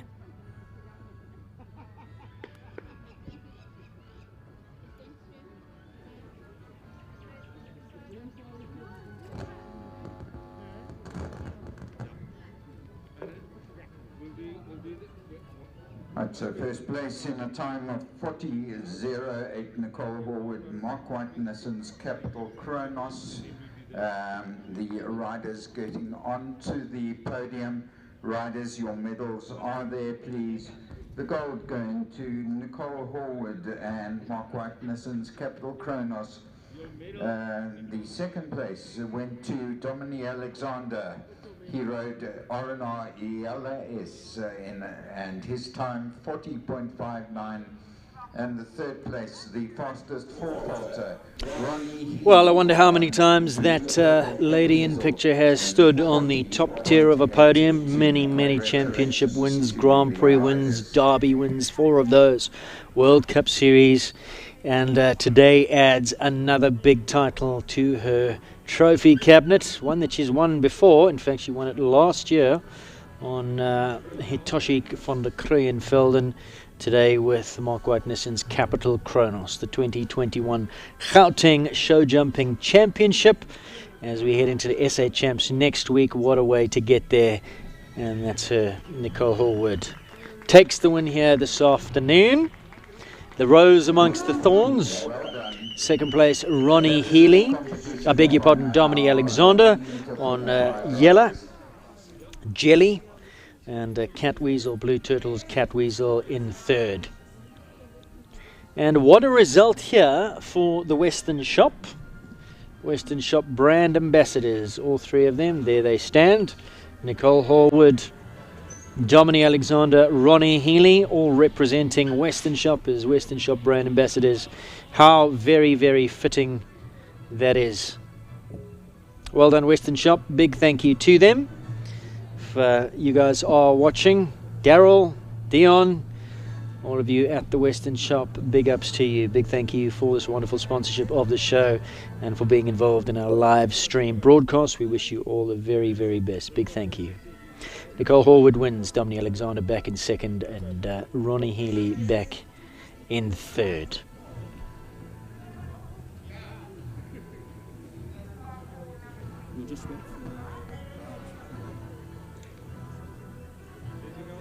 Jessica Augustine jumping in picture there. Of course, we interviewed her a little bit earlier, representing Western Shop, part of the Western Shop team, doing all the marketing. Big thank you to Jess, and well done. Job well done here at the Gauteng Championships at Kyalami Equestrian Park for 2021.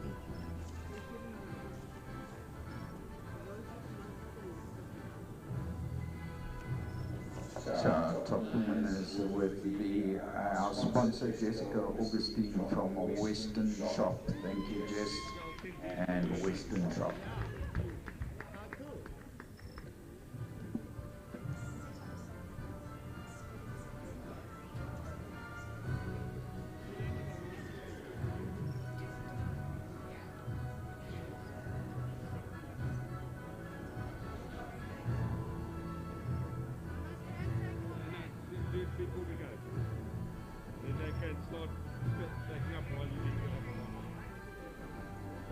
Don't forget, this is an interactive broadcast.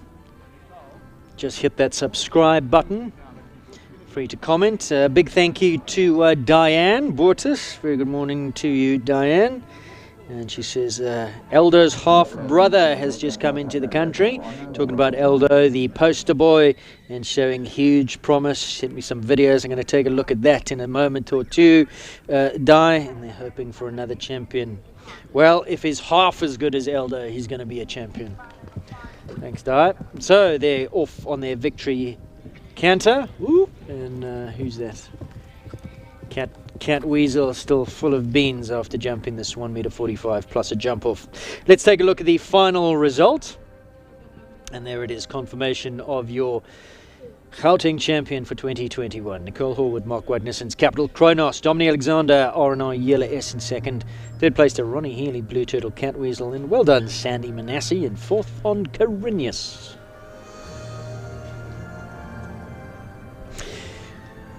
We're going to take a quick break. That's the main class of the day, but don't forget plenty more. The final class of the afternoon. It's a biggie. It's the Western Shop Adult 1m30 Gauteng Championship, and I believe there are something like 71 horses that will go through the start.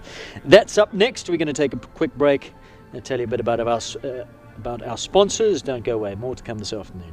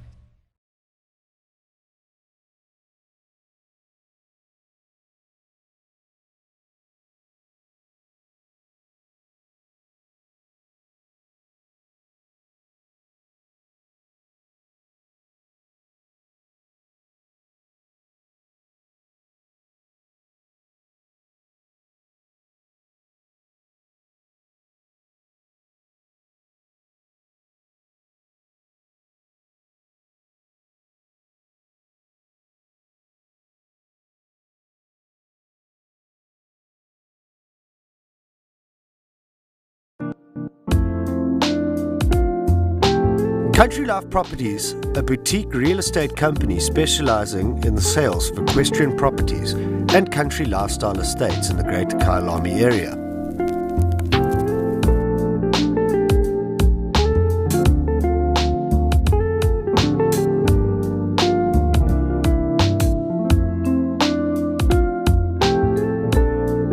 Specialists in the sale of property in the Beaulieu and Kyalami areas. Professional property consultants reside in the area, demonstrating commitment and accountability with years of experience in promoting the country lifestyle. Country Life Properties is proud to be affiliated with the SA Show Jumping and Kyalami Equestrian Park. For the golfer is the Kyalami Country Club, one of the top-rated courses in South Africa, offering a beautifully presented 18-hole golf course with lush greens and tree-lined fairways. Kyalami and Glenfinesse is made up of country estates ranging from 1 hectare to 2.5 hectares. Beaulieu Country Estate is a secure estate offering 22 kilometers of scenic bridle trails. We provide country estates to suit all your requirements: extended family living, work from home, or just escape the hustle and bustle. Kyalami, the heart of the Gauteng equestrian world.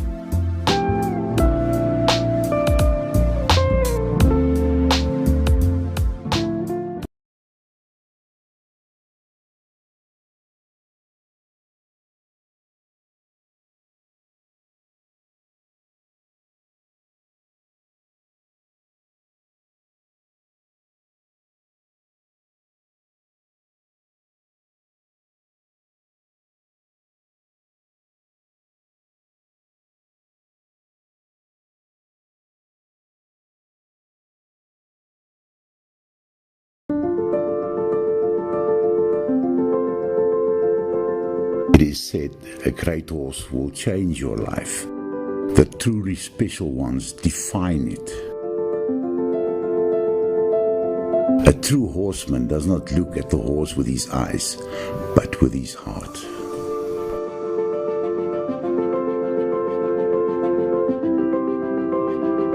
Show your heart with rubber sealant products.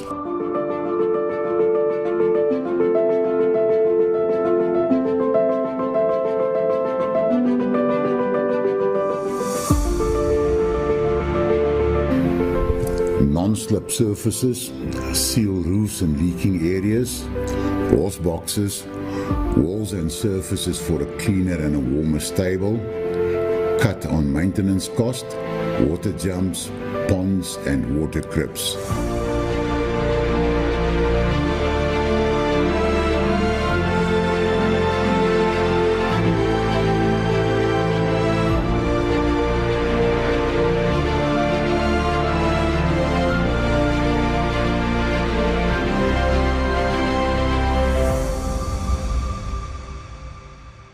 Rubber sealant, no more drips, no more leaks.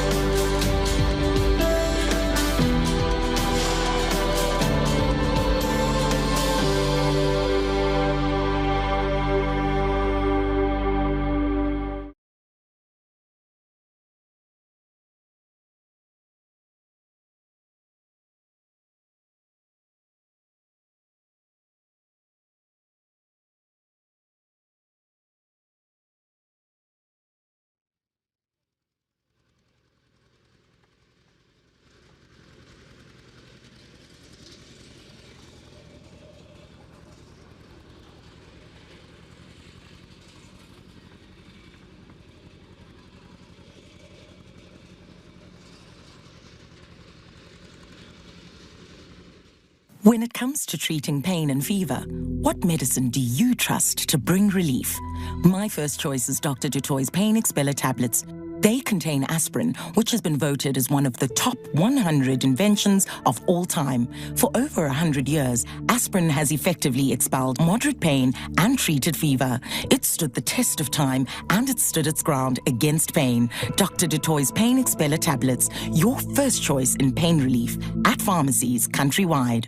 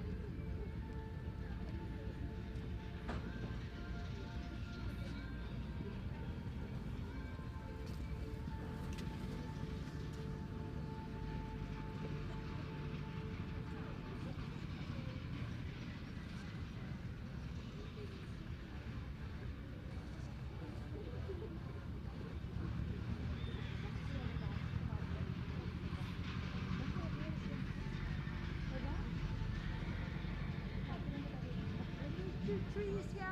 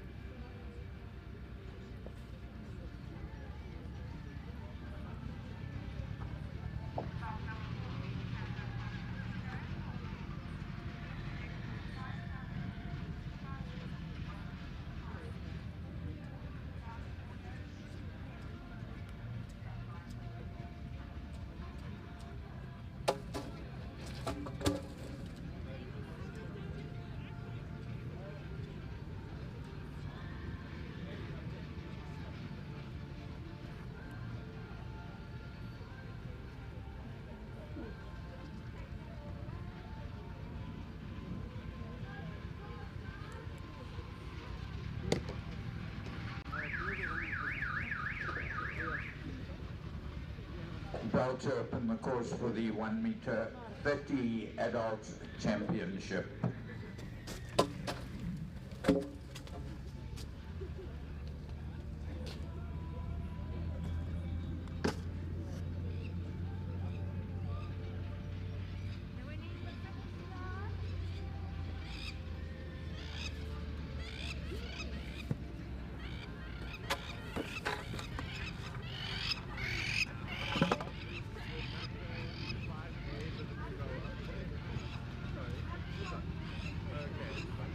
Some jumps are the wrong height. Okay. We'll be running at 350 meters per minute, course length of 470 meters, time allowed 81 seconds. Please note there has been a change to the jump off. The jump off is 1, 4, 8, 2, 3, 5A, 5B and 6.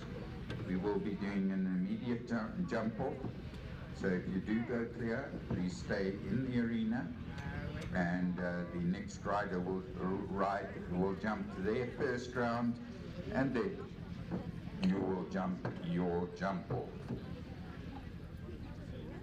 We have got 71 starters, 71.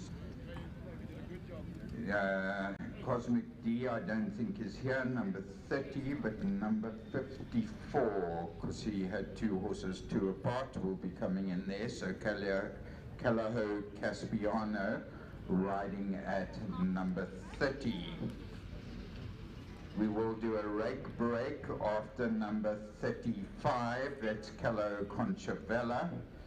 And 43 is an entry which is Calo Convella.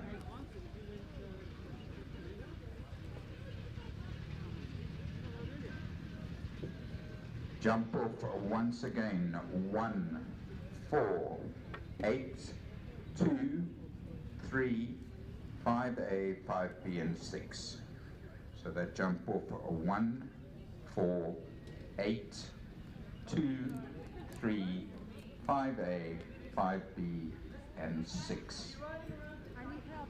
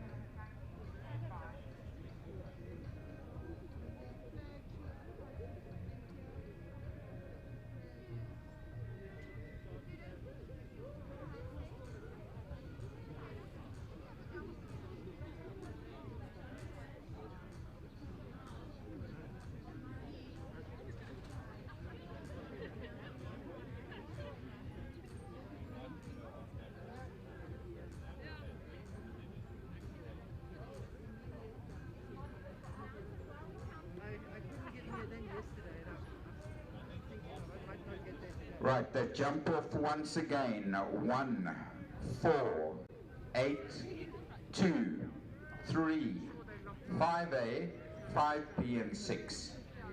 Jump off 1, 4, 8, 2, 3, 5A, 5B, 6. Is that it? 5AB was 1, purple. 1, 8, now they're going to move it all the time.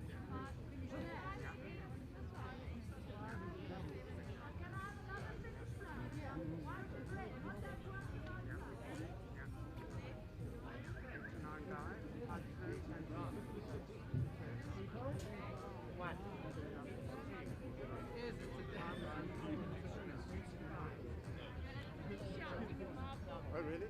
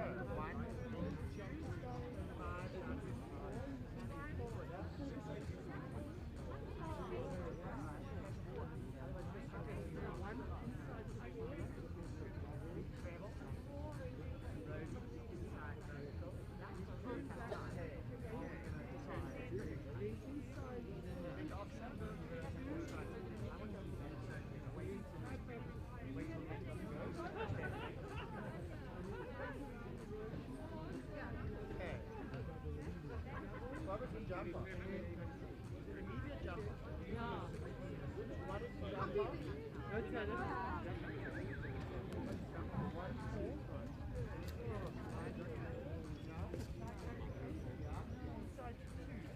And then where you go? Okay. So you can just keep going. Get that. Did you get that? 5 to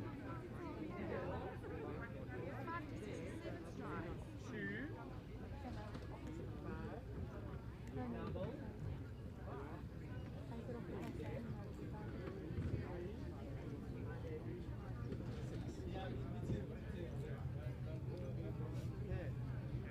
It's an immediate jump off.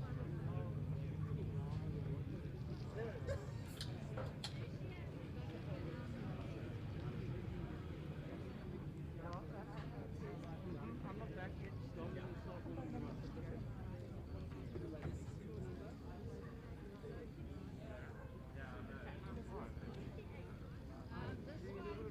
Here we go. So what number are you? For the whole jump.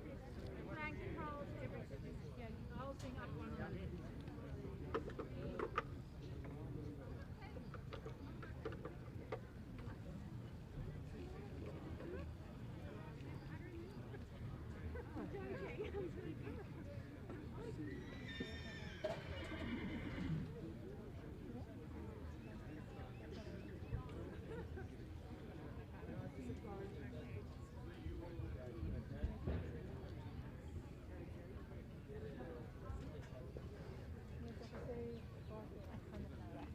.440.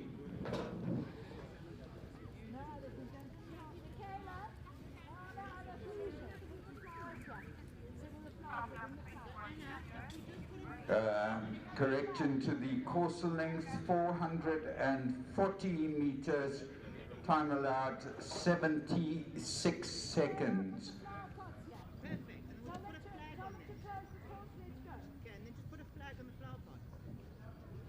And we are just waiting for the finish posts for the jump off, because we are doing those immediate jump offs, and then we'll start the class. Lekker klein klasje om die dag mee af te sluit.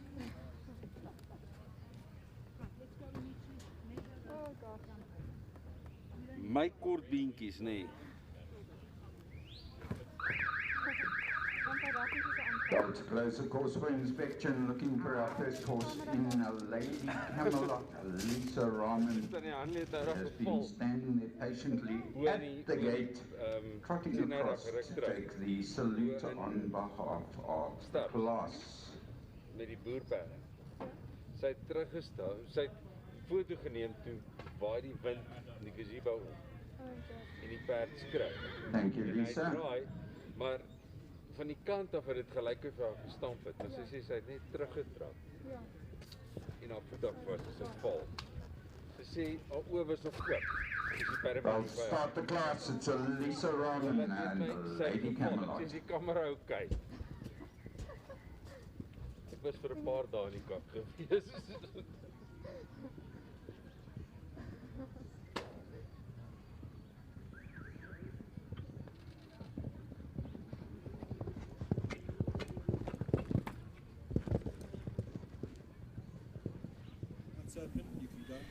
Welcome back to our live stream broadcast here, and this is the final class of the day from Kalami Equestrian Park.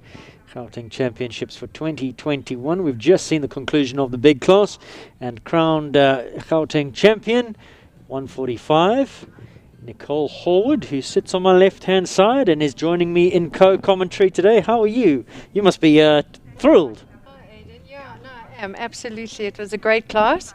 First, second and third for Western Shop, so that was quite nice. Brilliant. I was saying, all the brand ambassadors. Yeah, so and it was exciting jump off.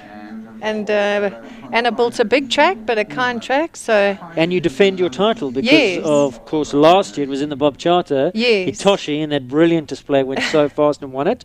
And so, how many Gauteng Champs titles is it? Is it just the two? Or I think it's just the two. You can't even remember you've won so many titles in your career. No, I do know that it's two in a row, so just the two. So well done, brilliant performance. How did he feel? Because there was that odd moment slightly on the inside rail and you had to really get him to the fence. Yes. But I mean, he just went even higher and made the back rail. Well, that's the thing with Cronus, you know, he's so scopy.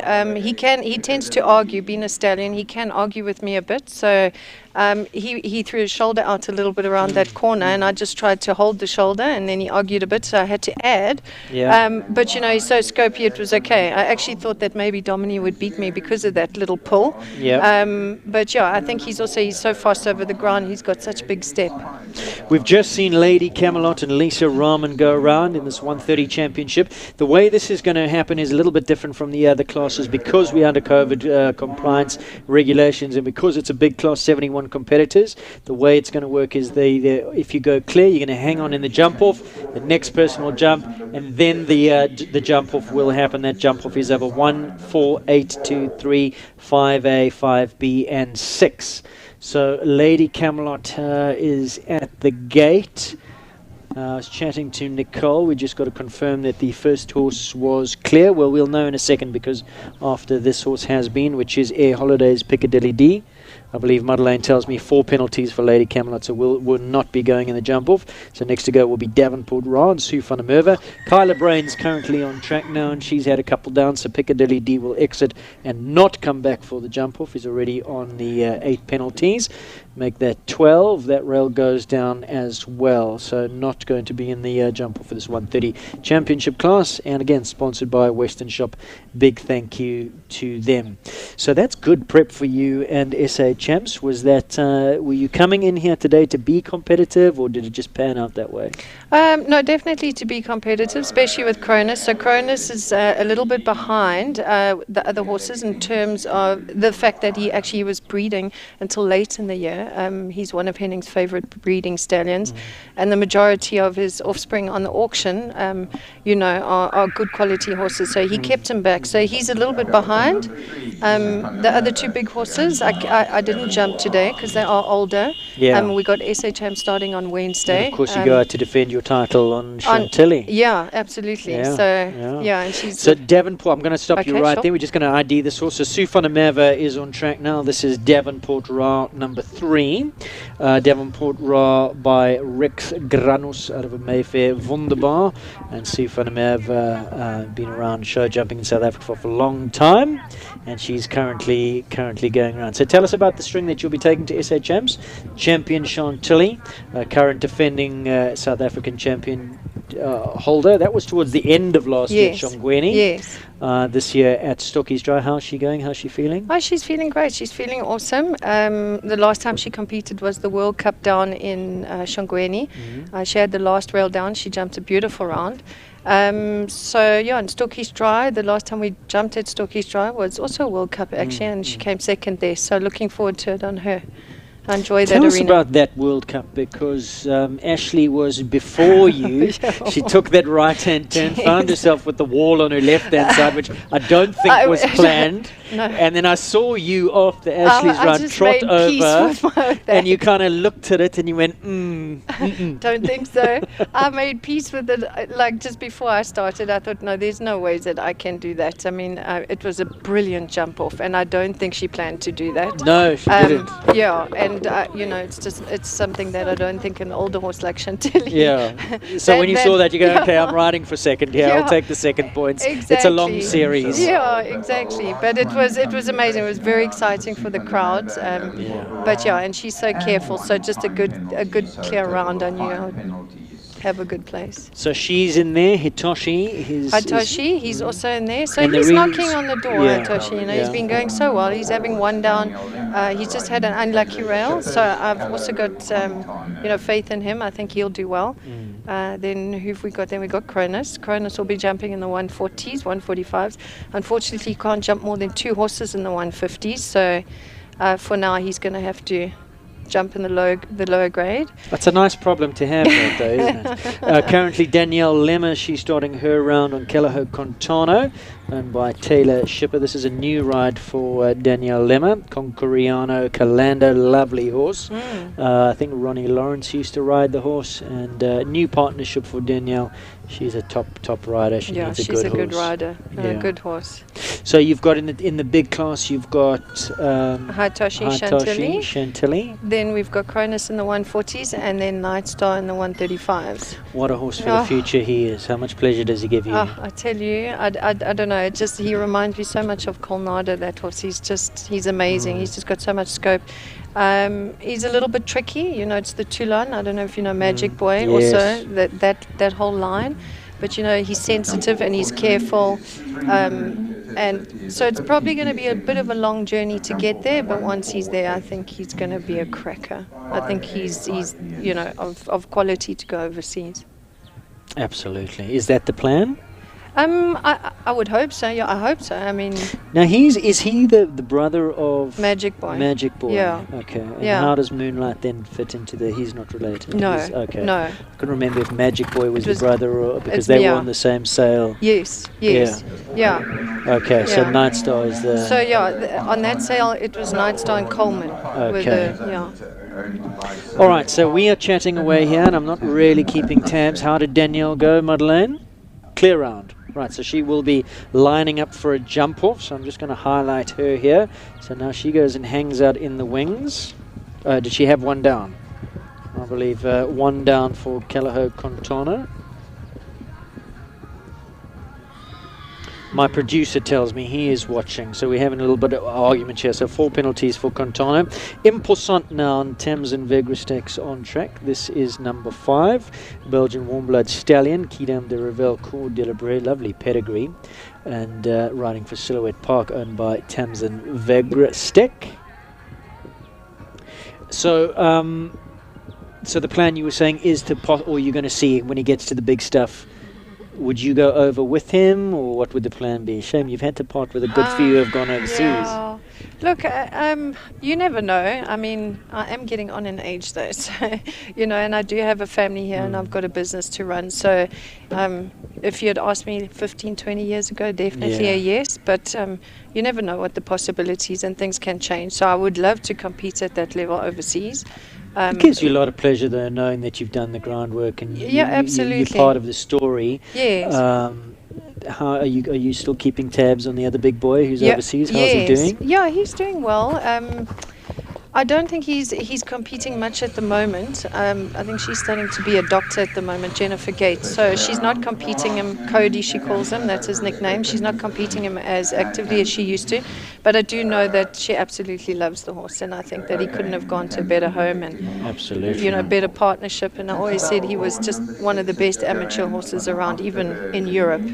To jump around those big classes in a little snaffle. Point and go. Yeah, just a machine. Yeah. So, and I do feel Night Star is of that caliber. Maybe not as easy, but I do think he's of that caliber. So exciting. Imposant was clear with Tamsin, but don't think she's going in the jump off, so she's happy with that. She's got her sight set on next week's SA Champs, which family company is in fact sponsoring. Napolitano Z, Joanne van Achterberg goes now. This is number 6. And this is a 10-year-old gelding by Nabab de Rev, and a lovely sort. Nice type. Joanne, a good rider too. Do you have any up and coming young in the baby grades? I've got Capital Impossible in this class actually. Yes. He's a Verdi stallion. I've had him for about a year and a half. Matthew was riding him before you. Yes, Matthew had him before he went overseas. I'm loving him. Absolutely loving him. I think he's also got a bright future.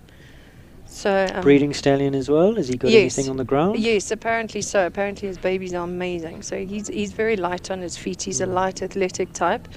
And they say his foals are amazing. So.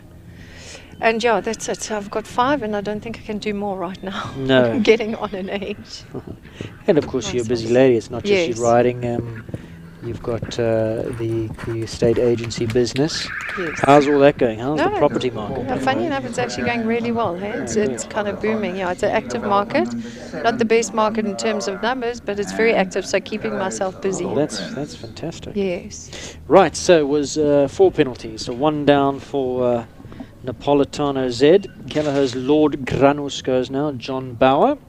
This is a 13-year-old Hanoverian Lord Petsy Granus. Lots and lots to like about Lord Granus. In fact, he's come back down to the 135s, but John has jumped a couple of big classes with him. In fact, I think has put him into, he's normally out in the 140s, 145s, but in fact, I think has even jumped a 150 or 2. Yeah, he's extremely sensitive and careful. Lovely horse. Got a lot of scope. He's actually also a really good rider. He was around very long time ago, and then he went overseas, didn't he? John is very underrated. Yeah, very. I also believe so. I think he's very good. He's got a lovely field, never gets involved up front, just puts them on a rhythm, doesn't argue with them, just lets them canter around and use their natural abilities. We were saying actually earlier on in this broadcast, we need to chat to John because there's a fascinating story. He was here, then he was in Australia, qualified for Olympic Games, in fact, in Australia. I'm trying to remember if it was eventing. And show jumping. I think it was eventing, but I'm not. I stand to be corrected. And that, for some reason, gave him citizenship, and then he stayed there and he started farming goats and sheep. Yes, I thought so. For many years, and then he here would come for back. 6 months and there for 6 months, so very interesting story. Yeah. Right, so was that clear? That was clear for Lord Granus, so he'll hang out in the wings now and have a go at the jump off. For those who are just tuned in, remember that we are doing immediate jump offs. Not immediate. We'll have Tracy Corney go, and then John will get to do his jump off. Tallulah D now. Tracy Corney rides for owner Alison Koch. Alison expecting a baby very soon, so not riding. Tallulah D used to be ridden by Lara Neal. Love this horse by the sire Talano out of an Ubergaber mare. And you couldn't have asked for a better rider either. Tracy, a really good rider. She's been around for years. Also underrated, I think. Yeah. maybe been Absolutely. lacking a bit of horse quality, but she's And got it now. But she needs it. yeah, I mean, she's an amazing she rider. is such a good rider, and she had a horse a few years ago called Skippy, which she jumped in the big Yes, I classes, but remember. had soundness problems, and she won some big classes on him. She's And tried you know what tested. amazes me about her? I always laugh. She doesn't walk distances. She rides off her eye or her rhythm. She don't ask Tracy if you haven't got to walk a course. Don't ask her what the distances are. She just rides off feel. She's Yeah. amazing. She is very good. Sister Also, Lynn as well, yeah, top she was class amazing. rider in her day, winner of the Derby on Ella. I really like this horse. This was part of Lara's string, but she sold it on to Ellison by Talano, who I think is he's a sire of Voyeur, isn't he, who jumped in the world in the Olympic Games with Kent Farrington. Yes. Last time out in Rio. Talano made his way to South Africa. They tried to repatriate him back to, the Europeans wanted him back after Voyeur came on the scene. Okay. So really... Scopy horse, and I think Kelleher does have banked seaman. Unfortunately, he's not with us anymore. And produce some top horses. Taran de la Pomme, Kevin Stout, sire of sires. So Talano does the business, and there's some very nice up-and-coming Talanos. I know Belinda from Penbrit has got one. Oscar rides it. Yeah, nice horses. I wasn't even. Was it where we? No, we weren't. I think she had number 1 down. So this is John Bauer now going for his jump off. So let's have a look at this jump off track. 1, 4, 8, 2, 3, 5 A, B, and 6, and he's had 1 down. Unfortunately, this is the way this class will play out because of COVID. We only allowed X amount of competitors and spectators, well, no spectators, in fact, on the showgrounds. We are governed by numbers, so we can't have the full complement of 71 horse and riders. We'll overrun the COVID numbers, so unfortunately this is the way it has to play out. It's not the most exciting format, but it is what it is. These are strange times, and at least we get to have horse shows. Exactly. A nice rhythm, nice jump off, tight turns. Unfortunate that he touched that one. Yeah. I love the make and shape of that horse over a fence. He gets up through the wither, the nose comes down. He's so elastic through his body. Great technique. Yeah.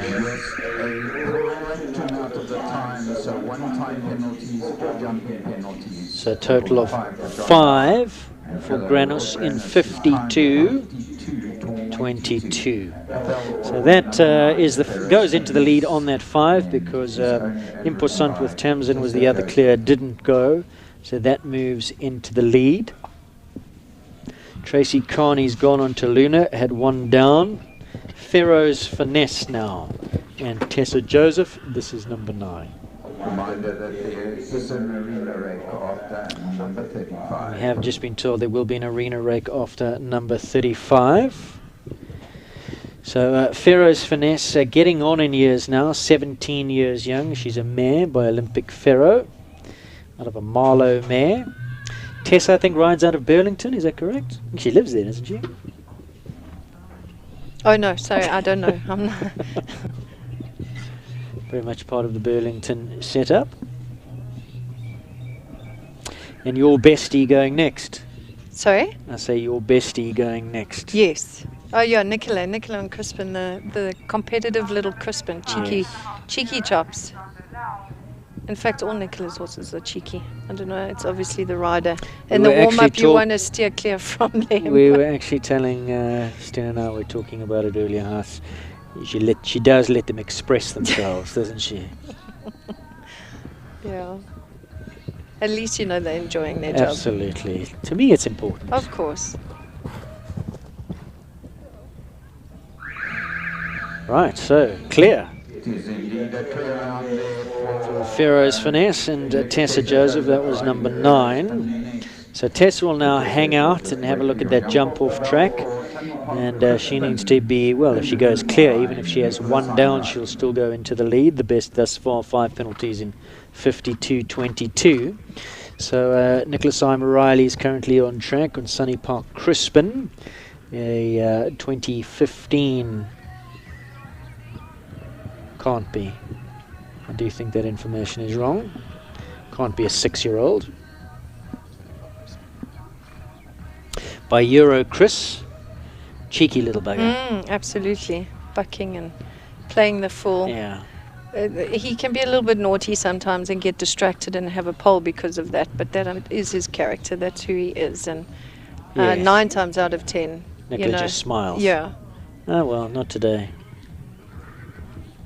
Also won a good few classes. Absolutely.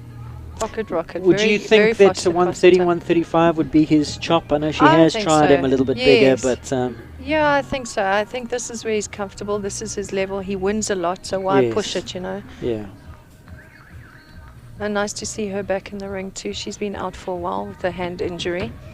And So then I she's believe back. she had COVID as well? And then or- she had COVID after Shangweni, so she's been a little bit weak and out of it for a while. Is there such a thing with Nicola that No. she's weak? No. I can't imagine that. No. She's just tough and hard Woman as of steel. Yeah. Right, so Pharaoh's Finesse will go now in the jump-off round, and then following that we'll take Grappa Nero, and then Crispin will go for his jump-off round. So Tessa Joseph's currently on track once again, 148.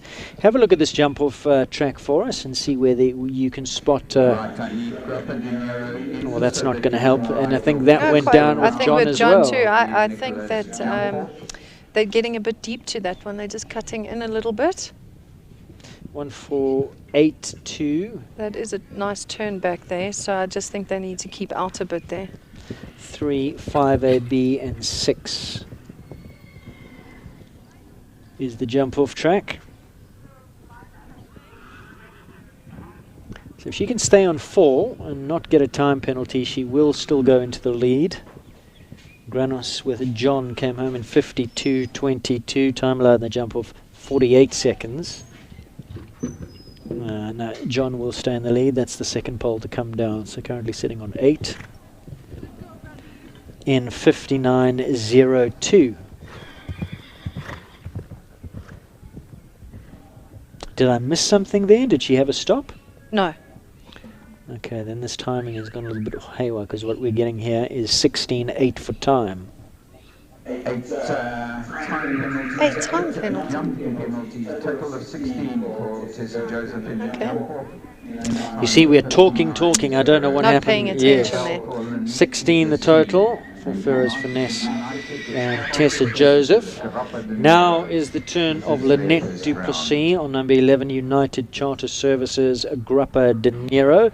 Let's talk about United Charter Services. I've just seen last night a Amazing. new advert with you. Gee, how all amazing dolled up, flying in private jets. Gee, it was what an experience that was. Was it and fun? Oh, it was amazing. It really was such fun. It was Oscar, myself, and Kath. And then Jonathan, who owns United Charter Services. So it was a great experience. And there's still more exciting stuff to come. You'll see really? lots of footage. I think it's going to be a spectacular derby this year. Yeah. So for those who don't know, we are very pleased to announce a new derby sponsor, and that is United Charter Services. And some lovely promotional material. 2 ads I've seen so far. The first one you were also in, huh? Did you ride in the Yes. helicopter as well? Yeah. Yeah. We did some videos in the Bob Charter, which was great fun. The angles and the shots, I don't know if you saw that, were just amazing.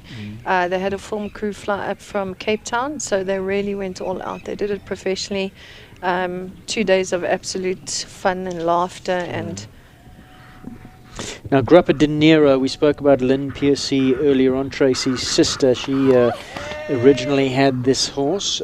He's now 17 years old, a Hanoverian bred by Graf Granus.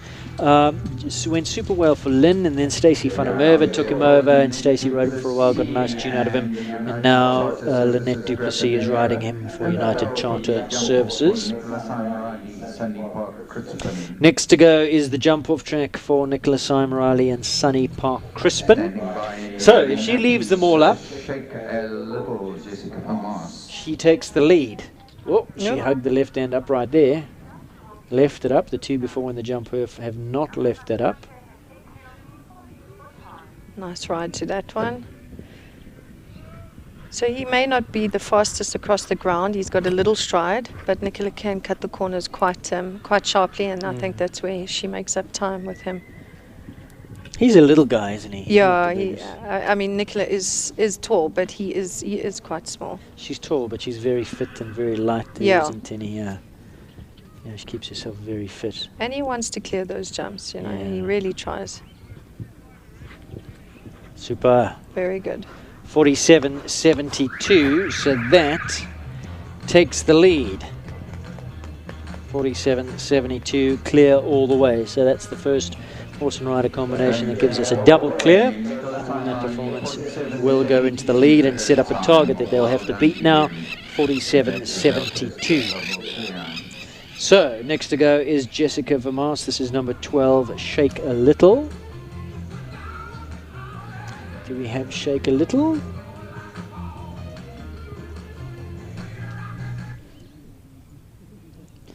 And I think Number 12, it's Jessica Vermaas. I think this combination trained by. Are they? Shake Trained a by Little. who? Trained by your. Gonda. No. Who? Nicola. Oh, okay. Yeah, I think that's what do the- I see think that's Nicola what the hanging. numbness- Yes, and numbness is. okay, and Nicola's hanging around there at the gate. So yes, definitely. Okay. Well, she wouldn't have told her to have number 1 down. Shame. I'm afraid that's come it's down. always so. such it's so disheartening when you I have number know, 1 you down. kind of just want to hack out the gate, go yeah. from number 1 out back to the practice paddock. The first one or the last? Yeah, I don't know what's worse actually. Exactly. And what, she'll jump perfectly now from For the from rest now of the on. track, yeah. That's a little thoroughbred by the Sheikh. Sheikh was a top class racehorse in his day, remember him well. Yeah, now jumping super well after that. Oh, a little bit handsy to that, got away with it. Where do you come in? What number are we? I think I'm 38. Okay. I think so. Yeah, So 38. we will unfortunately have to say Goodbye goodbye soon, to you. But so you Ronnie's going to come in now. I think after number 13. Shame, that's a fantastic. We'll pity. get to chat to all of you brand ambassadors. We had Domini in a little bit earlier on. So that's 4 penalties, and now the next to go will be the jump-off class, the jump-off round rather, for number 11, Grappa De Niro and Lynette Duplessis, who went clear, but now has to go clear in the jump-off in a quicker time of 47.72 if she wants to take this Western Shop Adult 130 Gauteng Championship class. So safely over the first jump, which is number 1. Now turn right-hand turn to number 4 that a few have struggled with in the jump-off. That was a nice turn. Smartly done. On to number 8. Left-hand turn now. Turn back. Roadie engineering jump. Now on to number 2. Nicola, for my money, up on her time. I think so, yeah. 3. Round we go. Oh, I think she could have rolled onto that on 1 less if she wanted. 5 AB and 6 to finish. I think that's where you can make up a lot of time just after this oxer galloping down, down to the bottom to this combination. Yeah. I think that's where you can make up a second or 2. So unfortunately 1 down there for Lynette on 4. Well done.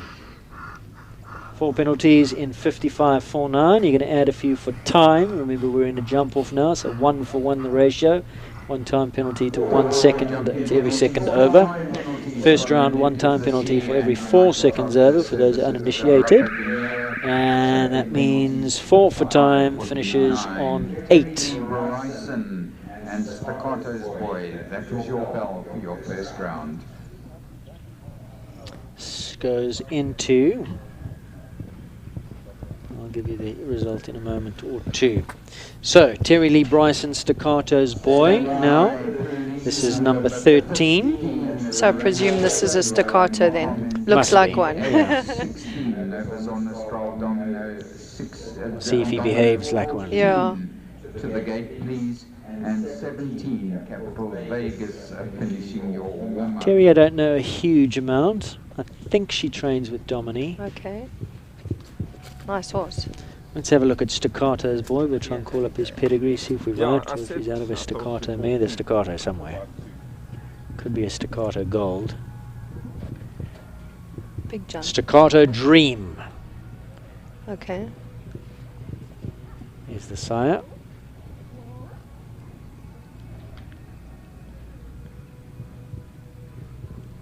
Certainly got a lot of jump in him. And a lot of blood. I do like that when a horse toes you to the fence. Especially for the youngsters, I think it's great to have a horse that toes them. Do you like a certain type of horse, or? I do.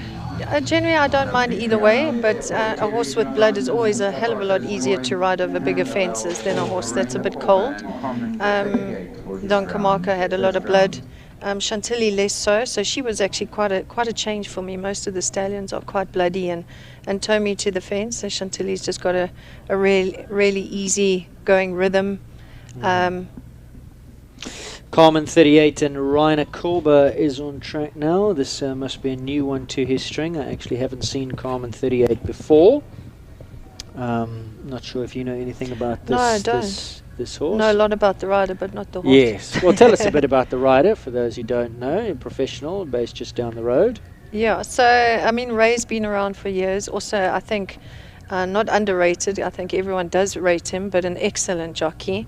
He's also got a nice string of horses coming up at the moment. Super. I think if Ray had to go overseas, he would ride at the top level with the best of them.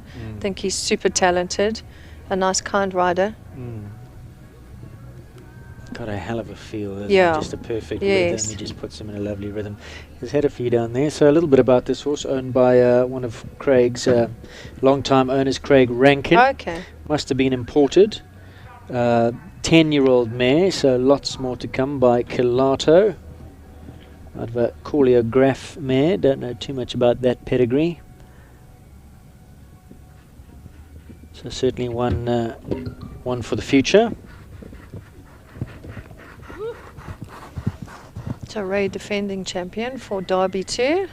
16 penalties for the first round for Rainer Korber and Carmen. 16 penalties, but still making their way.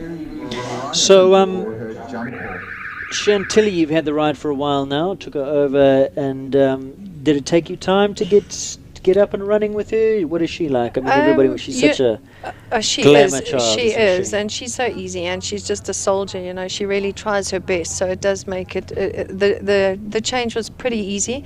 I was fortunate enough because it actually happened over COVID, so I had quite a lot of time. You know, when we had our first lockdown, to get used to her. But our first real big class was SA Champs, and she won that. So that would, to me, just shows, you know, what class that horse has. She's just amazing. I love her, and it's actually such a pleasure compared to the stallions. And you there's know, quite just a nice in general. rivalry now between you in SA Champs and Campbell, going into the World Cups, going neck and neck, Yes. first and second. It's playing out quite nicely. Yes, it is, and you know, Campbell's just also just an unbelievable horse. He's just amazing, that horse. But you know, to go overseas and jump at that level, and then come back here, you know, and still just keep on doing so well. Super talented horse, and always up there winning, either first or second. So we've just seen Staccato's boys jump off round. Terry Lee Bryson, 8 penalties, 2 down in 45.30. Terry Lee Bryson and Staccato's boy. That's the Staccato coming out, kicking back over that fence. So next to go is Georgina Ratcliffe, number 16, Nova Zornenstrahl's Domino. I think this is a new combination, hey? Yes, Georgina next. I don't know anything about. Okay. I've never seen Domino before. I mean, we know the other think, Domino, but yes, it's not the same. No, not Yeah. the same. I think Leonie and Stan own this horse. I think she's just recently purchased it, so it's a new combination. 8-year-old only. Diamant de Semele, Papillon Rouge, owned by Nova Zonenstrahl. James Lowe standing by. What Are we waiting for a jump? Oh yes, we're just waiting for some woodwork to go back up. Okay. I think a pole might have broken there, so they're just replacing it. Yes, I've never seen Domino either. Actually, I just had a chat to Pordy, and she told me that she had recently purchased it. So it is a new partnership. So not bad going straight into the 130s.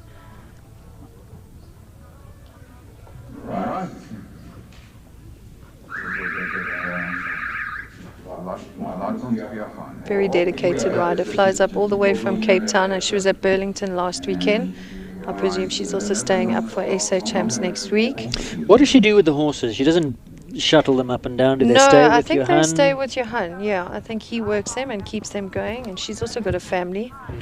She's got some kids, so you know the traveling is also quite strenuous on them. So I think Johan just keeps the horses ticking Do over. they ever go back to the Cape, or do they I stay think here when I think permanently on where off-season? when there are long breaks between the shows, they do go home. But like now, fortunately, I mean we've got so many shows coming up, they stay here. Nice horse. Looks like we have a scratching at 14. Delmar didn't seem to come. So this is Domino and Georgina.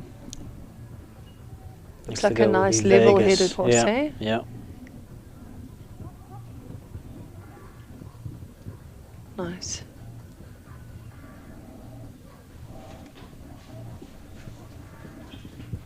Just cross-cantering, losing balance every now and then. Georgina having to make change and get her back into rhythm, and that'll all come with a bit more experience, I guess, as we said.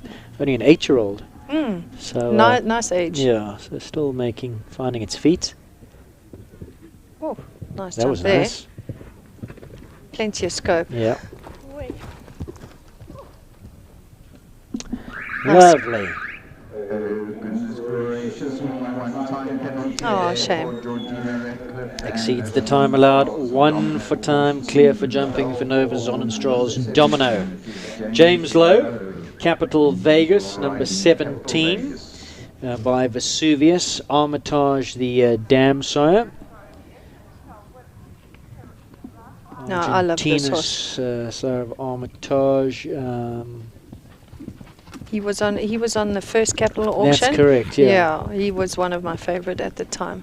Imposing looking horse, isn't he? Absolutely, so beautiful. Very scopy. Extremely, as you can see. Yeah. James, a long-time client and friend of Dominic Alexander. Salahoff stud. Chiropractor by trade, works just down the road. In fact, has 2 practices, James. Sure, that was lovely. Rode that line Very beautifully. nice, going super well. Okay, I'm off. I'm going to go and get on Thank you Capital very much. So Impossible. that was Nicole Horwood. Thank Ronnie you for hosting Healy me. will replace her.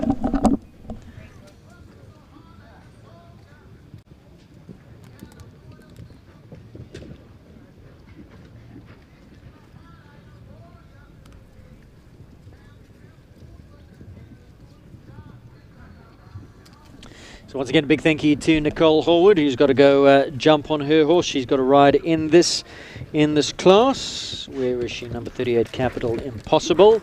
And they're now jumping in co-commentary on my left-hand side. Very good, what are we now? Afternoon to Ronnie Healy. You well? Good afternoon, Adam. Finding You are yourself? well. You've been having a nice day. Tell us about how it's gone so far. Yeah, good day. Good afternoon, everyone. So, yeah, busy day this morning. Had, I'm just trying to think what I had. Elmo, owned by Kaz Leah. Second. Fourth. Were you fourth? Okay, you were something like that. And then he was really good, but after a little break, he was a bit fresh, so I didn't go guns blazing. He's on the team next week for SHF. Congratulations. Thanks. Yeah. So I just thought it'd be a nice, easy day for him today. Atmore had an unlucky fence, but jumped well. But he's on the comeback trail, isn't Comeback, he? yeah. What was the story with him? He had a little strain on his suspensory, and I've just been really, really patient and take my time with him. He's so careful and if the slightest little thing, he can play up a little bit. So I've been really patient with him, but he's gonna get going now. Feels amazing. So. He was really good, and then my 2 young ones have been stepping up. I had Magic Boy and Cornet's Mandarino, and Yeah, jumped really well in the 140s. Kim Erasmus is currently on track. And it's a nice blood mare, Callahoo for Quita. Kim training with Rainer Korbe, if I'm not mistaken. I think you're correct. And yeah, you had a good ride on Cat Weasel. You happy? Yeah, he. I'm hoping it's gonna roll. The dice is gonna roll my way eventually. I just can't put it together. But anyway, he jumped really well. I'd rather have the mistake today, and he's ready for next week at SA Champs. So. Exactly. How have you gone into the show? Because the dates have moved because of the lockdown when we went back up to level 4, shut down for a little while. So this show was meant to come a little bit earlier, was pushed out now the weekend before SA Champs. So how do you come into... You coming in here competitive? Or you come in here going, well, I don't want to burn the horses out before next week?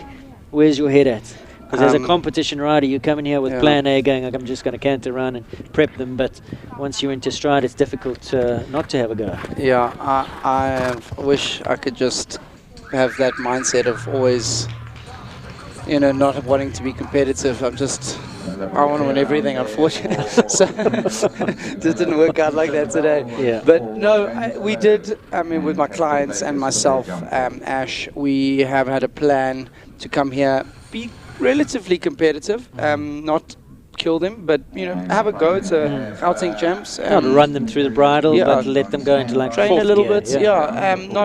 We don't have to kill them, but I think it's been an amazing show. My sponsorship, Western Shop, thank you so much for being able to put this show on. Without sponsors, these things don't happen. So. Thank you, Western Shop, and I think it's been an amazing show. and has built some beautiful courses, and it gets us up and running for next week. I think it's a big week next week, and we all have to make our own plans with these breaks about how to manage our horses. Every horse is different. We also put our horses into the first set of horse sickness, so they needed this. They were a little bit rusty. They haven't done loads and loads, but also the break's been good for them. James Lowe going super well here on Capital Vegas. In fact, I've never seen this horse jump this well. I obviously train with Dom, and so does James. This horse, they've done an amazing job with. He has improved so much as a rider. He's getting in a really nice team of horses. So I see this horse often. Every He week. looks like he's gone up a gear and letting the horse stride more, and it just suits him. But I think he's right, because he's produced it. And I'm a big believer in producing horses, and from the beginning, and you learn everything about them. I've watched him from when he had it as a 5-year-old, and it's got better and better. And he's developed as a rider on it. Him and Dom have done an amazing job. But I think it's a really, really special one for the future. On track now is Quinine. This is Stacey Weston, number 21. Loved Vegas. He goes into second on that round, 50.34, still leading Crispin in 47.72. We saw Clementine go clear with Leanne Hasselman. So following Stacey's round, Leanne will take her jump-off round. This format, unfortunately, is what it is. We're in COVID, but what's your headspace? You don't get to watch the others go. You got to jump off, then head to the golf course. I think I wish. It's a tricky one. I think you dealt with this card when there's a big class like this. We are limited to the amount of people we can have here. So I think this is to have a show like this. It's the best. It's the best of a bad situation. Stacey, this is the replay of her fault on track. Just not cantering through the turn. Finding the back rail, back toes. So I think it doesn't suit everyone, but as you say, if you've got one horse and you need to go, and you don't have to hang around all day. You jump and go, which is great. But it's not ideal, for a championship and stuff like that. Everybody wants to be able to, get ready, revved up for the jump off, see what you're doing, and it does get drawn out a little bit, but at least we can have this show. We're grateful to be able to get going and be competitive. So Kim Erasmus, this is her second ride now on for Quita. Time to beat, that belongs to Crispin, 47.72. She's not hanging about. No, this is Ray's a super competitive rider, and all his pupils are so competitive, and smooth. She is very competitive. Reminds me a bit about that mare that you used to ride, Beauty. Yeah. some kind of electricity and actually with Jackie Cochran. Sorry, Yes. that's it. Now, and I think she has a bun in the oven. So Ray's riding. Oh, unlucky. Oh, 45.59 was the time. To reiterate to the viewer what's happened between the jump off and 45.59 and 4 penalties. So that was the jump off round for Kelleher for Quita. So for those who have just joined us, just to know the format that's going on, we've just spoken about it. But if the rider goes clear, they will hang on for one rider and then jump their jump off track. So that was the jump off for Kelleher for Quita, and Kim Erasmus gave a great performance, just finding the final rail, 4 penalties in 45.59. So Quinine has gone. Bianca Pitt should be on track now. And this is Kelleher Liadara. And born 2013, 8-year-old mare, Hanoverian Lissabon Spree is the pedigree. Seen Bianca quite a few times today. And here she is back again. I believe she leaves in just a couple days' time, 10 days, and she'll be over in the US studying. Oh, wow. And riding at all, or what is the story? I think she plans to get a few horses there, or a horse, but she has been accepted to varsity. I can't quite remember where, but I would think that her focus will be more on her studies and riding more, just to keep her eye in while she's studying. I'm sure she's not going to give it up completely. No. She's too good. She's too passionate about it. And especially if you're there, the circuit there is amazing. So it would be silly not to, if you can do it in one form or the other. And she's good enough that if she could get a good ride, she might get a bit more from others and build something up. Would you ever like to go to the US? Would there ever be plans? It was my plan, and then I had heart eyes for my wife when I came in, so she ruined all that plan. So, it was the plan. America is, I think, on a business side in this sport, is amazing. You can the amount of Irish boys that have gone there and set up and had incredible careers and good business, that it was definitely the plan. And those Americans, if you got a good one, they come with those dollars. Yeah, trust fund baby. Yeah. And Toki, how's he doing? Because he's there. Is he Florida? Doing super. I actually saw that he is teaching Louis Oosthuizen's, the golfer, his daughter. Are you serious? Yeah. So, and so, which is amazing. The South Africans sticking together. Well, if he had won that Open title, he would have maybe got another horse to the daughter. Went to give him another zero on the budget. Exactly.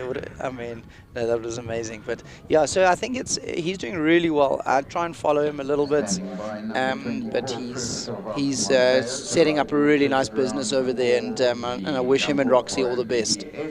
Linda Ellerine, Gregory Scott partner up on number 23, back on track, BBS. Very good afternoon to Linda. I'm sure Linda's watching. She wouldn't be missing this one. Afternoon, Linda. Gave a hell of a good jump over that Norbrook fence there. Yes. Ray was partnering this one, but Greg back in the saddle. Stole it back. Yeah. It's a nice horses. Really, really super. Special. Okay, he gets a really good tune out of it. Greg really does sit so beautifully on his horses, and they really jump for him. He gives them every opportunity to use themselves. He's so good with forgiving at the fence with his hands, and so just gives them the time and the space to come up and use their bodies. And I don't think she's the easiest. You see, she's got that headgear on. She seems to be the new fashion. Yeah. You tried it? I haven't. I see a lot of horses doing it. I see horses overseas doing it. I don't understand it. I don't understand. Yeah, exactly. So I guess I can't comment on it because I don't know it. I don't know enough about it. I know that there are theories behind how it works and why it works. They say it's something to do with, pressure and points and like a dog's lightning blanket, they say it's. But I think I need one more than the horses. Try. So this is Bianca Pitt. We go back now to Liadara jump off Bianca Pitt, and leading the jump off in who's leading? Crispin still leads in 47.72. That'll take some beating. Yeah. Kim got there. Kim's time 45.59, and Fukuita but found the final rail. So the time can be, yeah, it's doable, but can you leave them up getting there? She's just giving a nice schooling around. Young mare, big future.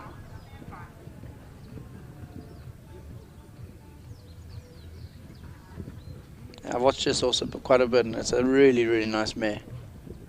She must be pretty strong. She's got some little combination. Yeah. Hackamore and Snaffle. I think it's more, you know, when they're a bit sensitive as well. They get a little bit fussy, and at least you can put a little bit of nose pressure on when they've keep them over the back a little bit. Yeah. 49. What was that time? 49.18. So Sunny Park Crispin still stays in the lead on 47.72. And this now is Frischgewacht Montea. This is a very, very speedy sort. So if this goes into the jump off, I'm sure we'll give that 47 seconds of Crispin a good go. 16 years old now. Here's Montea. Kayla Gertenbach rides. Unfortunately, will not go through to the jump off this afternoon. Yeah, so Chelsea, her sister, normally rides this horse with another one that Kayla's been jumping this weekend. But Chelsea's overseas, coming back soon, so Kayla just is actually giving her ones an easier week before next week. Is she holidaying? Is she vaulting? Is she boyfriending and working? Oh, right. Her boyfriend is actually the German. I think he's the coach for the German vaulting team. Okay.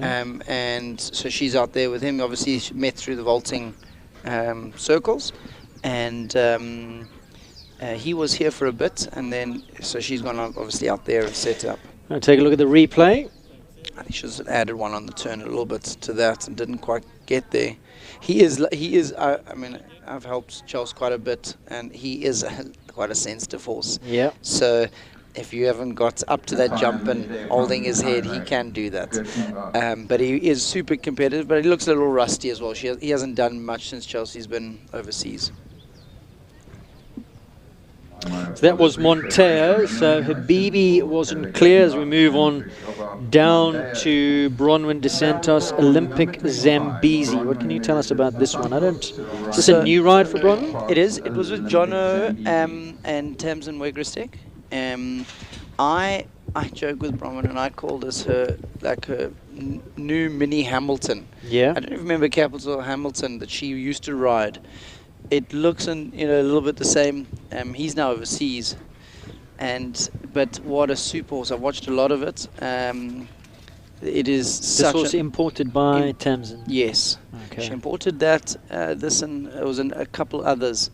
Bromans bought a couple from Jono and Tamsin recently. This one and the mare. I can't remember her name. The Katoki mare. Yes, it'll come. The one with the tongue out the side of the mouth. Yes. So, but she loves this horse when I've spoken to her about it, and I think it's going to be quite an exciting horse for her. I think he's. So she's putting together a real formidable string of horses, isn't she? No, she has got some real horsepower. Her stallion is exceptional. Lavubu, which was in the Grand Prix earlier. She's still putting it together with the Kotoki mare. It's going to irritate me now. Somebody's got to tell us. It's K. Yeah, something. It'll come to me. Yes. But I love clear around. Should we just shout to her and say, what's the name of the other horse? Yeah, let's ask her. But yeah, so she's building a really nice team, and her son Cody, he's also going to have some nice horses in the future. Devonport Radiant on track now. This is Stuart Barker for iFarmer. Big thank you to iFarmer, co-sponsors of this live stream broadcast. This is number 26. And this now an 11-year-old mare, Rex Granus and Mayfair Wunderbar, the combination here. Lovely, honest horse has given Stuart lots of confidence. He's won quite a bit with him as well. He's also another client of Ray and Jean Coba.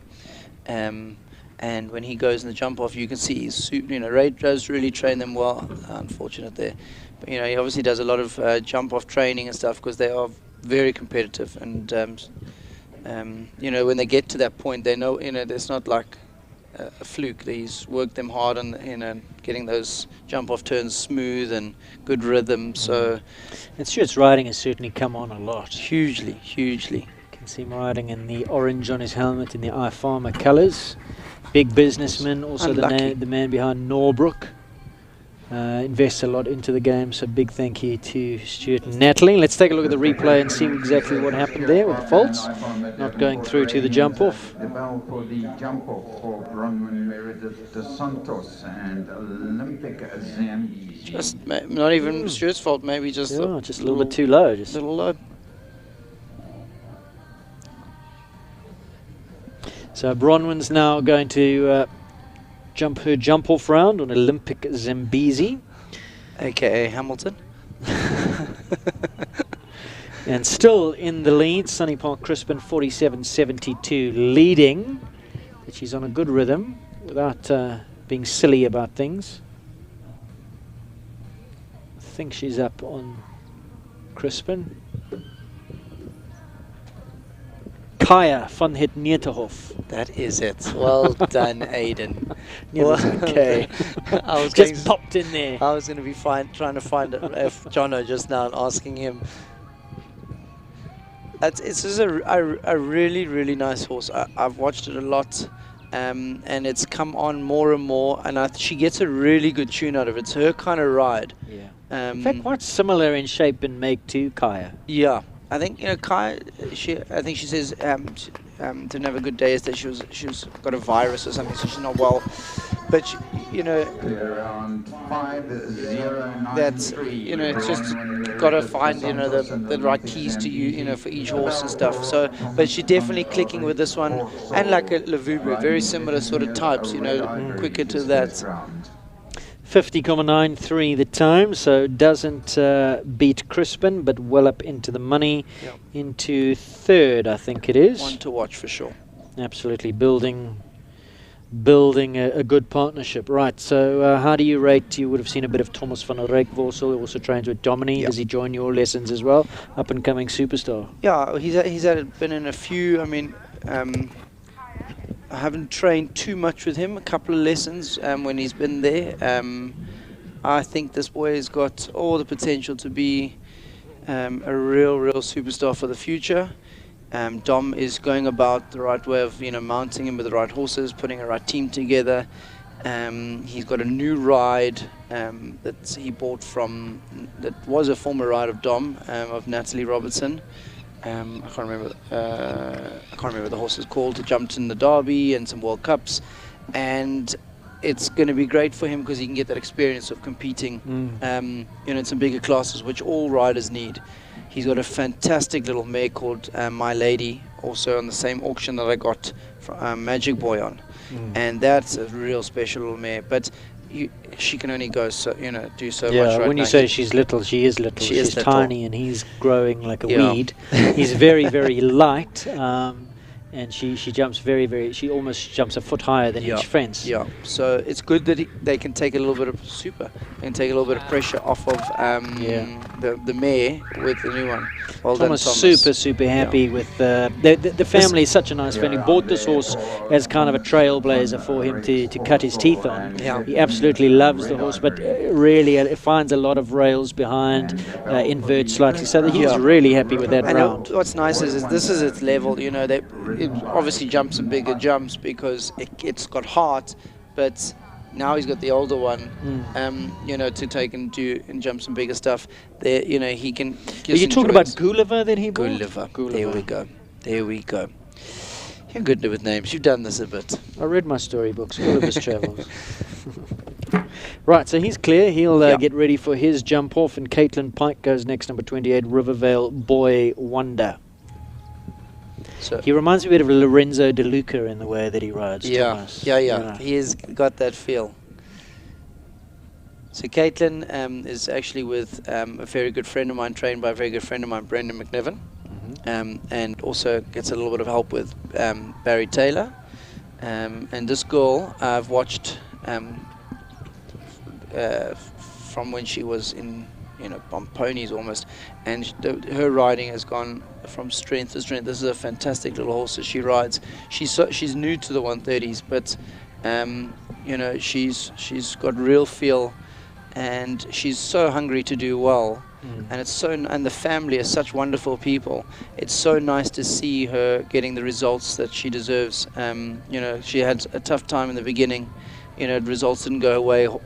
Trying to find the right horses, and it's great to see her in the ring where she, at this level where she deserves to be.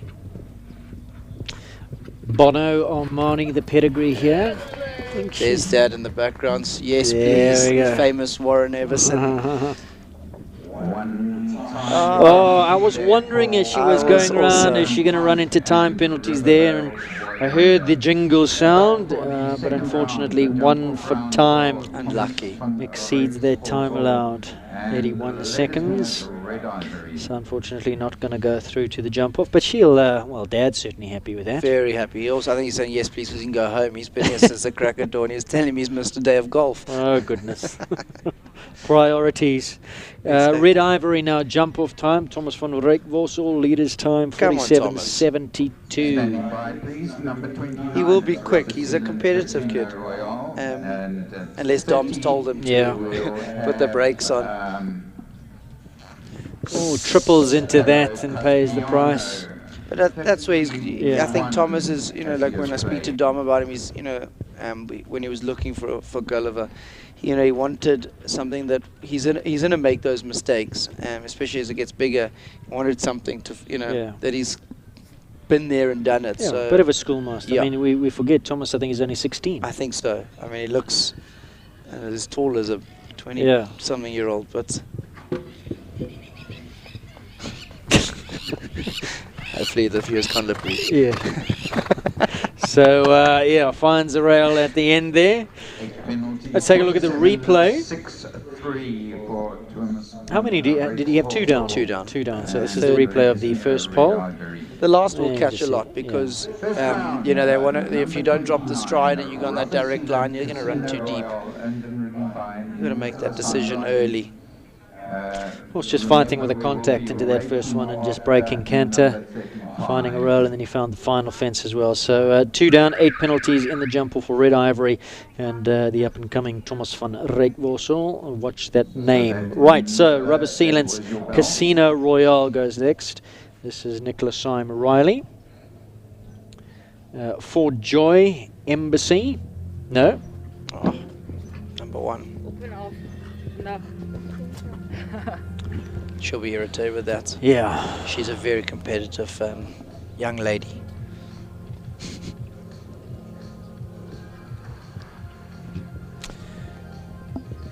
Casinas and Graf Granos, the pedigree of Casino Royale. And lovely to see how she's brought this new sponsor into the game, Rubber Sealant, who have become so passionate about equestrian sport. Please go and check them out. Rainy season just around the corner. It's amazing stuff. It is actually really, really good. We've used a bit of it, with on poles and stuff, and really, really, really good stuff. So yeah, I recommend it. Co-sponsors of this live stream broadcast. Big thank you to them, Rubber Sealant. Go check out their product. You got drips and leaks and horse boxes. You use it as on paving, all sorts of things. I painted some poles with it, and it protects those. Instead of the paint, chipping and peeling away, it actually protects those poles as well. I thought you're going to tell me you tarred and feathered George Cutlass with it. Yeah, because if he doesn't start jumping some clear rounds, he's going to be tarred and feathered. So the first pole goes down, so Nick will be a little bit unhappy with that. But that often happens when you're not up to tempo. She looked a little bit sedentary off the turn there and then had to get going. Anna's been clever with her course building all week. We as South Africans don't ride fast enough like in Europe, and she has been. When I talk to her, we've been trying to get time allowed tighter. Us as riders riding faster, which in turn gets horses jumping better. Cameron Dawson's on track. This is Callagho Casperon. Caspiano, beg your pardon, by Casperon, out of a Concoriano mare. This is a really special. These are your neighbours, are they not? Yes, okay. Mr. Dawson. So Cam, I used to help Cam a little bit, so I know these horses quite well. He's with Jonathan Clark now. This horse, I think, has got all the scope to jump the biggest jumps. Cam also is amazing there. He's works quite hard with his dad, so he's in a juggling time with work and horses. So it's been a bit difficult for him to, find a happy balance at the minute. And I mean, that's why with me, obviously I didn't have the time to do what he wanted, and Jono could come and help him quietly on his own. So it was all amicable, and but I really have a lot of time. And he's actually put his hand up. He's retired, so I wonder if you've hit the nail on the head, that perhaps the preparation just wasn't quite there. And it's tough, I think, with work, and I mean, we've started a new business. It takes a lot of timing and planning, and horses get rusty and things, and but he's a lovely boy and some really nice horses, wonderful family, and I hope it all sorts itself out soon. Adrian Brink goes next. Plain Dean Stables, Cosmic D. Oh no, we don't seem to have Adrian. And we will be raking off the number 35. We do have, however, Cassius Clay and Michaela. What's her married name? Is it MacDonald or Corsten? No, Corsten is her married name, and now it was Michaela MacDonald. Okay, all right. And this is a horse I just absolutely love. His face is what I love.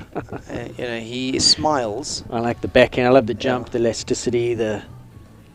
He's a light-framed horse. Yeah, I would like this horse. I would like to ride this horse, I think. Yeah. Beautiful pedigree, Cordento. Yeah. Idokis. Like the great Muhammad Ali, float like a butterfly, doesn't he? Sting like a bee. Yeah. No, he's amazing. I think he's got scope, technique. He's an athlete, quick off the ground there, and he wants to do it. He looks like he smiles when he goes around. His ears are pricked the whole way. Loves his job. I think he loves his rider as well, and she loves him. I've seen lots of posts that she's put. She's just loves her horses. Beautiful technique. I love the little swish of the tail as well. It like winds up like it's a little rotor blade going, giving extra elevation behind. Cassius Clay, and he's on the up. How old is he? 11 now. And well done, lovely clear. So she'll wait one while Chanel number 5 goes, and then she'll get ready for her jump off.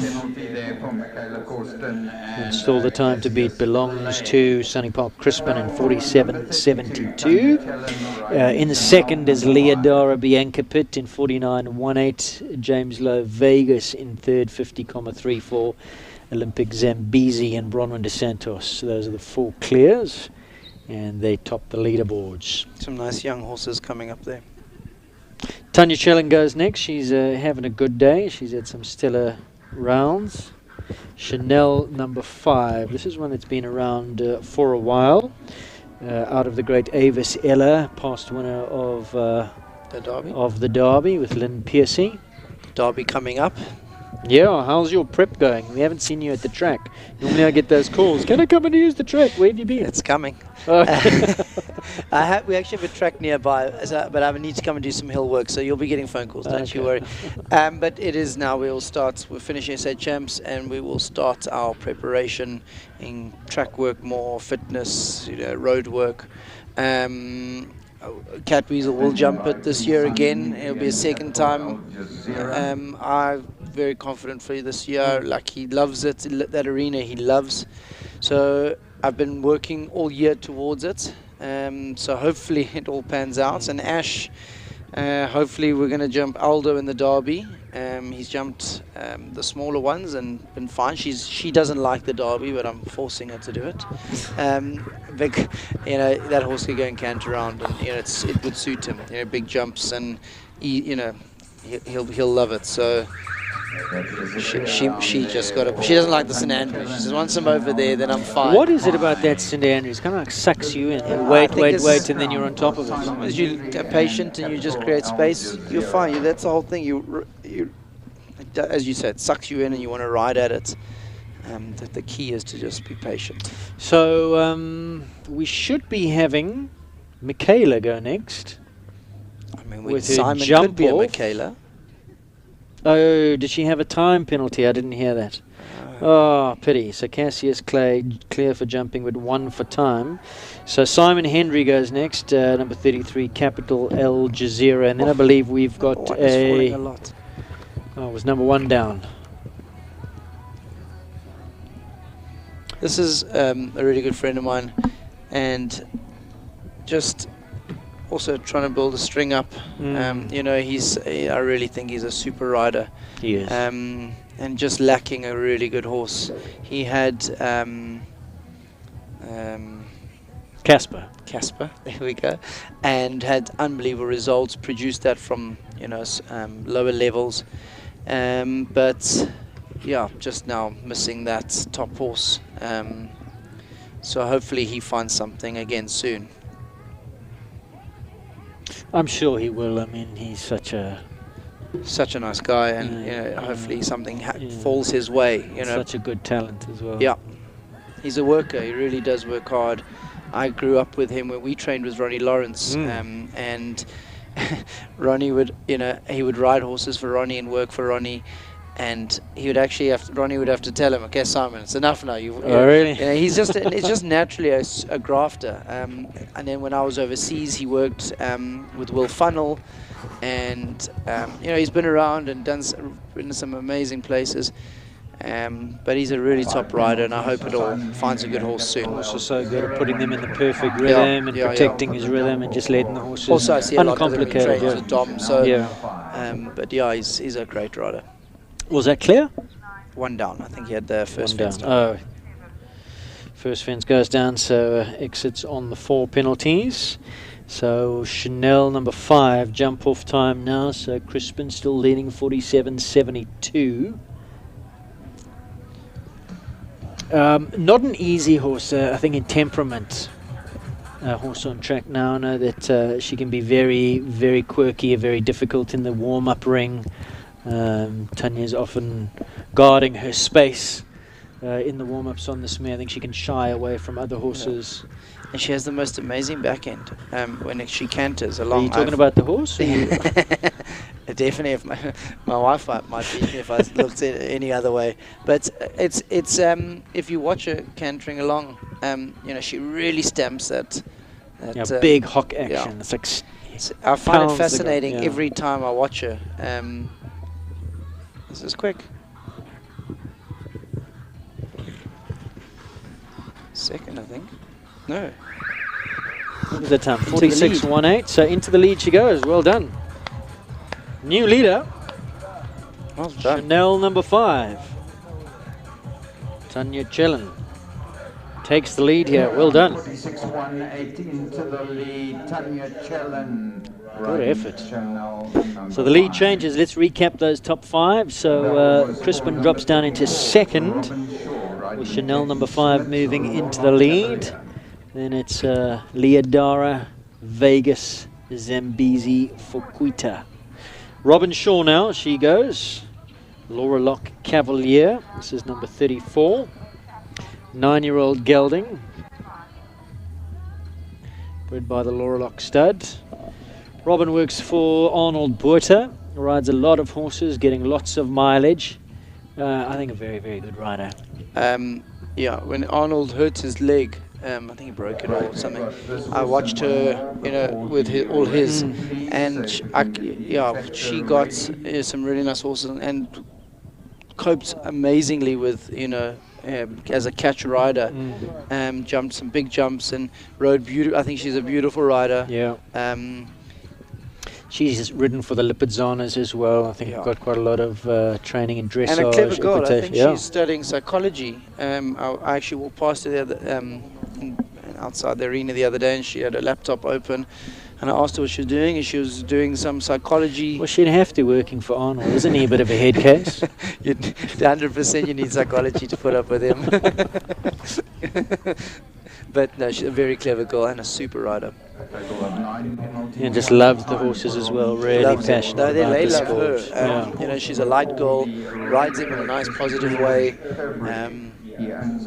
Super. Yeah, I think she found a pole or two there, so won't be going through to the jump off. Next to go is George Perbrick, Callagher Conchavella. This is the last to go before the arena break. So And before I leave you, are you off? Have you got a ride in this? I have some clients. Oh, so okay. you know, all right. I've got to pay my way. But I'm going to leave you with the Gorgo of show jumping. You'll hear lots of stories when they're black and white TVs and stuff. She'll come on and entertain you with all the old stories. So probably more entertaining than us, aren't? You're in trouble. She's giving you give me the death evil stare. eyes. Yeah, it's all right. I'm still faster than her. The viewers are going, who's the Gorgo of show jumping? They're trying to work it out. Suspense Should we is run a quick competition before she gets I in the think hot it'd be seat? good. What could they win? Maybe Western Shop will put up I've got some vouchers. from something. Western If you Shop. can guess who the Gorgo of show... No, don't go. She's a legend of show She jumping, is. let's be honest. Who's the Gorgo? Who's the Gorgo? Meanwhile, George Perbrick's jumping a lovely round. Sorry, George, forgot about you. This horse I love. Concoriano Raphael. And was he clear? Yeah. So now they'll probably just give him a chance to catch his breath. They're not going to send in the tractor before he jumps his jump off. So George is clear. Ronnie, thanks very, very much. Are we gonna watch George's jump off? I will stay for George. Right. So let's and then we'll get the Gorgo in during the rake break. Yep. I think my client's only about 41. Okay. So by the time the tractor's done. So let's just recap this top five. So Crispin in second at the current time. Not sure why Chanel number 5 is not updated to the leader here, but she didn't have any penalties, did she? No, she's definitely in the lead, they said. Chanel number 5 leading from Crispin, Leodara, Capital Vegas, Zambezi, and Forquita. Those are your top 5. Top 6, I beg your pardon. George just catching his breath. And then we'll be ready for him for his jump off track.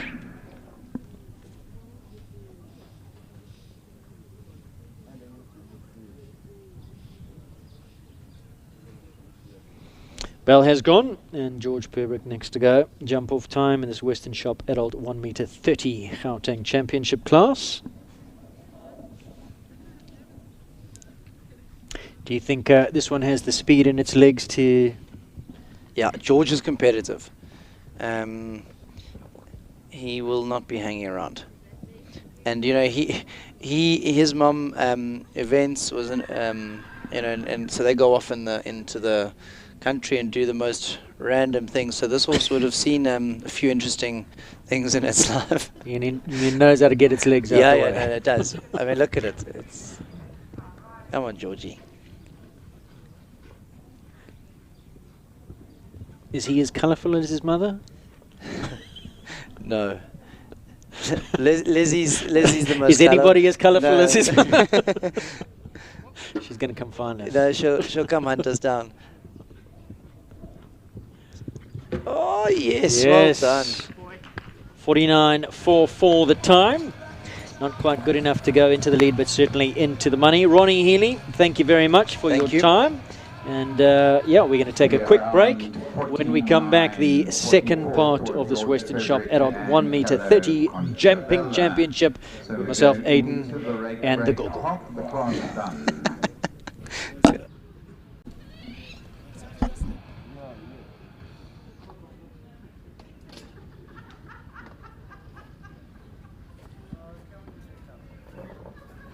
Current leader Bianca Pitt, Keller Leodora 49-1.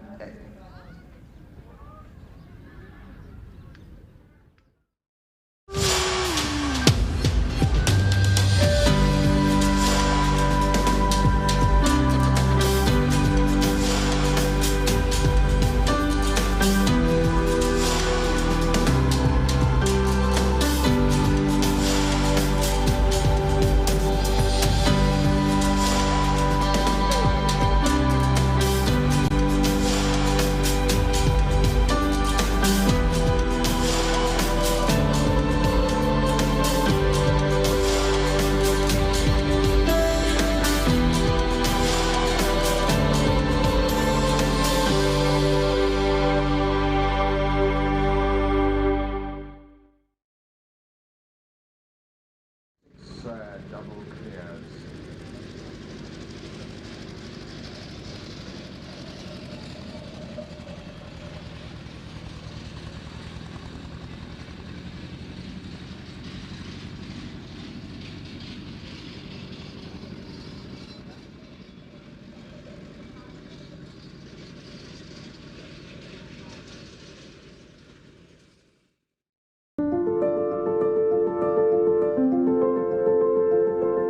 It is said a great horse will change your life. The truly special ones define it. A true horseman does not look at the horse with his eyes.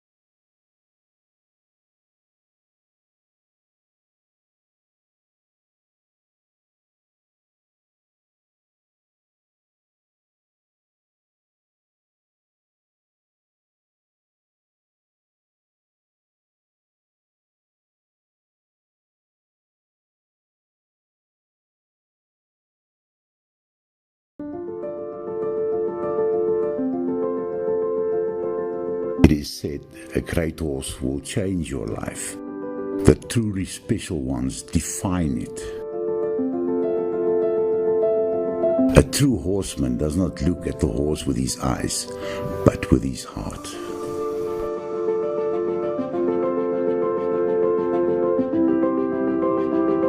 Show your heart with rubber sealant products.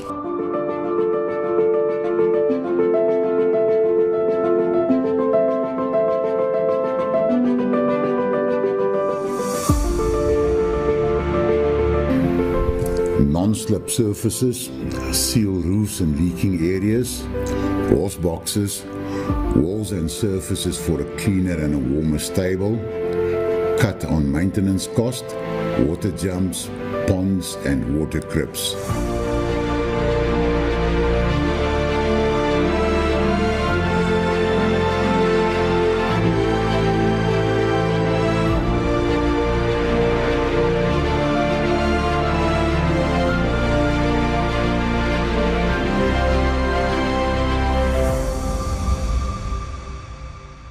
Rubber sealant, no more drips, no more leaks.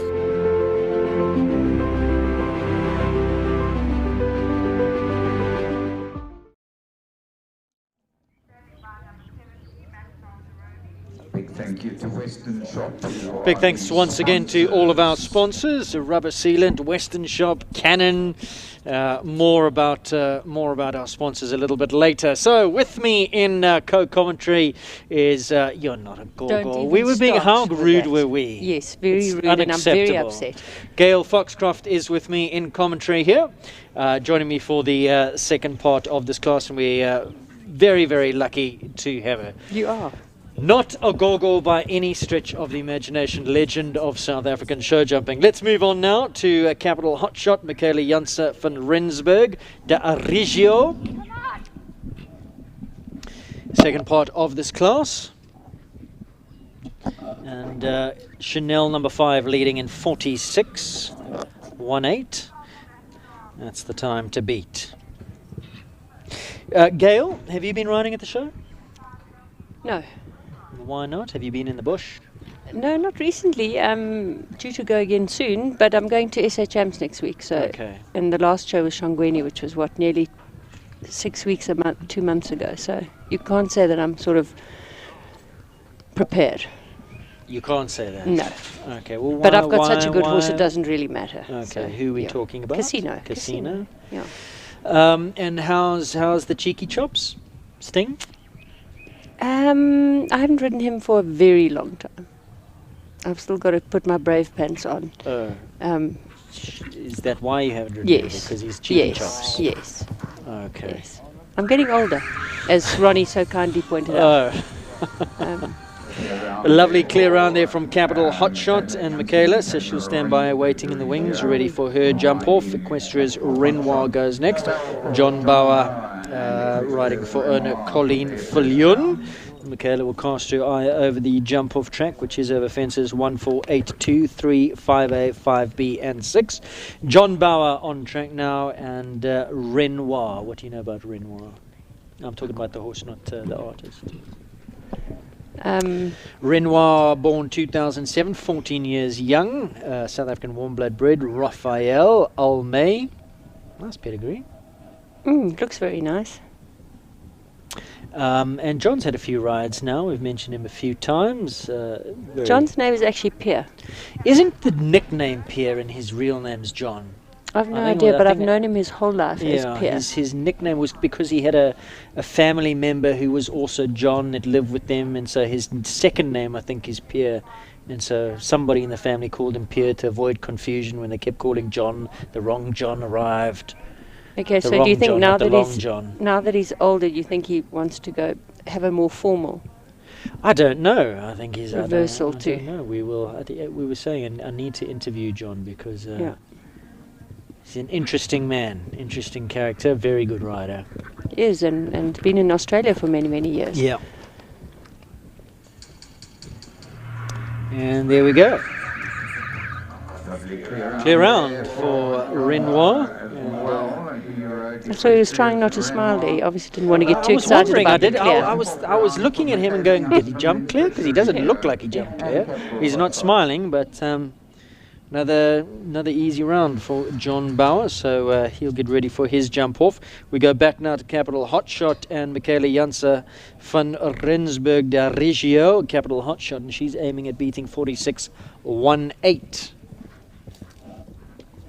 Young rider. I think she won recently at...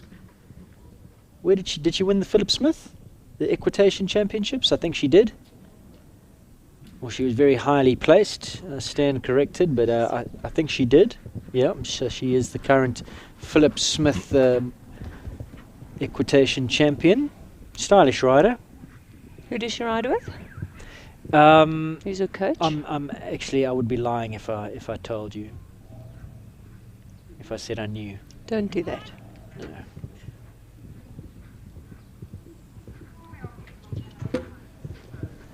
Yeah, well done. 44.83, and that is good enough to take the lead. So she goes into the lead on Capital Hotshot. Well done, Michaela van Rensburg. New leader. Around 44.83 44.83 seconds. Well done. So now it's the turn Nicole. of Nicole, and then back to Pierre. And then we go back to Pierre. So Capital Impossible now, breeding stallion for the Capital Stud by Verdi. Is this a new stallion? I must say I don't know it. Yeah, he's relatively, he's imported? Imported. Matthew Morrison was doing the production work before Matthew immigrated to Ireland. And then Nicole took over the ride. I think she's had him, when did the Morrisons leave? She's had him a good 6 months or more. Yeah, it was quite a while back. But and do you know anything about how they're doing? How I Matthew's see doing? a couple of posts. If you are watching Morrison Family, let us know. Give us a shout out.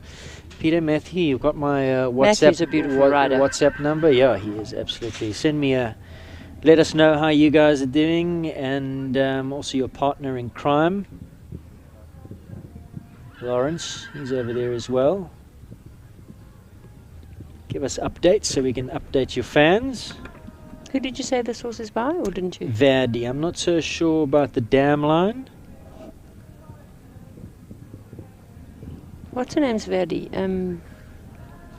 The Dutch guy? Mikhail van Yes. der Vleuten. Yeah, I think so, yeah. That was a stunning horse.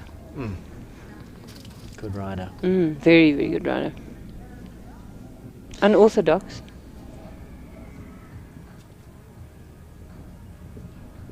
Well, this horse couldn't have a better chance than having someone like Nicole producing him.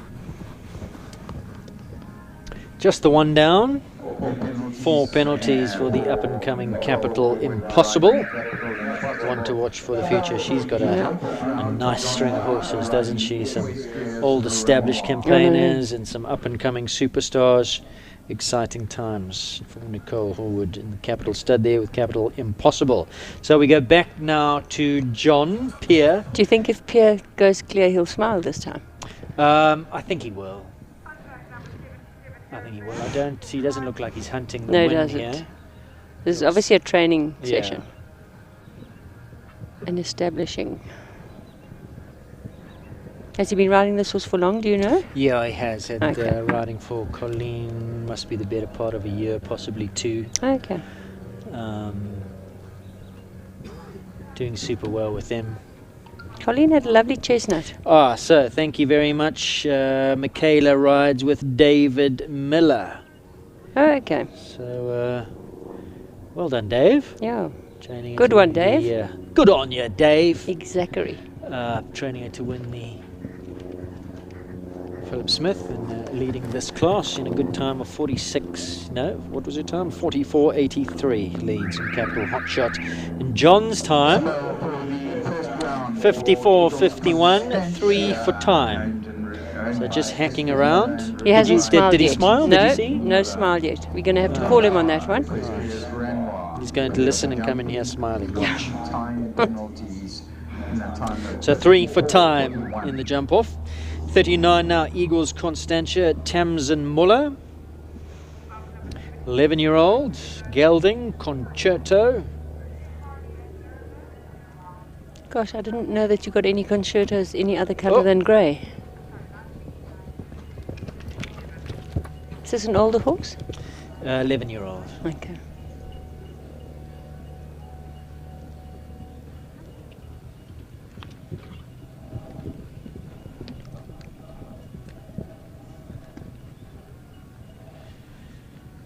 Don't know a huge amount about Tamsin. I've seen some posts and whatnot. I think she's quite sporty. I think into cycling or triathlon, or if you know any information, remember we are interactive, so hit that subscribe button and let us know. No, we get all sorts of wonderful tidbits. How do you think I found There out you Dave go. Miller? Yeah, no, I'm very compressed.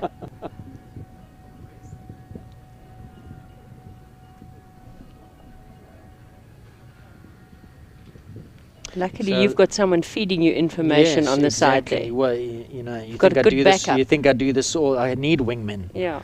Lorraine, thank you. Colleen has Franklin and Renoir. Not sure if she still has both. Yes, she does, because Franklin jumped earlier, in fact. One of the other classes. Just tell me something. Why don't I have a wingman or a backup here so that I can also look intelligent. Well, should we get Madeleine in the middle? Then you can take okay. one Okay. post, I can take the next post. We Okay. can both look intelligent. There's only so much intelligence to go around Yeah. in this commentary box. I think so. We need to share Madeleine. Sorry. Right, so was that clear? For Pepe and Alexander now. I think it. I was. We think so. I think she had to work a little bit hard there. He Yeah. chipped in at a couple, but got away with it. So.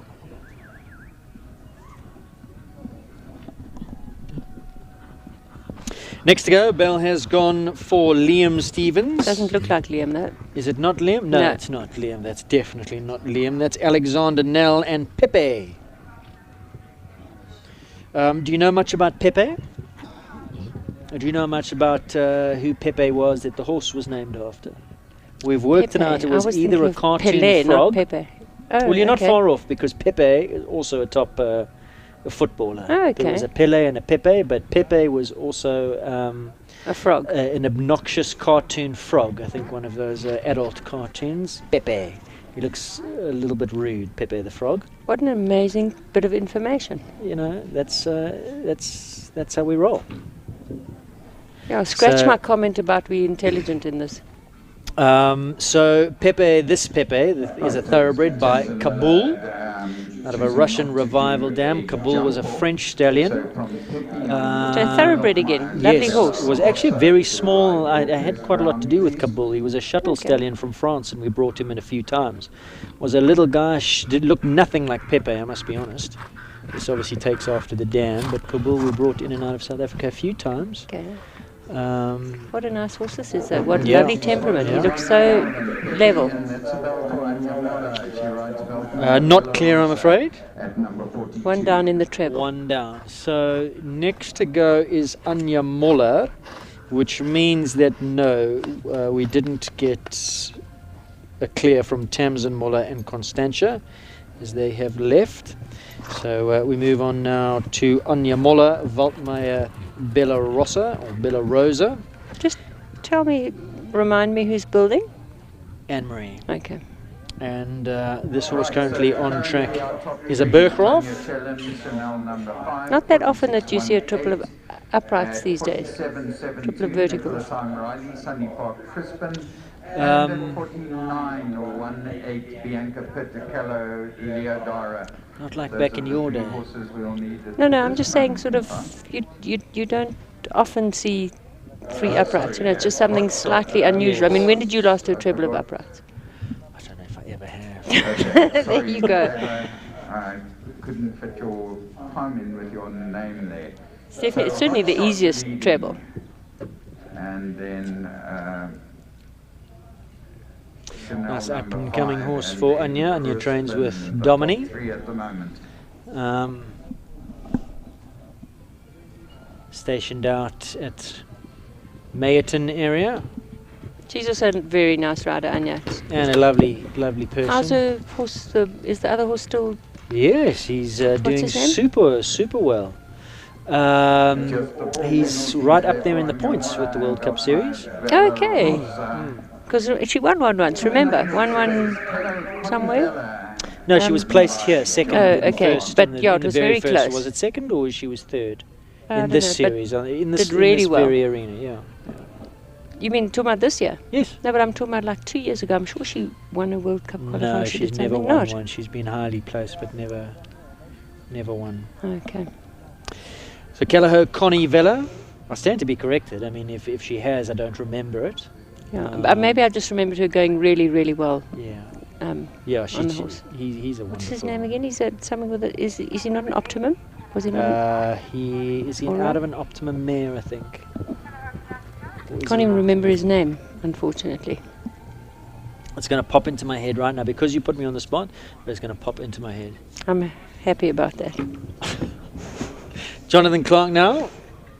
Concoriano Raphael. Callagher, Connie Vella.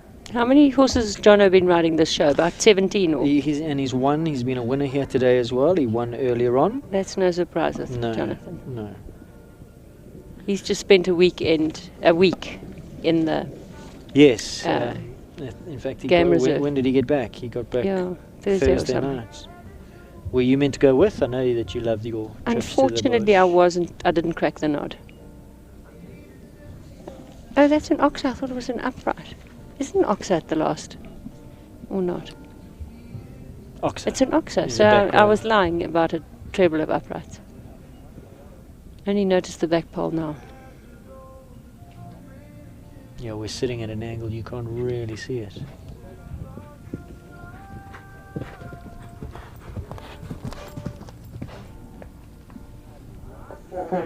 So one down for Silhouette Park's entry, Connie Vella and Jonathan Clark.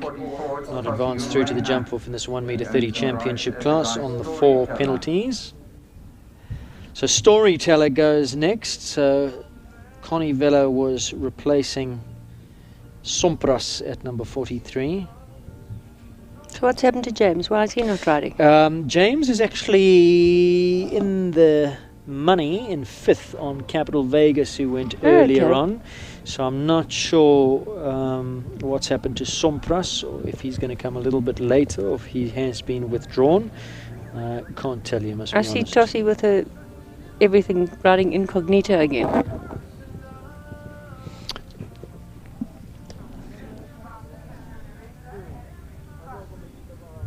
Who's the God, I can't remember anything these days. The Zorro with the Yes.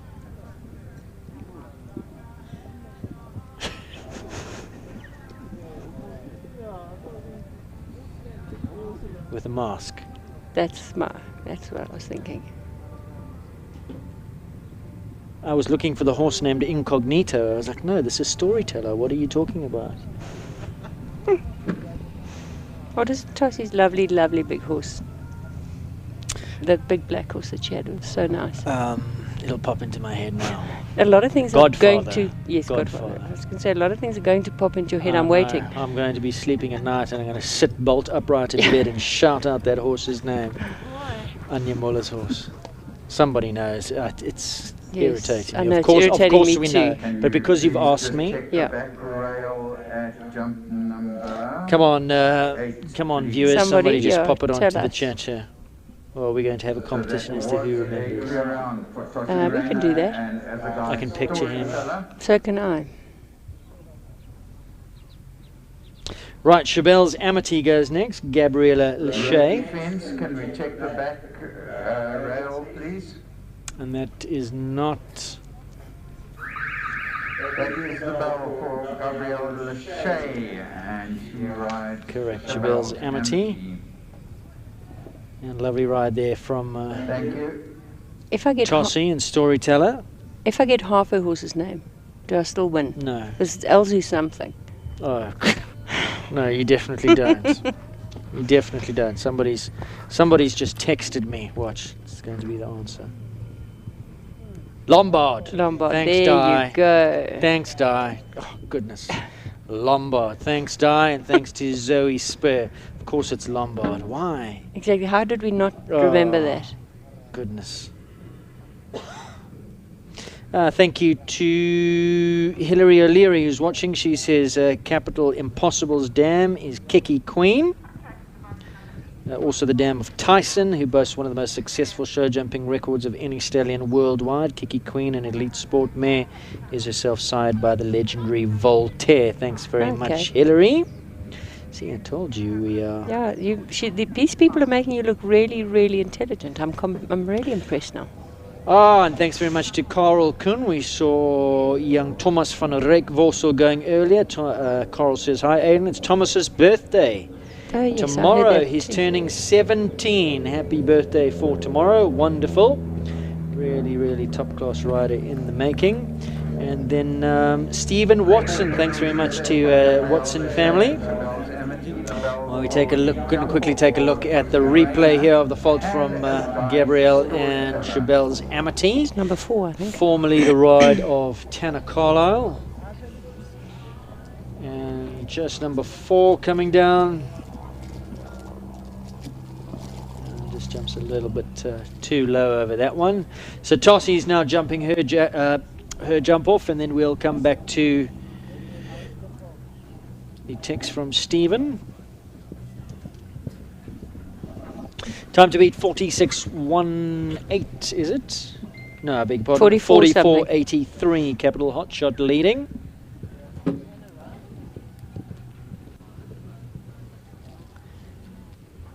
Lombard. How did we not? Yeah, I can't. I'm also It makes me quite worry. upset about It that. makes me worry about my mental acuity. Yes. Don't you have any? What do you have for that? You're a pharmacist. Well, clearly don't you I don't have anything because I'm in the same state as you. Right. So what was that time? 45.31. Good effort there from Tossie Reina. And Storyteller. 31 for Tossie Reina, so she jumps into second. Into second. Well done. And she had a wonderful show at the last Shongweni show on Storyteller, and the good form continues. That was actually such a nice round because just was quiet and she's smooth. a top, isn't she? Yeah, no, she's a super rider. Yanni Kleinant's currently on track. Equus Calaho Conzano. Unfortunately, not going quite according to plan at the Discovery Bank jump, and he just having to compose himself. He did go through the flag, so it does not constitute a stop. He got through, but that does, unfortunately. So that is one stop now for Yanni. 4 penalties for the disobedience, although he pulled the horse out, and 4 for the poles there. So currently sitting on 8 with time penalties surely to follow. So from Stephen Watson, and if you're wondering why Joanne van Achterberg rode with a pink ribbon around her arm, it's all about Ride in Pink for Hayley. Hayley Gould is a young pony rider from Joe's Yard. The pink ribbons are worn in support of Hayley Gould, who fell off her bicycle and suffered a severe head injury. The Ride in Pink for Hayley campaign is to show support and to wish her a speedy recovery. Thanks very much, Stephen, for that. So we all do wish Hayley a speedy recovery. Luca Watson's riding Hayley Gould's pony for her in the Pony Riders 90s Championship class and won the class and dedicated the win to Hayley. Well done, Luca. Up-and-coming superstar rider Luca Watson. Thanks very much to the Watson family. And we do wish Hayley a speedy, speedy recovery.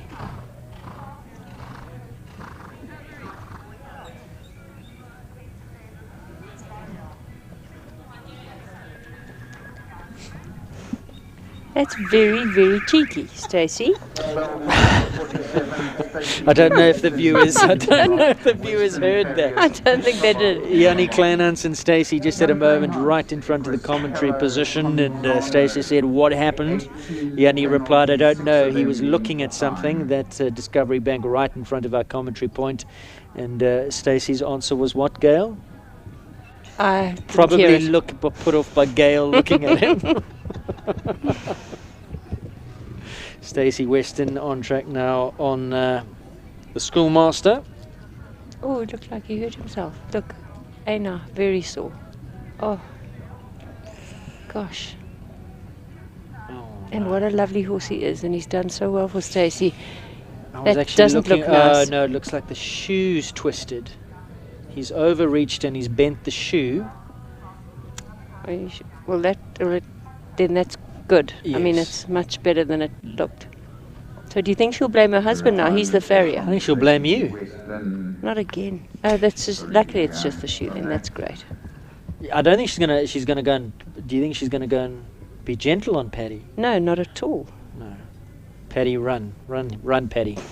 Yeah. Overreached there. Blame the farrier, who's also the husband. Shame, he's Sorry very about sore. that. Yeah. I hope it's more just the Yes. shoe's now unlevel and Yep. he's feeling that and he's not sore. Fortunately, that's one of those things. So Stacey exits, and next to go This is Kayla Trollop. is Kayla Trollop and Calaho Lavoca. So we've gone past Ricochet de Rouet, who was due in next with Simon. That one doesn't seem to be here. Kayla Trollop next on number 49, Calaho Lavoca. Hanoverian bred by Lissabon.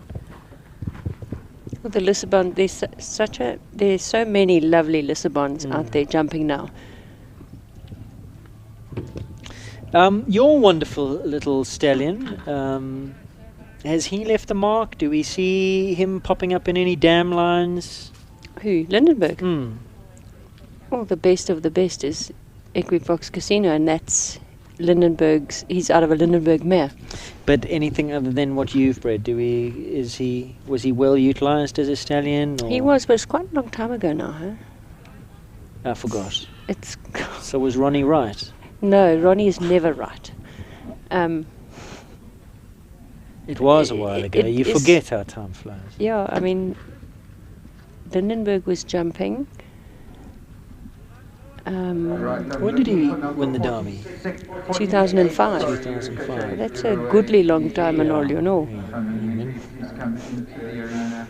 And then number 50, Judah the Prince on standby.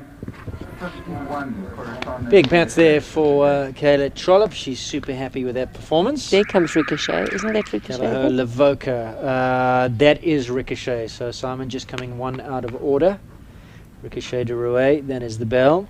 Simon Hendry riding for Amelia, who's normally the pilot. I'm not too sure why. Quite a few, yeah, I'm not sure either. Quite a few horses wearing these pressure hoods these days. Well, I mean, I know how you love masks. So what's your feeling on the hoodie? I actually tried one on Sting, thinking that it might sort of just. And he went mad, and that's why you don't ride him anymore. No, he actually made absolutely no difference to him whatsoever. So, you know, I suppose it's like everything. Some things work with some horses, some work with others. But I see Lorette rides a couple of horses in some them. people swear by them. I've never tried them. I've got a few candidates that should. I know the concept behind them, the pressure points acts like a thunder blanket for a horse. I mean for a dog. You know the Monty Roberts loading blanket as well. Same sort of concept that they put over the horses. Autism sort of thing like about a claustrophobia. It just gives them a sense of comfort. Yeah. So Amelia, if you could let us know why you are not riding Ricochet de Rouet.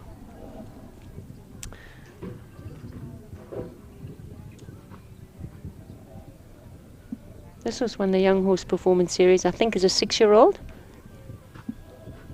Or nearly won it. Led the whole way through the series. How's the series going 2021? It's going Still really well. supported. Yeah, our next show is in 2 weeks' time at Kawena. So everybody who's got young horses, please enter. It's a beautiful venue with lovely equipment. Just 4 penalties there for Simon Hendry and Ricochet de Rouet. 4 penalties, 1 down there for Simon and Ricochet de Rouet. He looked like he had to work a little bit there. Can be a bit like that, Ricochet. Is he still Australian? Or is he a gelding now? I'm not too sure, I must be honest. I think gelding.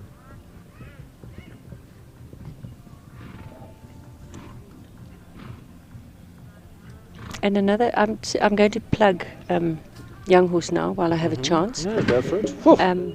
So currently on track. I'll give you a chance in a moment or two, sir, about that. This is, in case you want to, Lavoca Kayla Trollope, who is going around her jump off track. Was clear, but unfortunately not quite going according to plan in the jump off. So after she lands on that back rail, deciding there's no point from there and retiring. Next to go will be Michaela Demain on number 50, Judah the Prince. Another thoroughbred, a Yes. lovely horse. Michaela's done a stunning job with this horse. By Antonius Pius. In case you are watching Nina, this is an Antonius Pius. I've got an Antonius Pius at home that we want to put through the free jumping arena. So that's why I'm just mentioning, because it looks like a really nice sort, but I haven't seen too many out there. I've seen a couple in the Young Horse series, and they all seem to be really nice horses. So I should put it through that free jumping ring. Okay. So this is Judah the Prince, and our producer Mike Demain in the OB unit will be watching, biting his nails. This Michaela Demain, Mike's daughter. You were saying Young Horse Performance? So the next leg is at Kawena, and then the leg after that, the 5th leg is at Summit Ridge, which is a brand new venue. And Beautiful venue. And I believe that doing wonderful things with Summit Ridge, with the clubhouse and commentary. Yes. And it's going to be sponsored by Capital Stud, and it looks like it's going to be a really, really exciting new venue. So everybody please, a young horse, first Kawena and then Capital before the final, which is at Slane City. Michaela just talking to Judy the Prince as she rides on up to that Norbrook Oxer with the water tray. Nicely done through there. He's a very forward-going horse, lovely horse. No, he's a lovely little horse. Cheeky, very cheeky. Oh, you know him? He used to be at Glen Fox for quite a while with a young girl, and then Michaela took him on. Can jump? He's got a lovely jump. Got a massive buck too, which Michaela could tell you all about.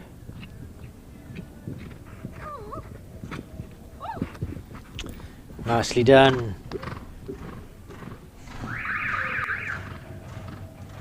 Clear round. Lovely. You can breathe, Mike. You can breathe. For one horse, then it's the jump off. Due to the Prince through to the jump off. Still leading the way. Capital Hotshot, Michaela Janssen van Rensburg. Time to beat 44.83. And currently on track is Cortino. Coritano, I beg your pardon. Jessica Augustine, who we chatted to earlier on, representing Western Shop. This is a lovely horse. Nice horse, yeah, isn't he? I saw him as she also had him in the young horse at one stage, I think, as a 4-year-old, a couple of years ago, and really nice horse. By Corinth, out of a Silvio mare. What's Corinth doing these days? Is he still? Cole's still got him. Yes, okay. Yes, and he's jumping in yes. what level? 140? 140. Okay. This was nothing like Corinth to look at. No, Corinth is a beautiful bay. What's the dam line of this horse, do you know? Silvio. Okay.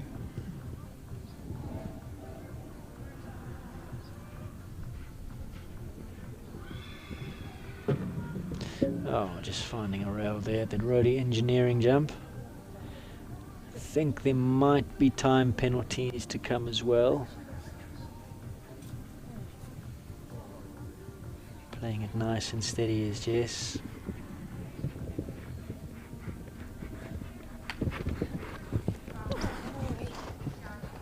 So one down. Just listening out for the time as well.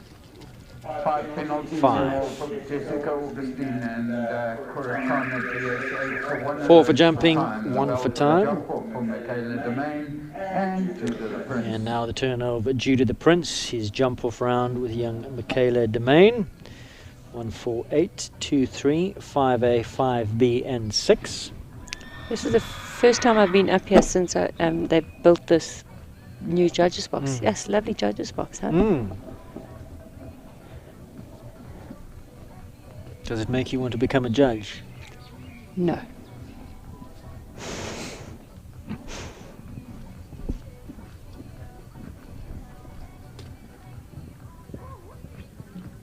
Nice turn.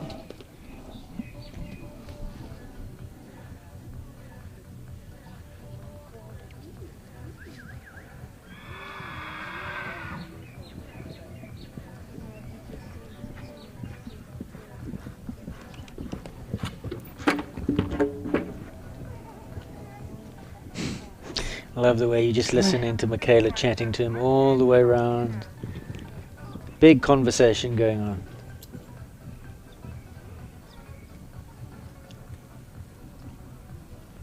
Getting a little bit unbalanced through the turns, just disuniting slightly. Well, not slightly, he's disuniting, isn't he? Can one disunite slightly? Are you slightly disunited? Yeah, well, I caught myself saying it, and that doesn't make any sense.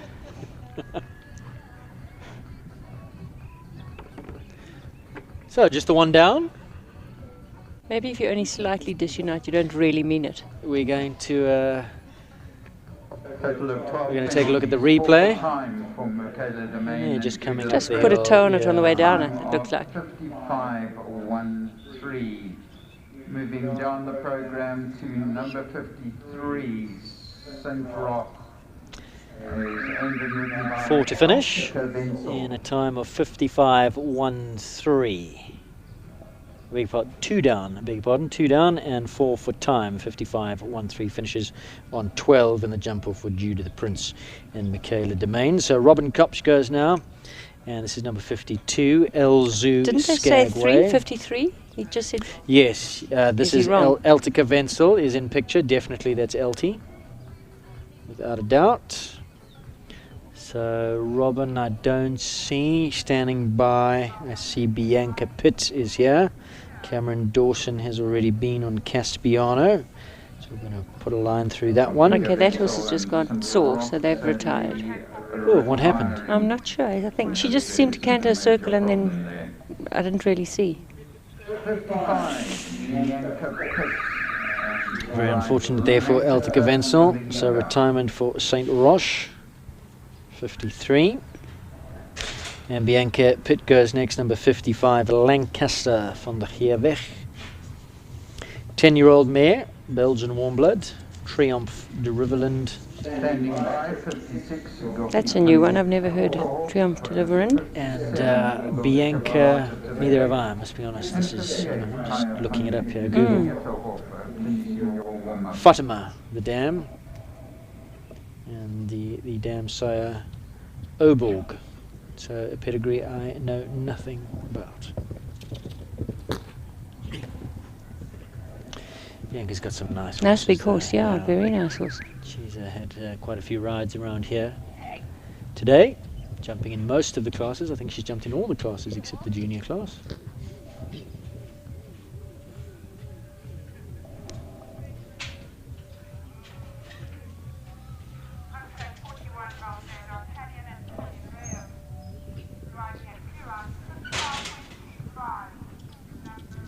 Come on.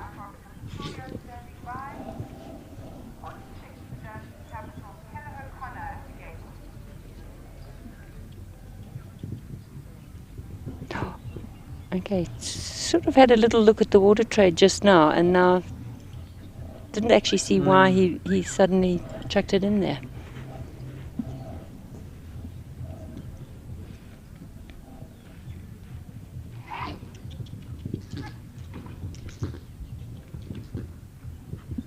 Positive there. Gets his mind on the job. Had a look at that roadie engineering as well.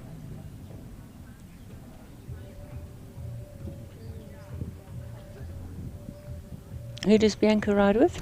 Chad. Okay. Winner of the junior championship title 2 years ago.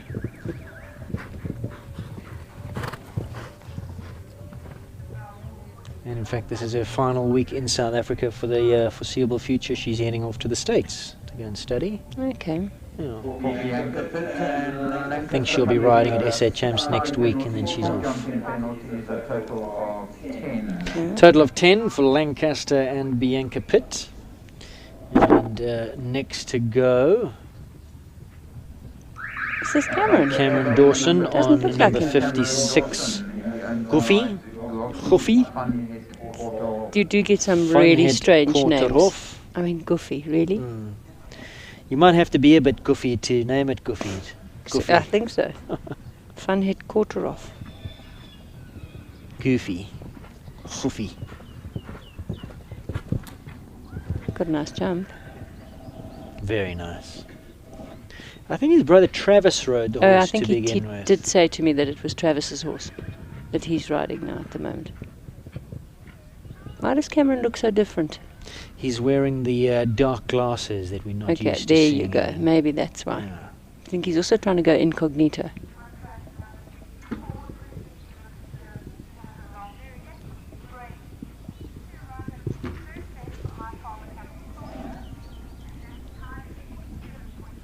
Imported by Nabab Derev.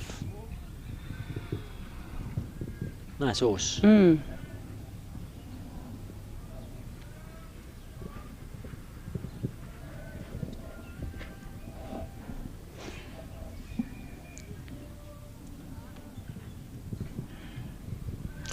let's recap the top 5. Leading the way is Hot Shot. In second, Chanel number 5. Crispin in third. In fourth place, Leodara and Bianca. In fifth place, Callao Conchavella. In sixth place, Capital Vegas and James Lowe. And the time to beat, Hot Shot 44.83 with Michaela Janssen van Rensburg, 44.83, the time to beat. As Huffy goes clear, so we'll get his breath back, and then he will be going after the current horse on track, number 57. Have you decided it's Huffy, not Goofy? I think it's Huffy. Tell me your reasoning for this. It's is it Belgian? Yeah. And the Belgians like the so okay, I'll take your word for it. So I'm going with Huffy. Okay. And there's lots watching Clip My Horse over in what are you talking about?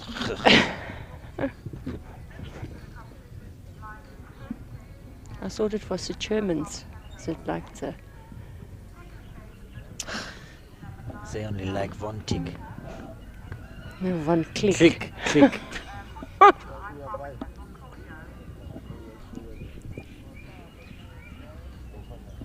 On track now is Chipolata, Kayla Gertenbach for Reba Stables. This is number 57.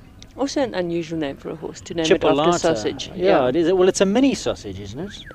Yeah, but still a sausage, I was whether it's wondering, mini do you or think not. that's its stable name?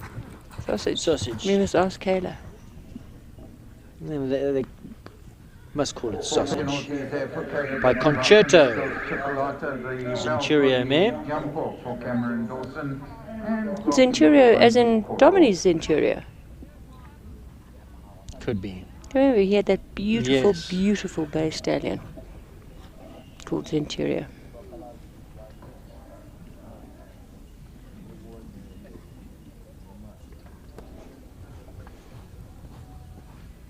So, Huffy now. Huffy is jumping off. I was trying to decide, what do I do here? Do I say Goofy? Goofy? Goofy sounds Goofy. nicer to me. That guttural Alright. G is not a good sound. Alright, okay, it's Goofy. Okay. He's definitely going for it, is Cameron. He is, giving it a good go. Wants to win this. She was quick off the floor, huh?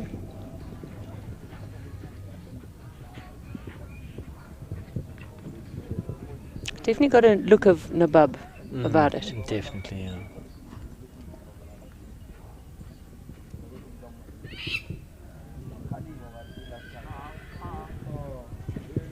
Lovely round. And Jono sitting in the wings on Kaya, just giving him some advice as he canters up towards the last, and a really, really lovely round there.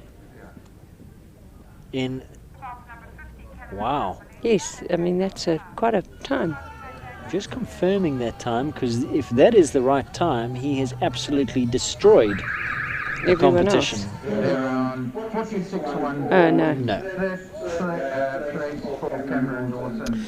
What did he call? 46.19. Yeah. 46.19 the time, so he goes into third on Goofy. Next to go, Jonathan Clark. Is this also a newish horse? In fact, this horse was recently sold. Tamsin Vegrostek brought it in, and Jono rode it, and then I believe it was sold to Bronwyn de Santos, who on the program appears still to be the owner, Kaya von Het Neertehof, number 58. But looking at the horse, I see it going this around is Oxa. in Isn't this Oxa? Oh, this is Oxa. I beg your pardon. Yeah. Getting confused because Kaya, in fact, was Yes, previously John owned ridden, by Jono. yeah. Okay, so Kaya not here. It's getting all sorts of confusion going on. I can Not tell. that I need that at all. I'm getting a little concerned. Yeah. So is this So Oxa this is- owned by Dai? This is Slade or who- Oxa, owned by Silhouette Park. Okay, Tamsin. Yes. Oxa van de Boteren. You can forgive my madness because Kaya very similar look Is to it? this one. I don't know. And make and shape very similar, and was ridden by Jonathan under that number. So Okay, you don't have to keep justifying your mistakes. yeah. sorry, I won't. Okay. Oxa from the Boteren number 59, and Jonathan Clark. Handsome horse. And clear. So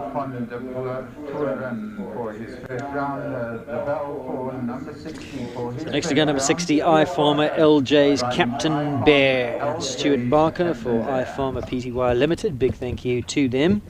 Did Tamsin not have this horse, Captain Bear? I remember No. it as a young horse in the young horse Oh, classes that I once. don't know. That I can't tell you.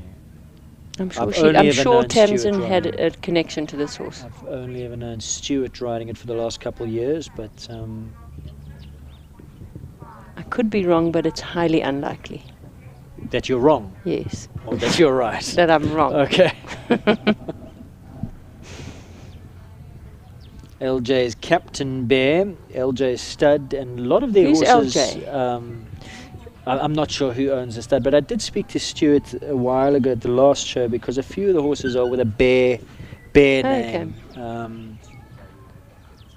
And I thought, do they have a stallion with a bear? And she said, no, they just like to name their horses Something Bear. something bear. Like, what's his name? Billy Stud in England. Although the stallion is Billy or something, isn't it? Or no. What is Billy? What's his name? Funnel. Yes, William Funnel. Oh, that's why it's Billy, because he's obviously Billy. William.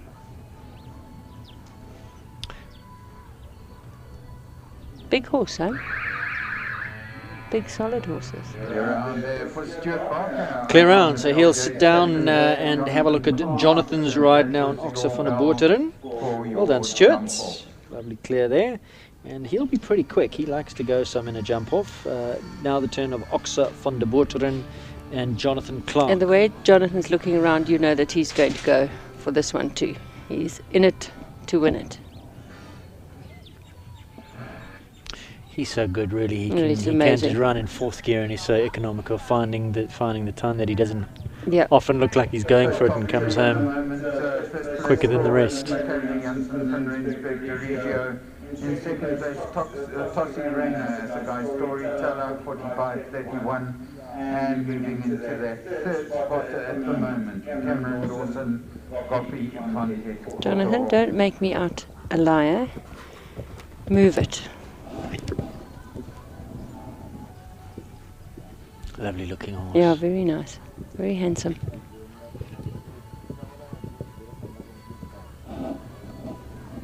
What is the significance of this time? Because it's lied to us just now. Okay, no, he's not that fast. Super happy with him, 48.10.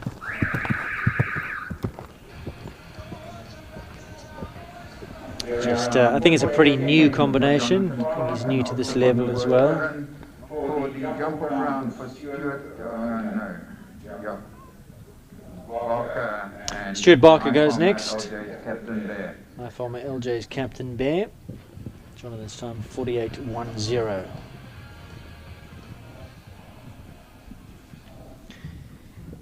I think Stuart will have a go. Okay, I'm not going to say anything anymore. Well, not until I next say something. Did I look down? Did something happen while I was looking down at the paper? Mm-mm.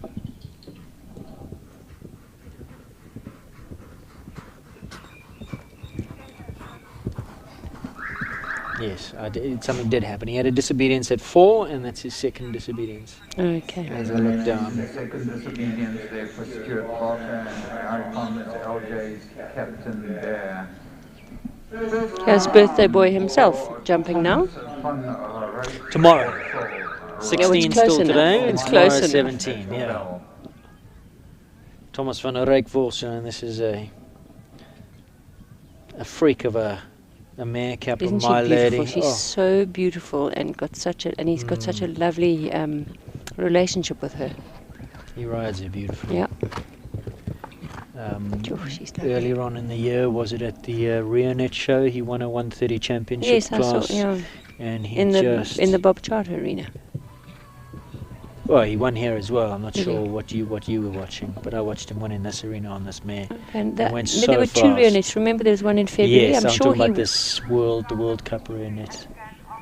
What was the first Rionet show? Was that not also a World Cup It was one? just the Rionet Grand Prix. Okay. So I'm sure he won that as well. She's just very, very special. Yeah. Did Henning have any falls from her? Do you know? I don't know.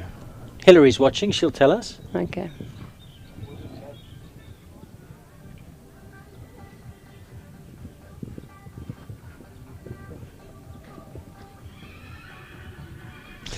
So Diane Bortis, she says that Jennifer Wiley in Cathcart owns the LJ stud. All the bears come from there. All the bears, all of them, and they are usually big bears. Well, this Chestnut was a big bear. Yes, he was a big bear. Thanks, Di. Well, in this country, all the bears would come from there, Exactly, wouldn't they? exactly. Because out of the lions and tigers and bears, oh my, you only get lions, yeah, no tigers or You do bears. get tigers at Tiger Canyon. The Gvatis, they have the Tiger Yes, but Canyon. they're not... that's Not what? They are real tigers. No, I know. but you And know they're what I out in the mean. wild. They're not in a zoo. It's a breeding program, isn't it? I'm not really sure, but I mean they're out there. I mean they are breeding. Yes. I know what you're saying. I know what you're trying to say. Okay.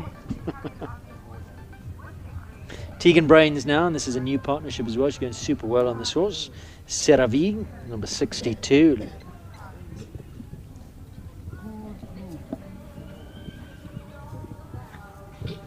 Horse that's full of electricity and jump. What on earth does CeraV mean? I don't know. I know what Seravi means. Yeah, no, we all know what CeraV means, but not CeraV. Maybe maybe it's Seravi. I don't know. I'm goofy. I know, these horses' names are getting more and more difficult as time goes on. What happened to Big Red and Blackie? Bob.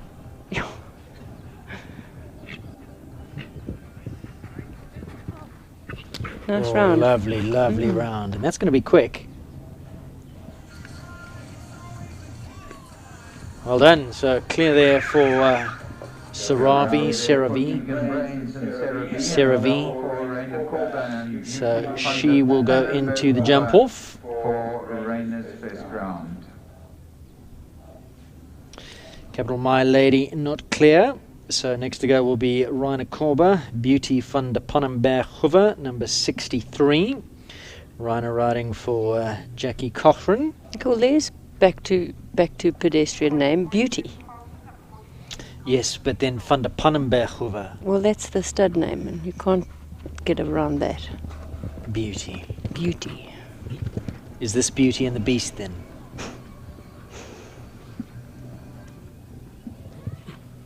She is super fast. Oh, Lovely mare. Slight hesitation on takeoff there, but just popped up even higher.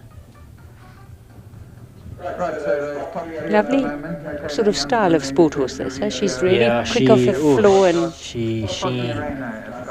she's attacking. And this is the first round in a jump off. She's devastatingly fast. Okay. Oh. Think that was your fault? It was. I'll take that one. Sorry, Jackie. Sorry, Ray.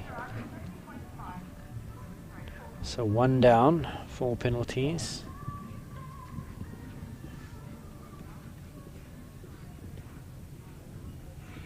You're getting a little ahead of yourself. She hasn't finished yet.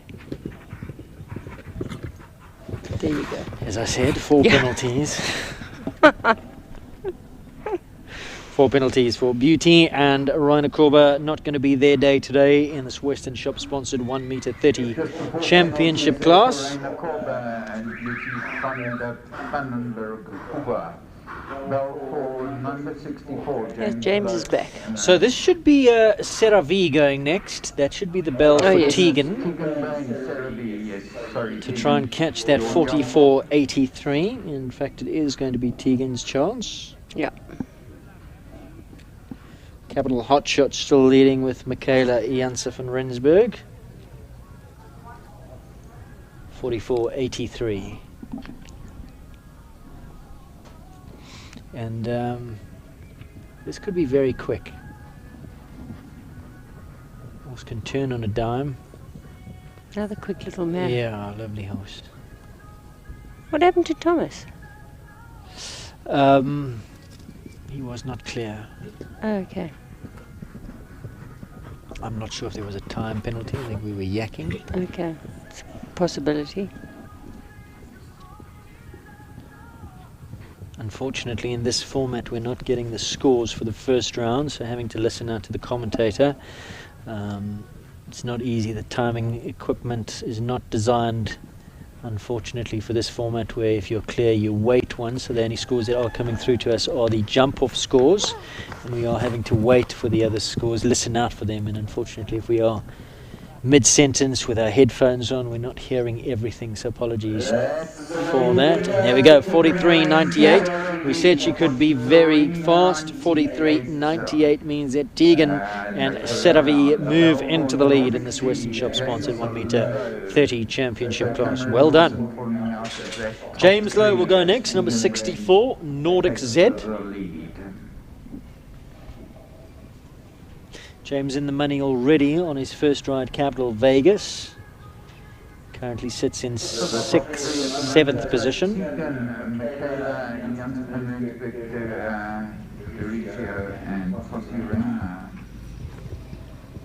Tossie Rayner sitting in 3rd. Where does this horse come from? Our timing not updating either.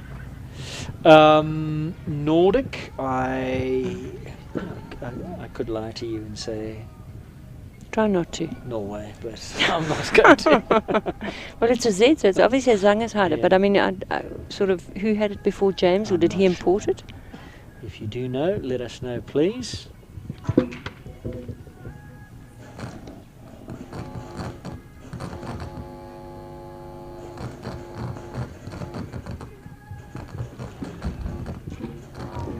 Unfortunately, 3 now. Sitting on a score of 12. 16 with that disobedience. Time penalties to follow.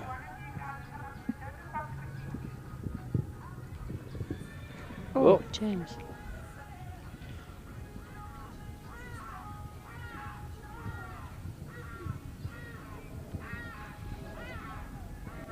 Not the round he was looking for, I'm afraid, not today.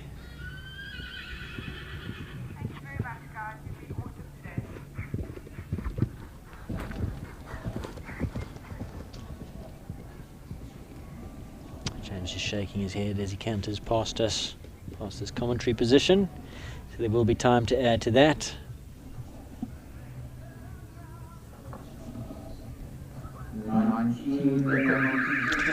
Total of 19, 3 of those being for time for Nordic and James Lowe.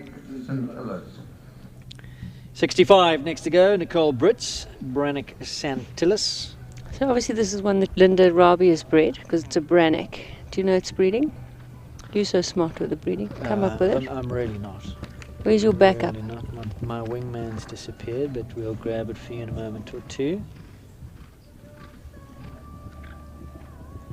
Oh, strong ride to that. She was obviously worried about the fence. Strong ride off the turn. And do you think sometimes when they're worried that it just gets in the horse's head, where they're creating a problem where there wasn't one, perhaps? It's always so difficult. Riding is such a head game. That's why I'm saying to you, when you ask me why I'm not riding Sting, it's such a head game. And if you're worried about something, the horse is going to feel it straight away. Yeah. And you do definitely transmit your worry to the horse. And if there's any doubt in any way, any doubt in their minds, they're going to feel it. Yeah. So let's see what happens now. She was obviously worried about it coming off the turn because she did get stuck into Yeah. him. No. Not today, I'm afraid, there for Nicole and Brannick Santillis. Gracious me. We're down to the 66 left. 66 next to go. Favour the Bold and Zandi Alcock. That's a lovely name, Favour the Bold. Lovely horse too, thoroughbred. I haven't seen it. It's a mare. I don't see Zandi in picture, in fact. That is Tanya Siciliano currently in picture. So I'm not sure if Favour the Bold has been scratched. That definitely not Favour the Bold. That is Tanya. And Borrelia Cool, number 67.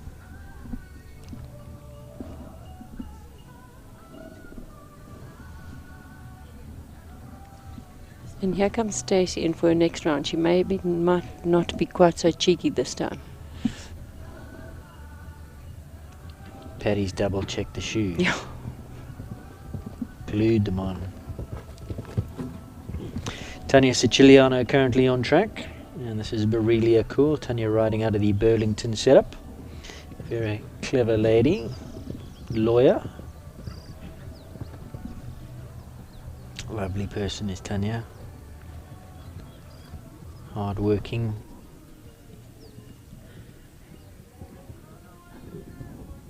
Lovely horse as well. It looks like a lovely mare.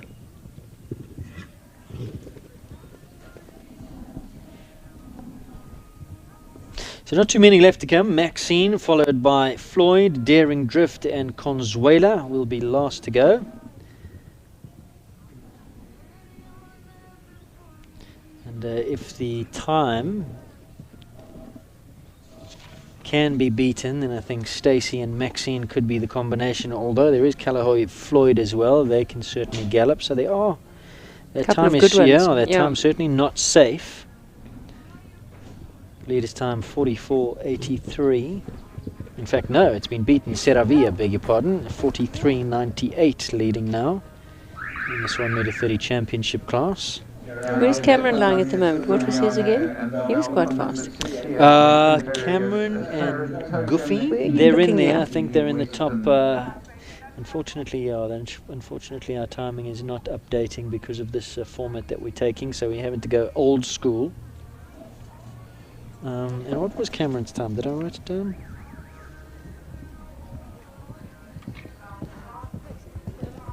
Storytellers up there as well. Here's Stacey on Maxine.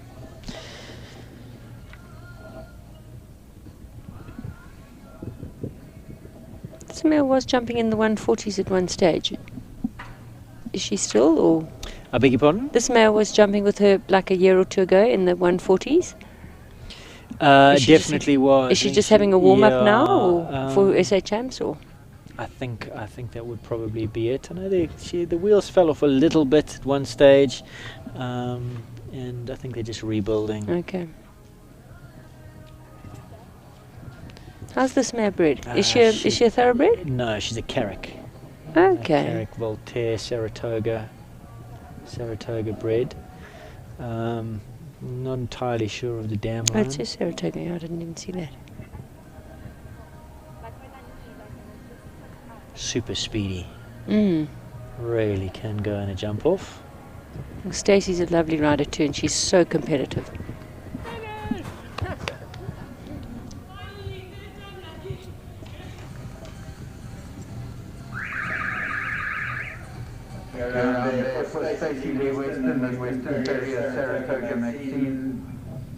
So Sarah Jane Williams has contributed, and she says, yes, Gail.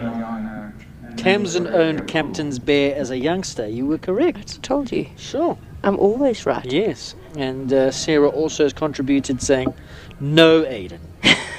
Kaya is a mare and Oxer is a stallion. Ha ha ha ha. Smiley crying face emoji. Thank you to Sarah Williams. I don't know if I should be thanking you.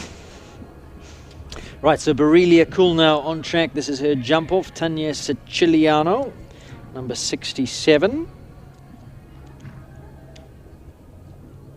And was Stacey clear? Yes, she was. She And was. very happy. Oh, good. She was smiling. Yep, she was I smiling I and just thumbs asked. upping. I thought she was clear, but she's left the arena, so she's just going. She maybe just. Oh, because we'll have this jump off, then we'll have another horse, then we'll have Stacey. So she does have some time. It's lucky that after all these horses, we now understand how this competition works.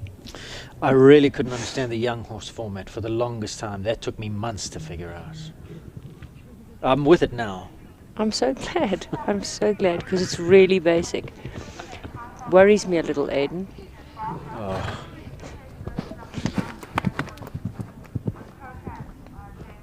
I think I had to get you in to come and explain all the rules because I just couldn't get to grips. Yes. With the potential and then the real one. And I got you now. No, I'm thrilled that you got it now. I've got it now. So you can get me back for the end of the year. I thought that was a given. Even though I didn't understand the rules. Yes. Okay, good. We can always beat them into you. Right, perfect. Right, so Mumpro, Callagho, Floyd, Kyla Brimacombe, number 69.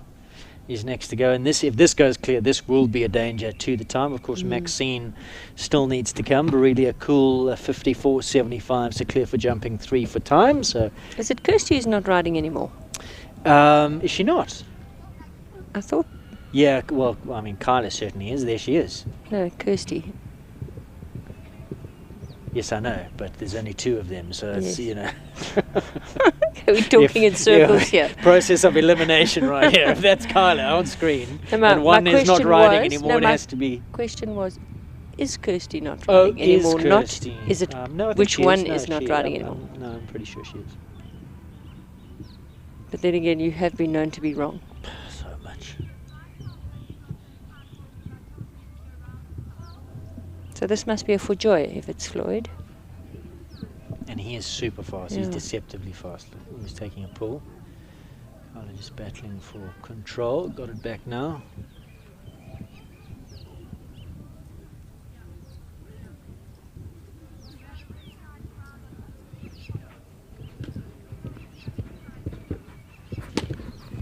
Lovely. Big smiles.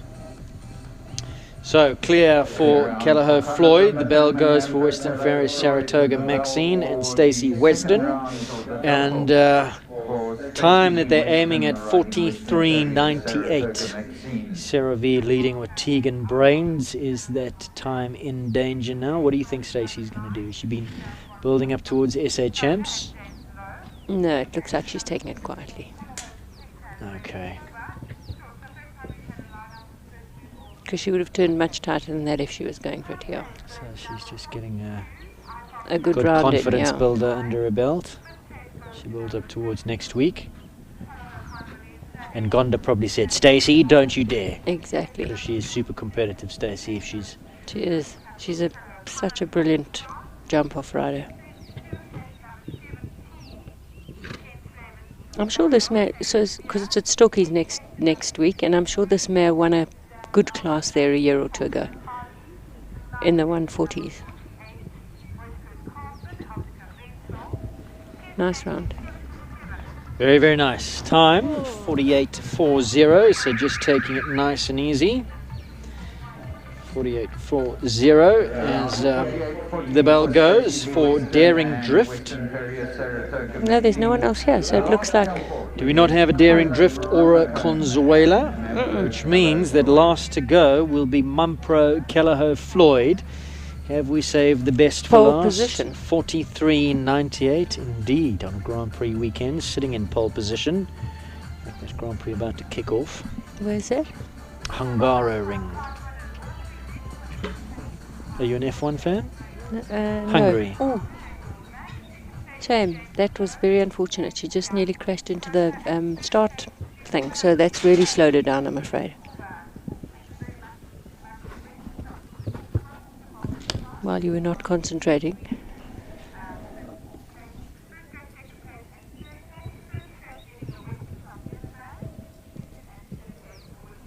Which means that the win will be Sarah V. Will be Sarah V.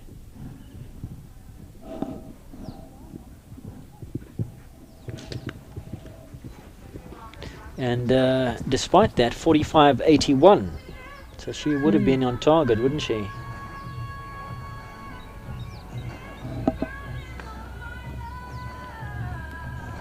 Around 45.81 into fourth position goes Mumpro, Callagher, Floyd, and Kyla Brimacombe.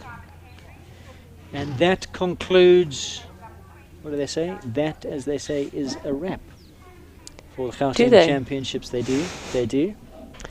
Not sure who they are, but they do.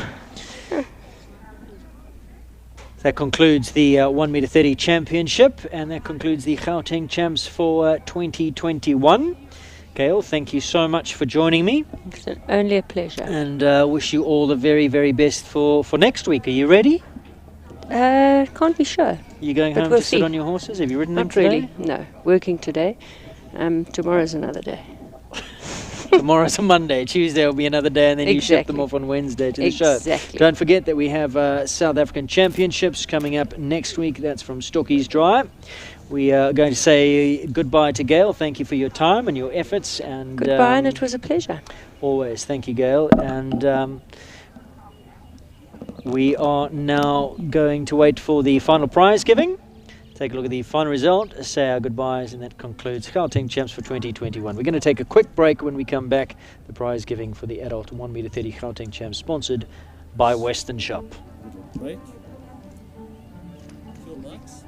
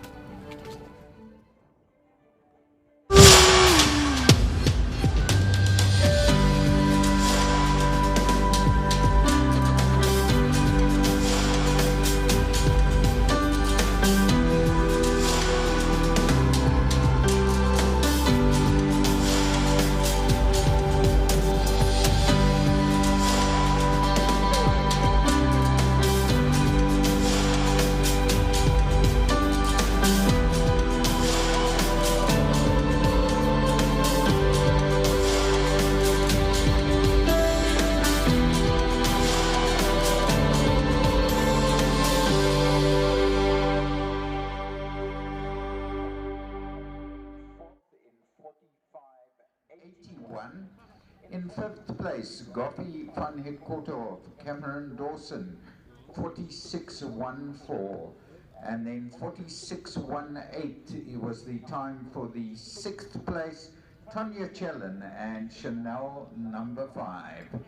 Seventh place went to Sunny Park Crispin, Nicholas Heim Riley, in a time of 47.72. It is said a great horse will change your life. The truly special ones define it. A true horseman does not look at the horse with his eyes, but with his heart.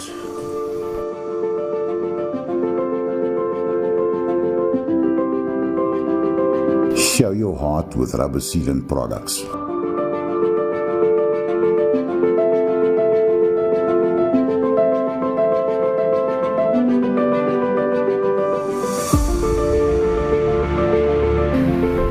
Non-slip surfaces, seal roofs and leaking areas, horse boxes, walls and surfaces for a cleaner and a warmer stable, cut on maintenance cost, water jumps, ponds and water crips.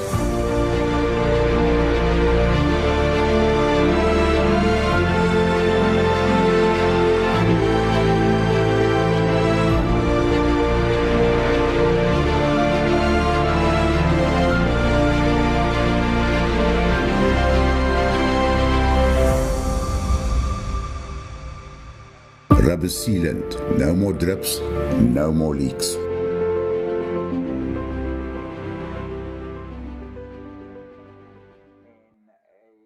With 5 penalties in a time of 52.22, and 18th place, wrapping up the placings, Terry Lee Bryson, Staccato's boy. She had 8 penalties in a time of 45.30.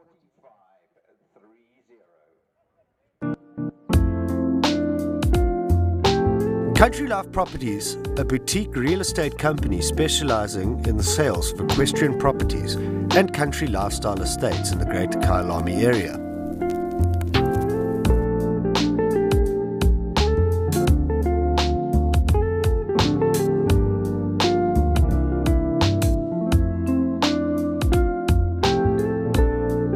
Specialists in the sale of property in the Beaulieu and Kyalami areas.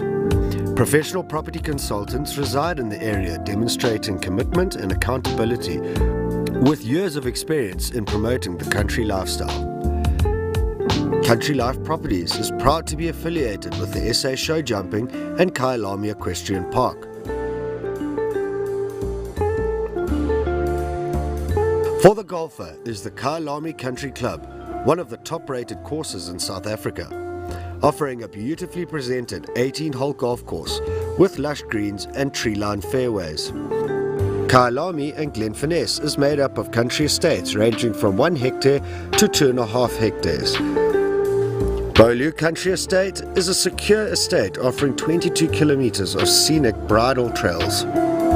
We provide country estates to suit all your requirements: extended family living, work from home, or just escape the hustle and bustle. Kyalami, the heart of the Gauteng equestrian world.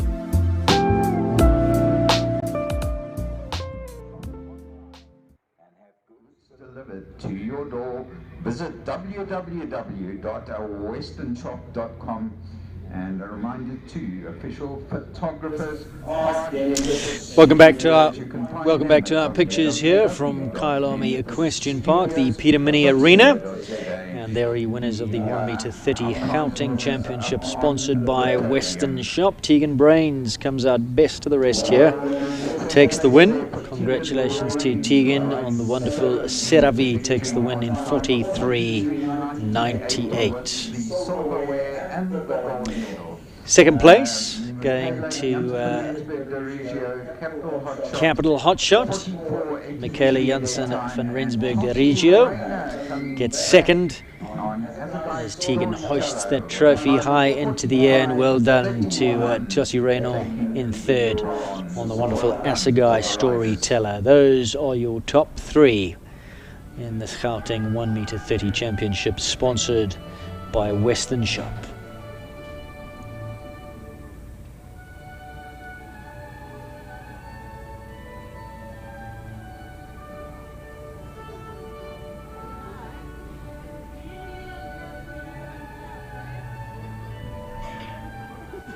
Lovely prizes on offer from the Western Shop, vouchers and traders in fine saddlery. Do go and check them out, the sponsors of the show, and we thank them for that. Also the co-sponsor of this live stream broadcast.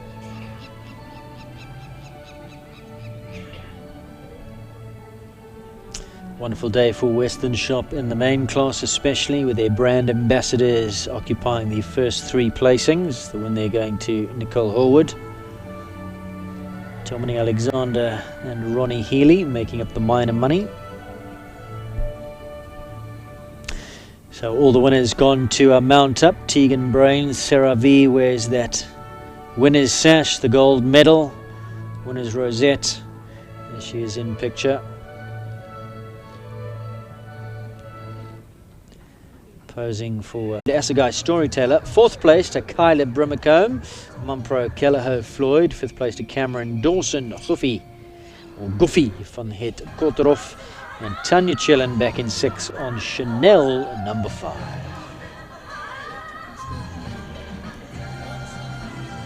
Big thank you to all of our sponsors who've made this live stream broadcast happen. Of course, Western Shop in association with our other sponsors, Mark White Nissan, Rubber Sealant, Kuda Insurance, iFarmer, Country Life Properties, and this has been an Equestrian Live broadcast. And we'll be back with you. Our next broadcast, our next live stream broadcast coming on the 28th of August. That's Saturday the 28th. And that will be when we're back here at this very venue, covering the FEI World Cup Jumping Challenge final. Once again, that date, Saturday the 20th of August. Until then, from myself, Aidan, 28th of August that is, so from myself, Aidan, and from all of the team here, from Erwin, from Umtabisi, from Tumi, the guys on the cameras, and all of the guys in the outside broadcast units, Scott Seward, our director, Mike Demain, our producer, Matthew, Donovan, Atlantis Video. Big thank you to Atlantis Video. Darlington as well. Is he the darling of the team? I doubt it. They're all sitting there in the outside broadcast unit, bringing you these wonderful pictures in this outside broadcast under the banner of Equestrian Live SA. From myself, Aidan, until next time, which will be on the 28th of August at the FAI World Jumping Challenge. Take care of yourselves. We'll see you then. Goodbye.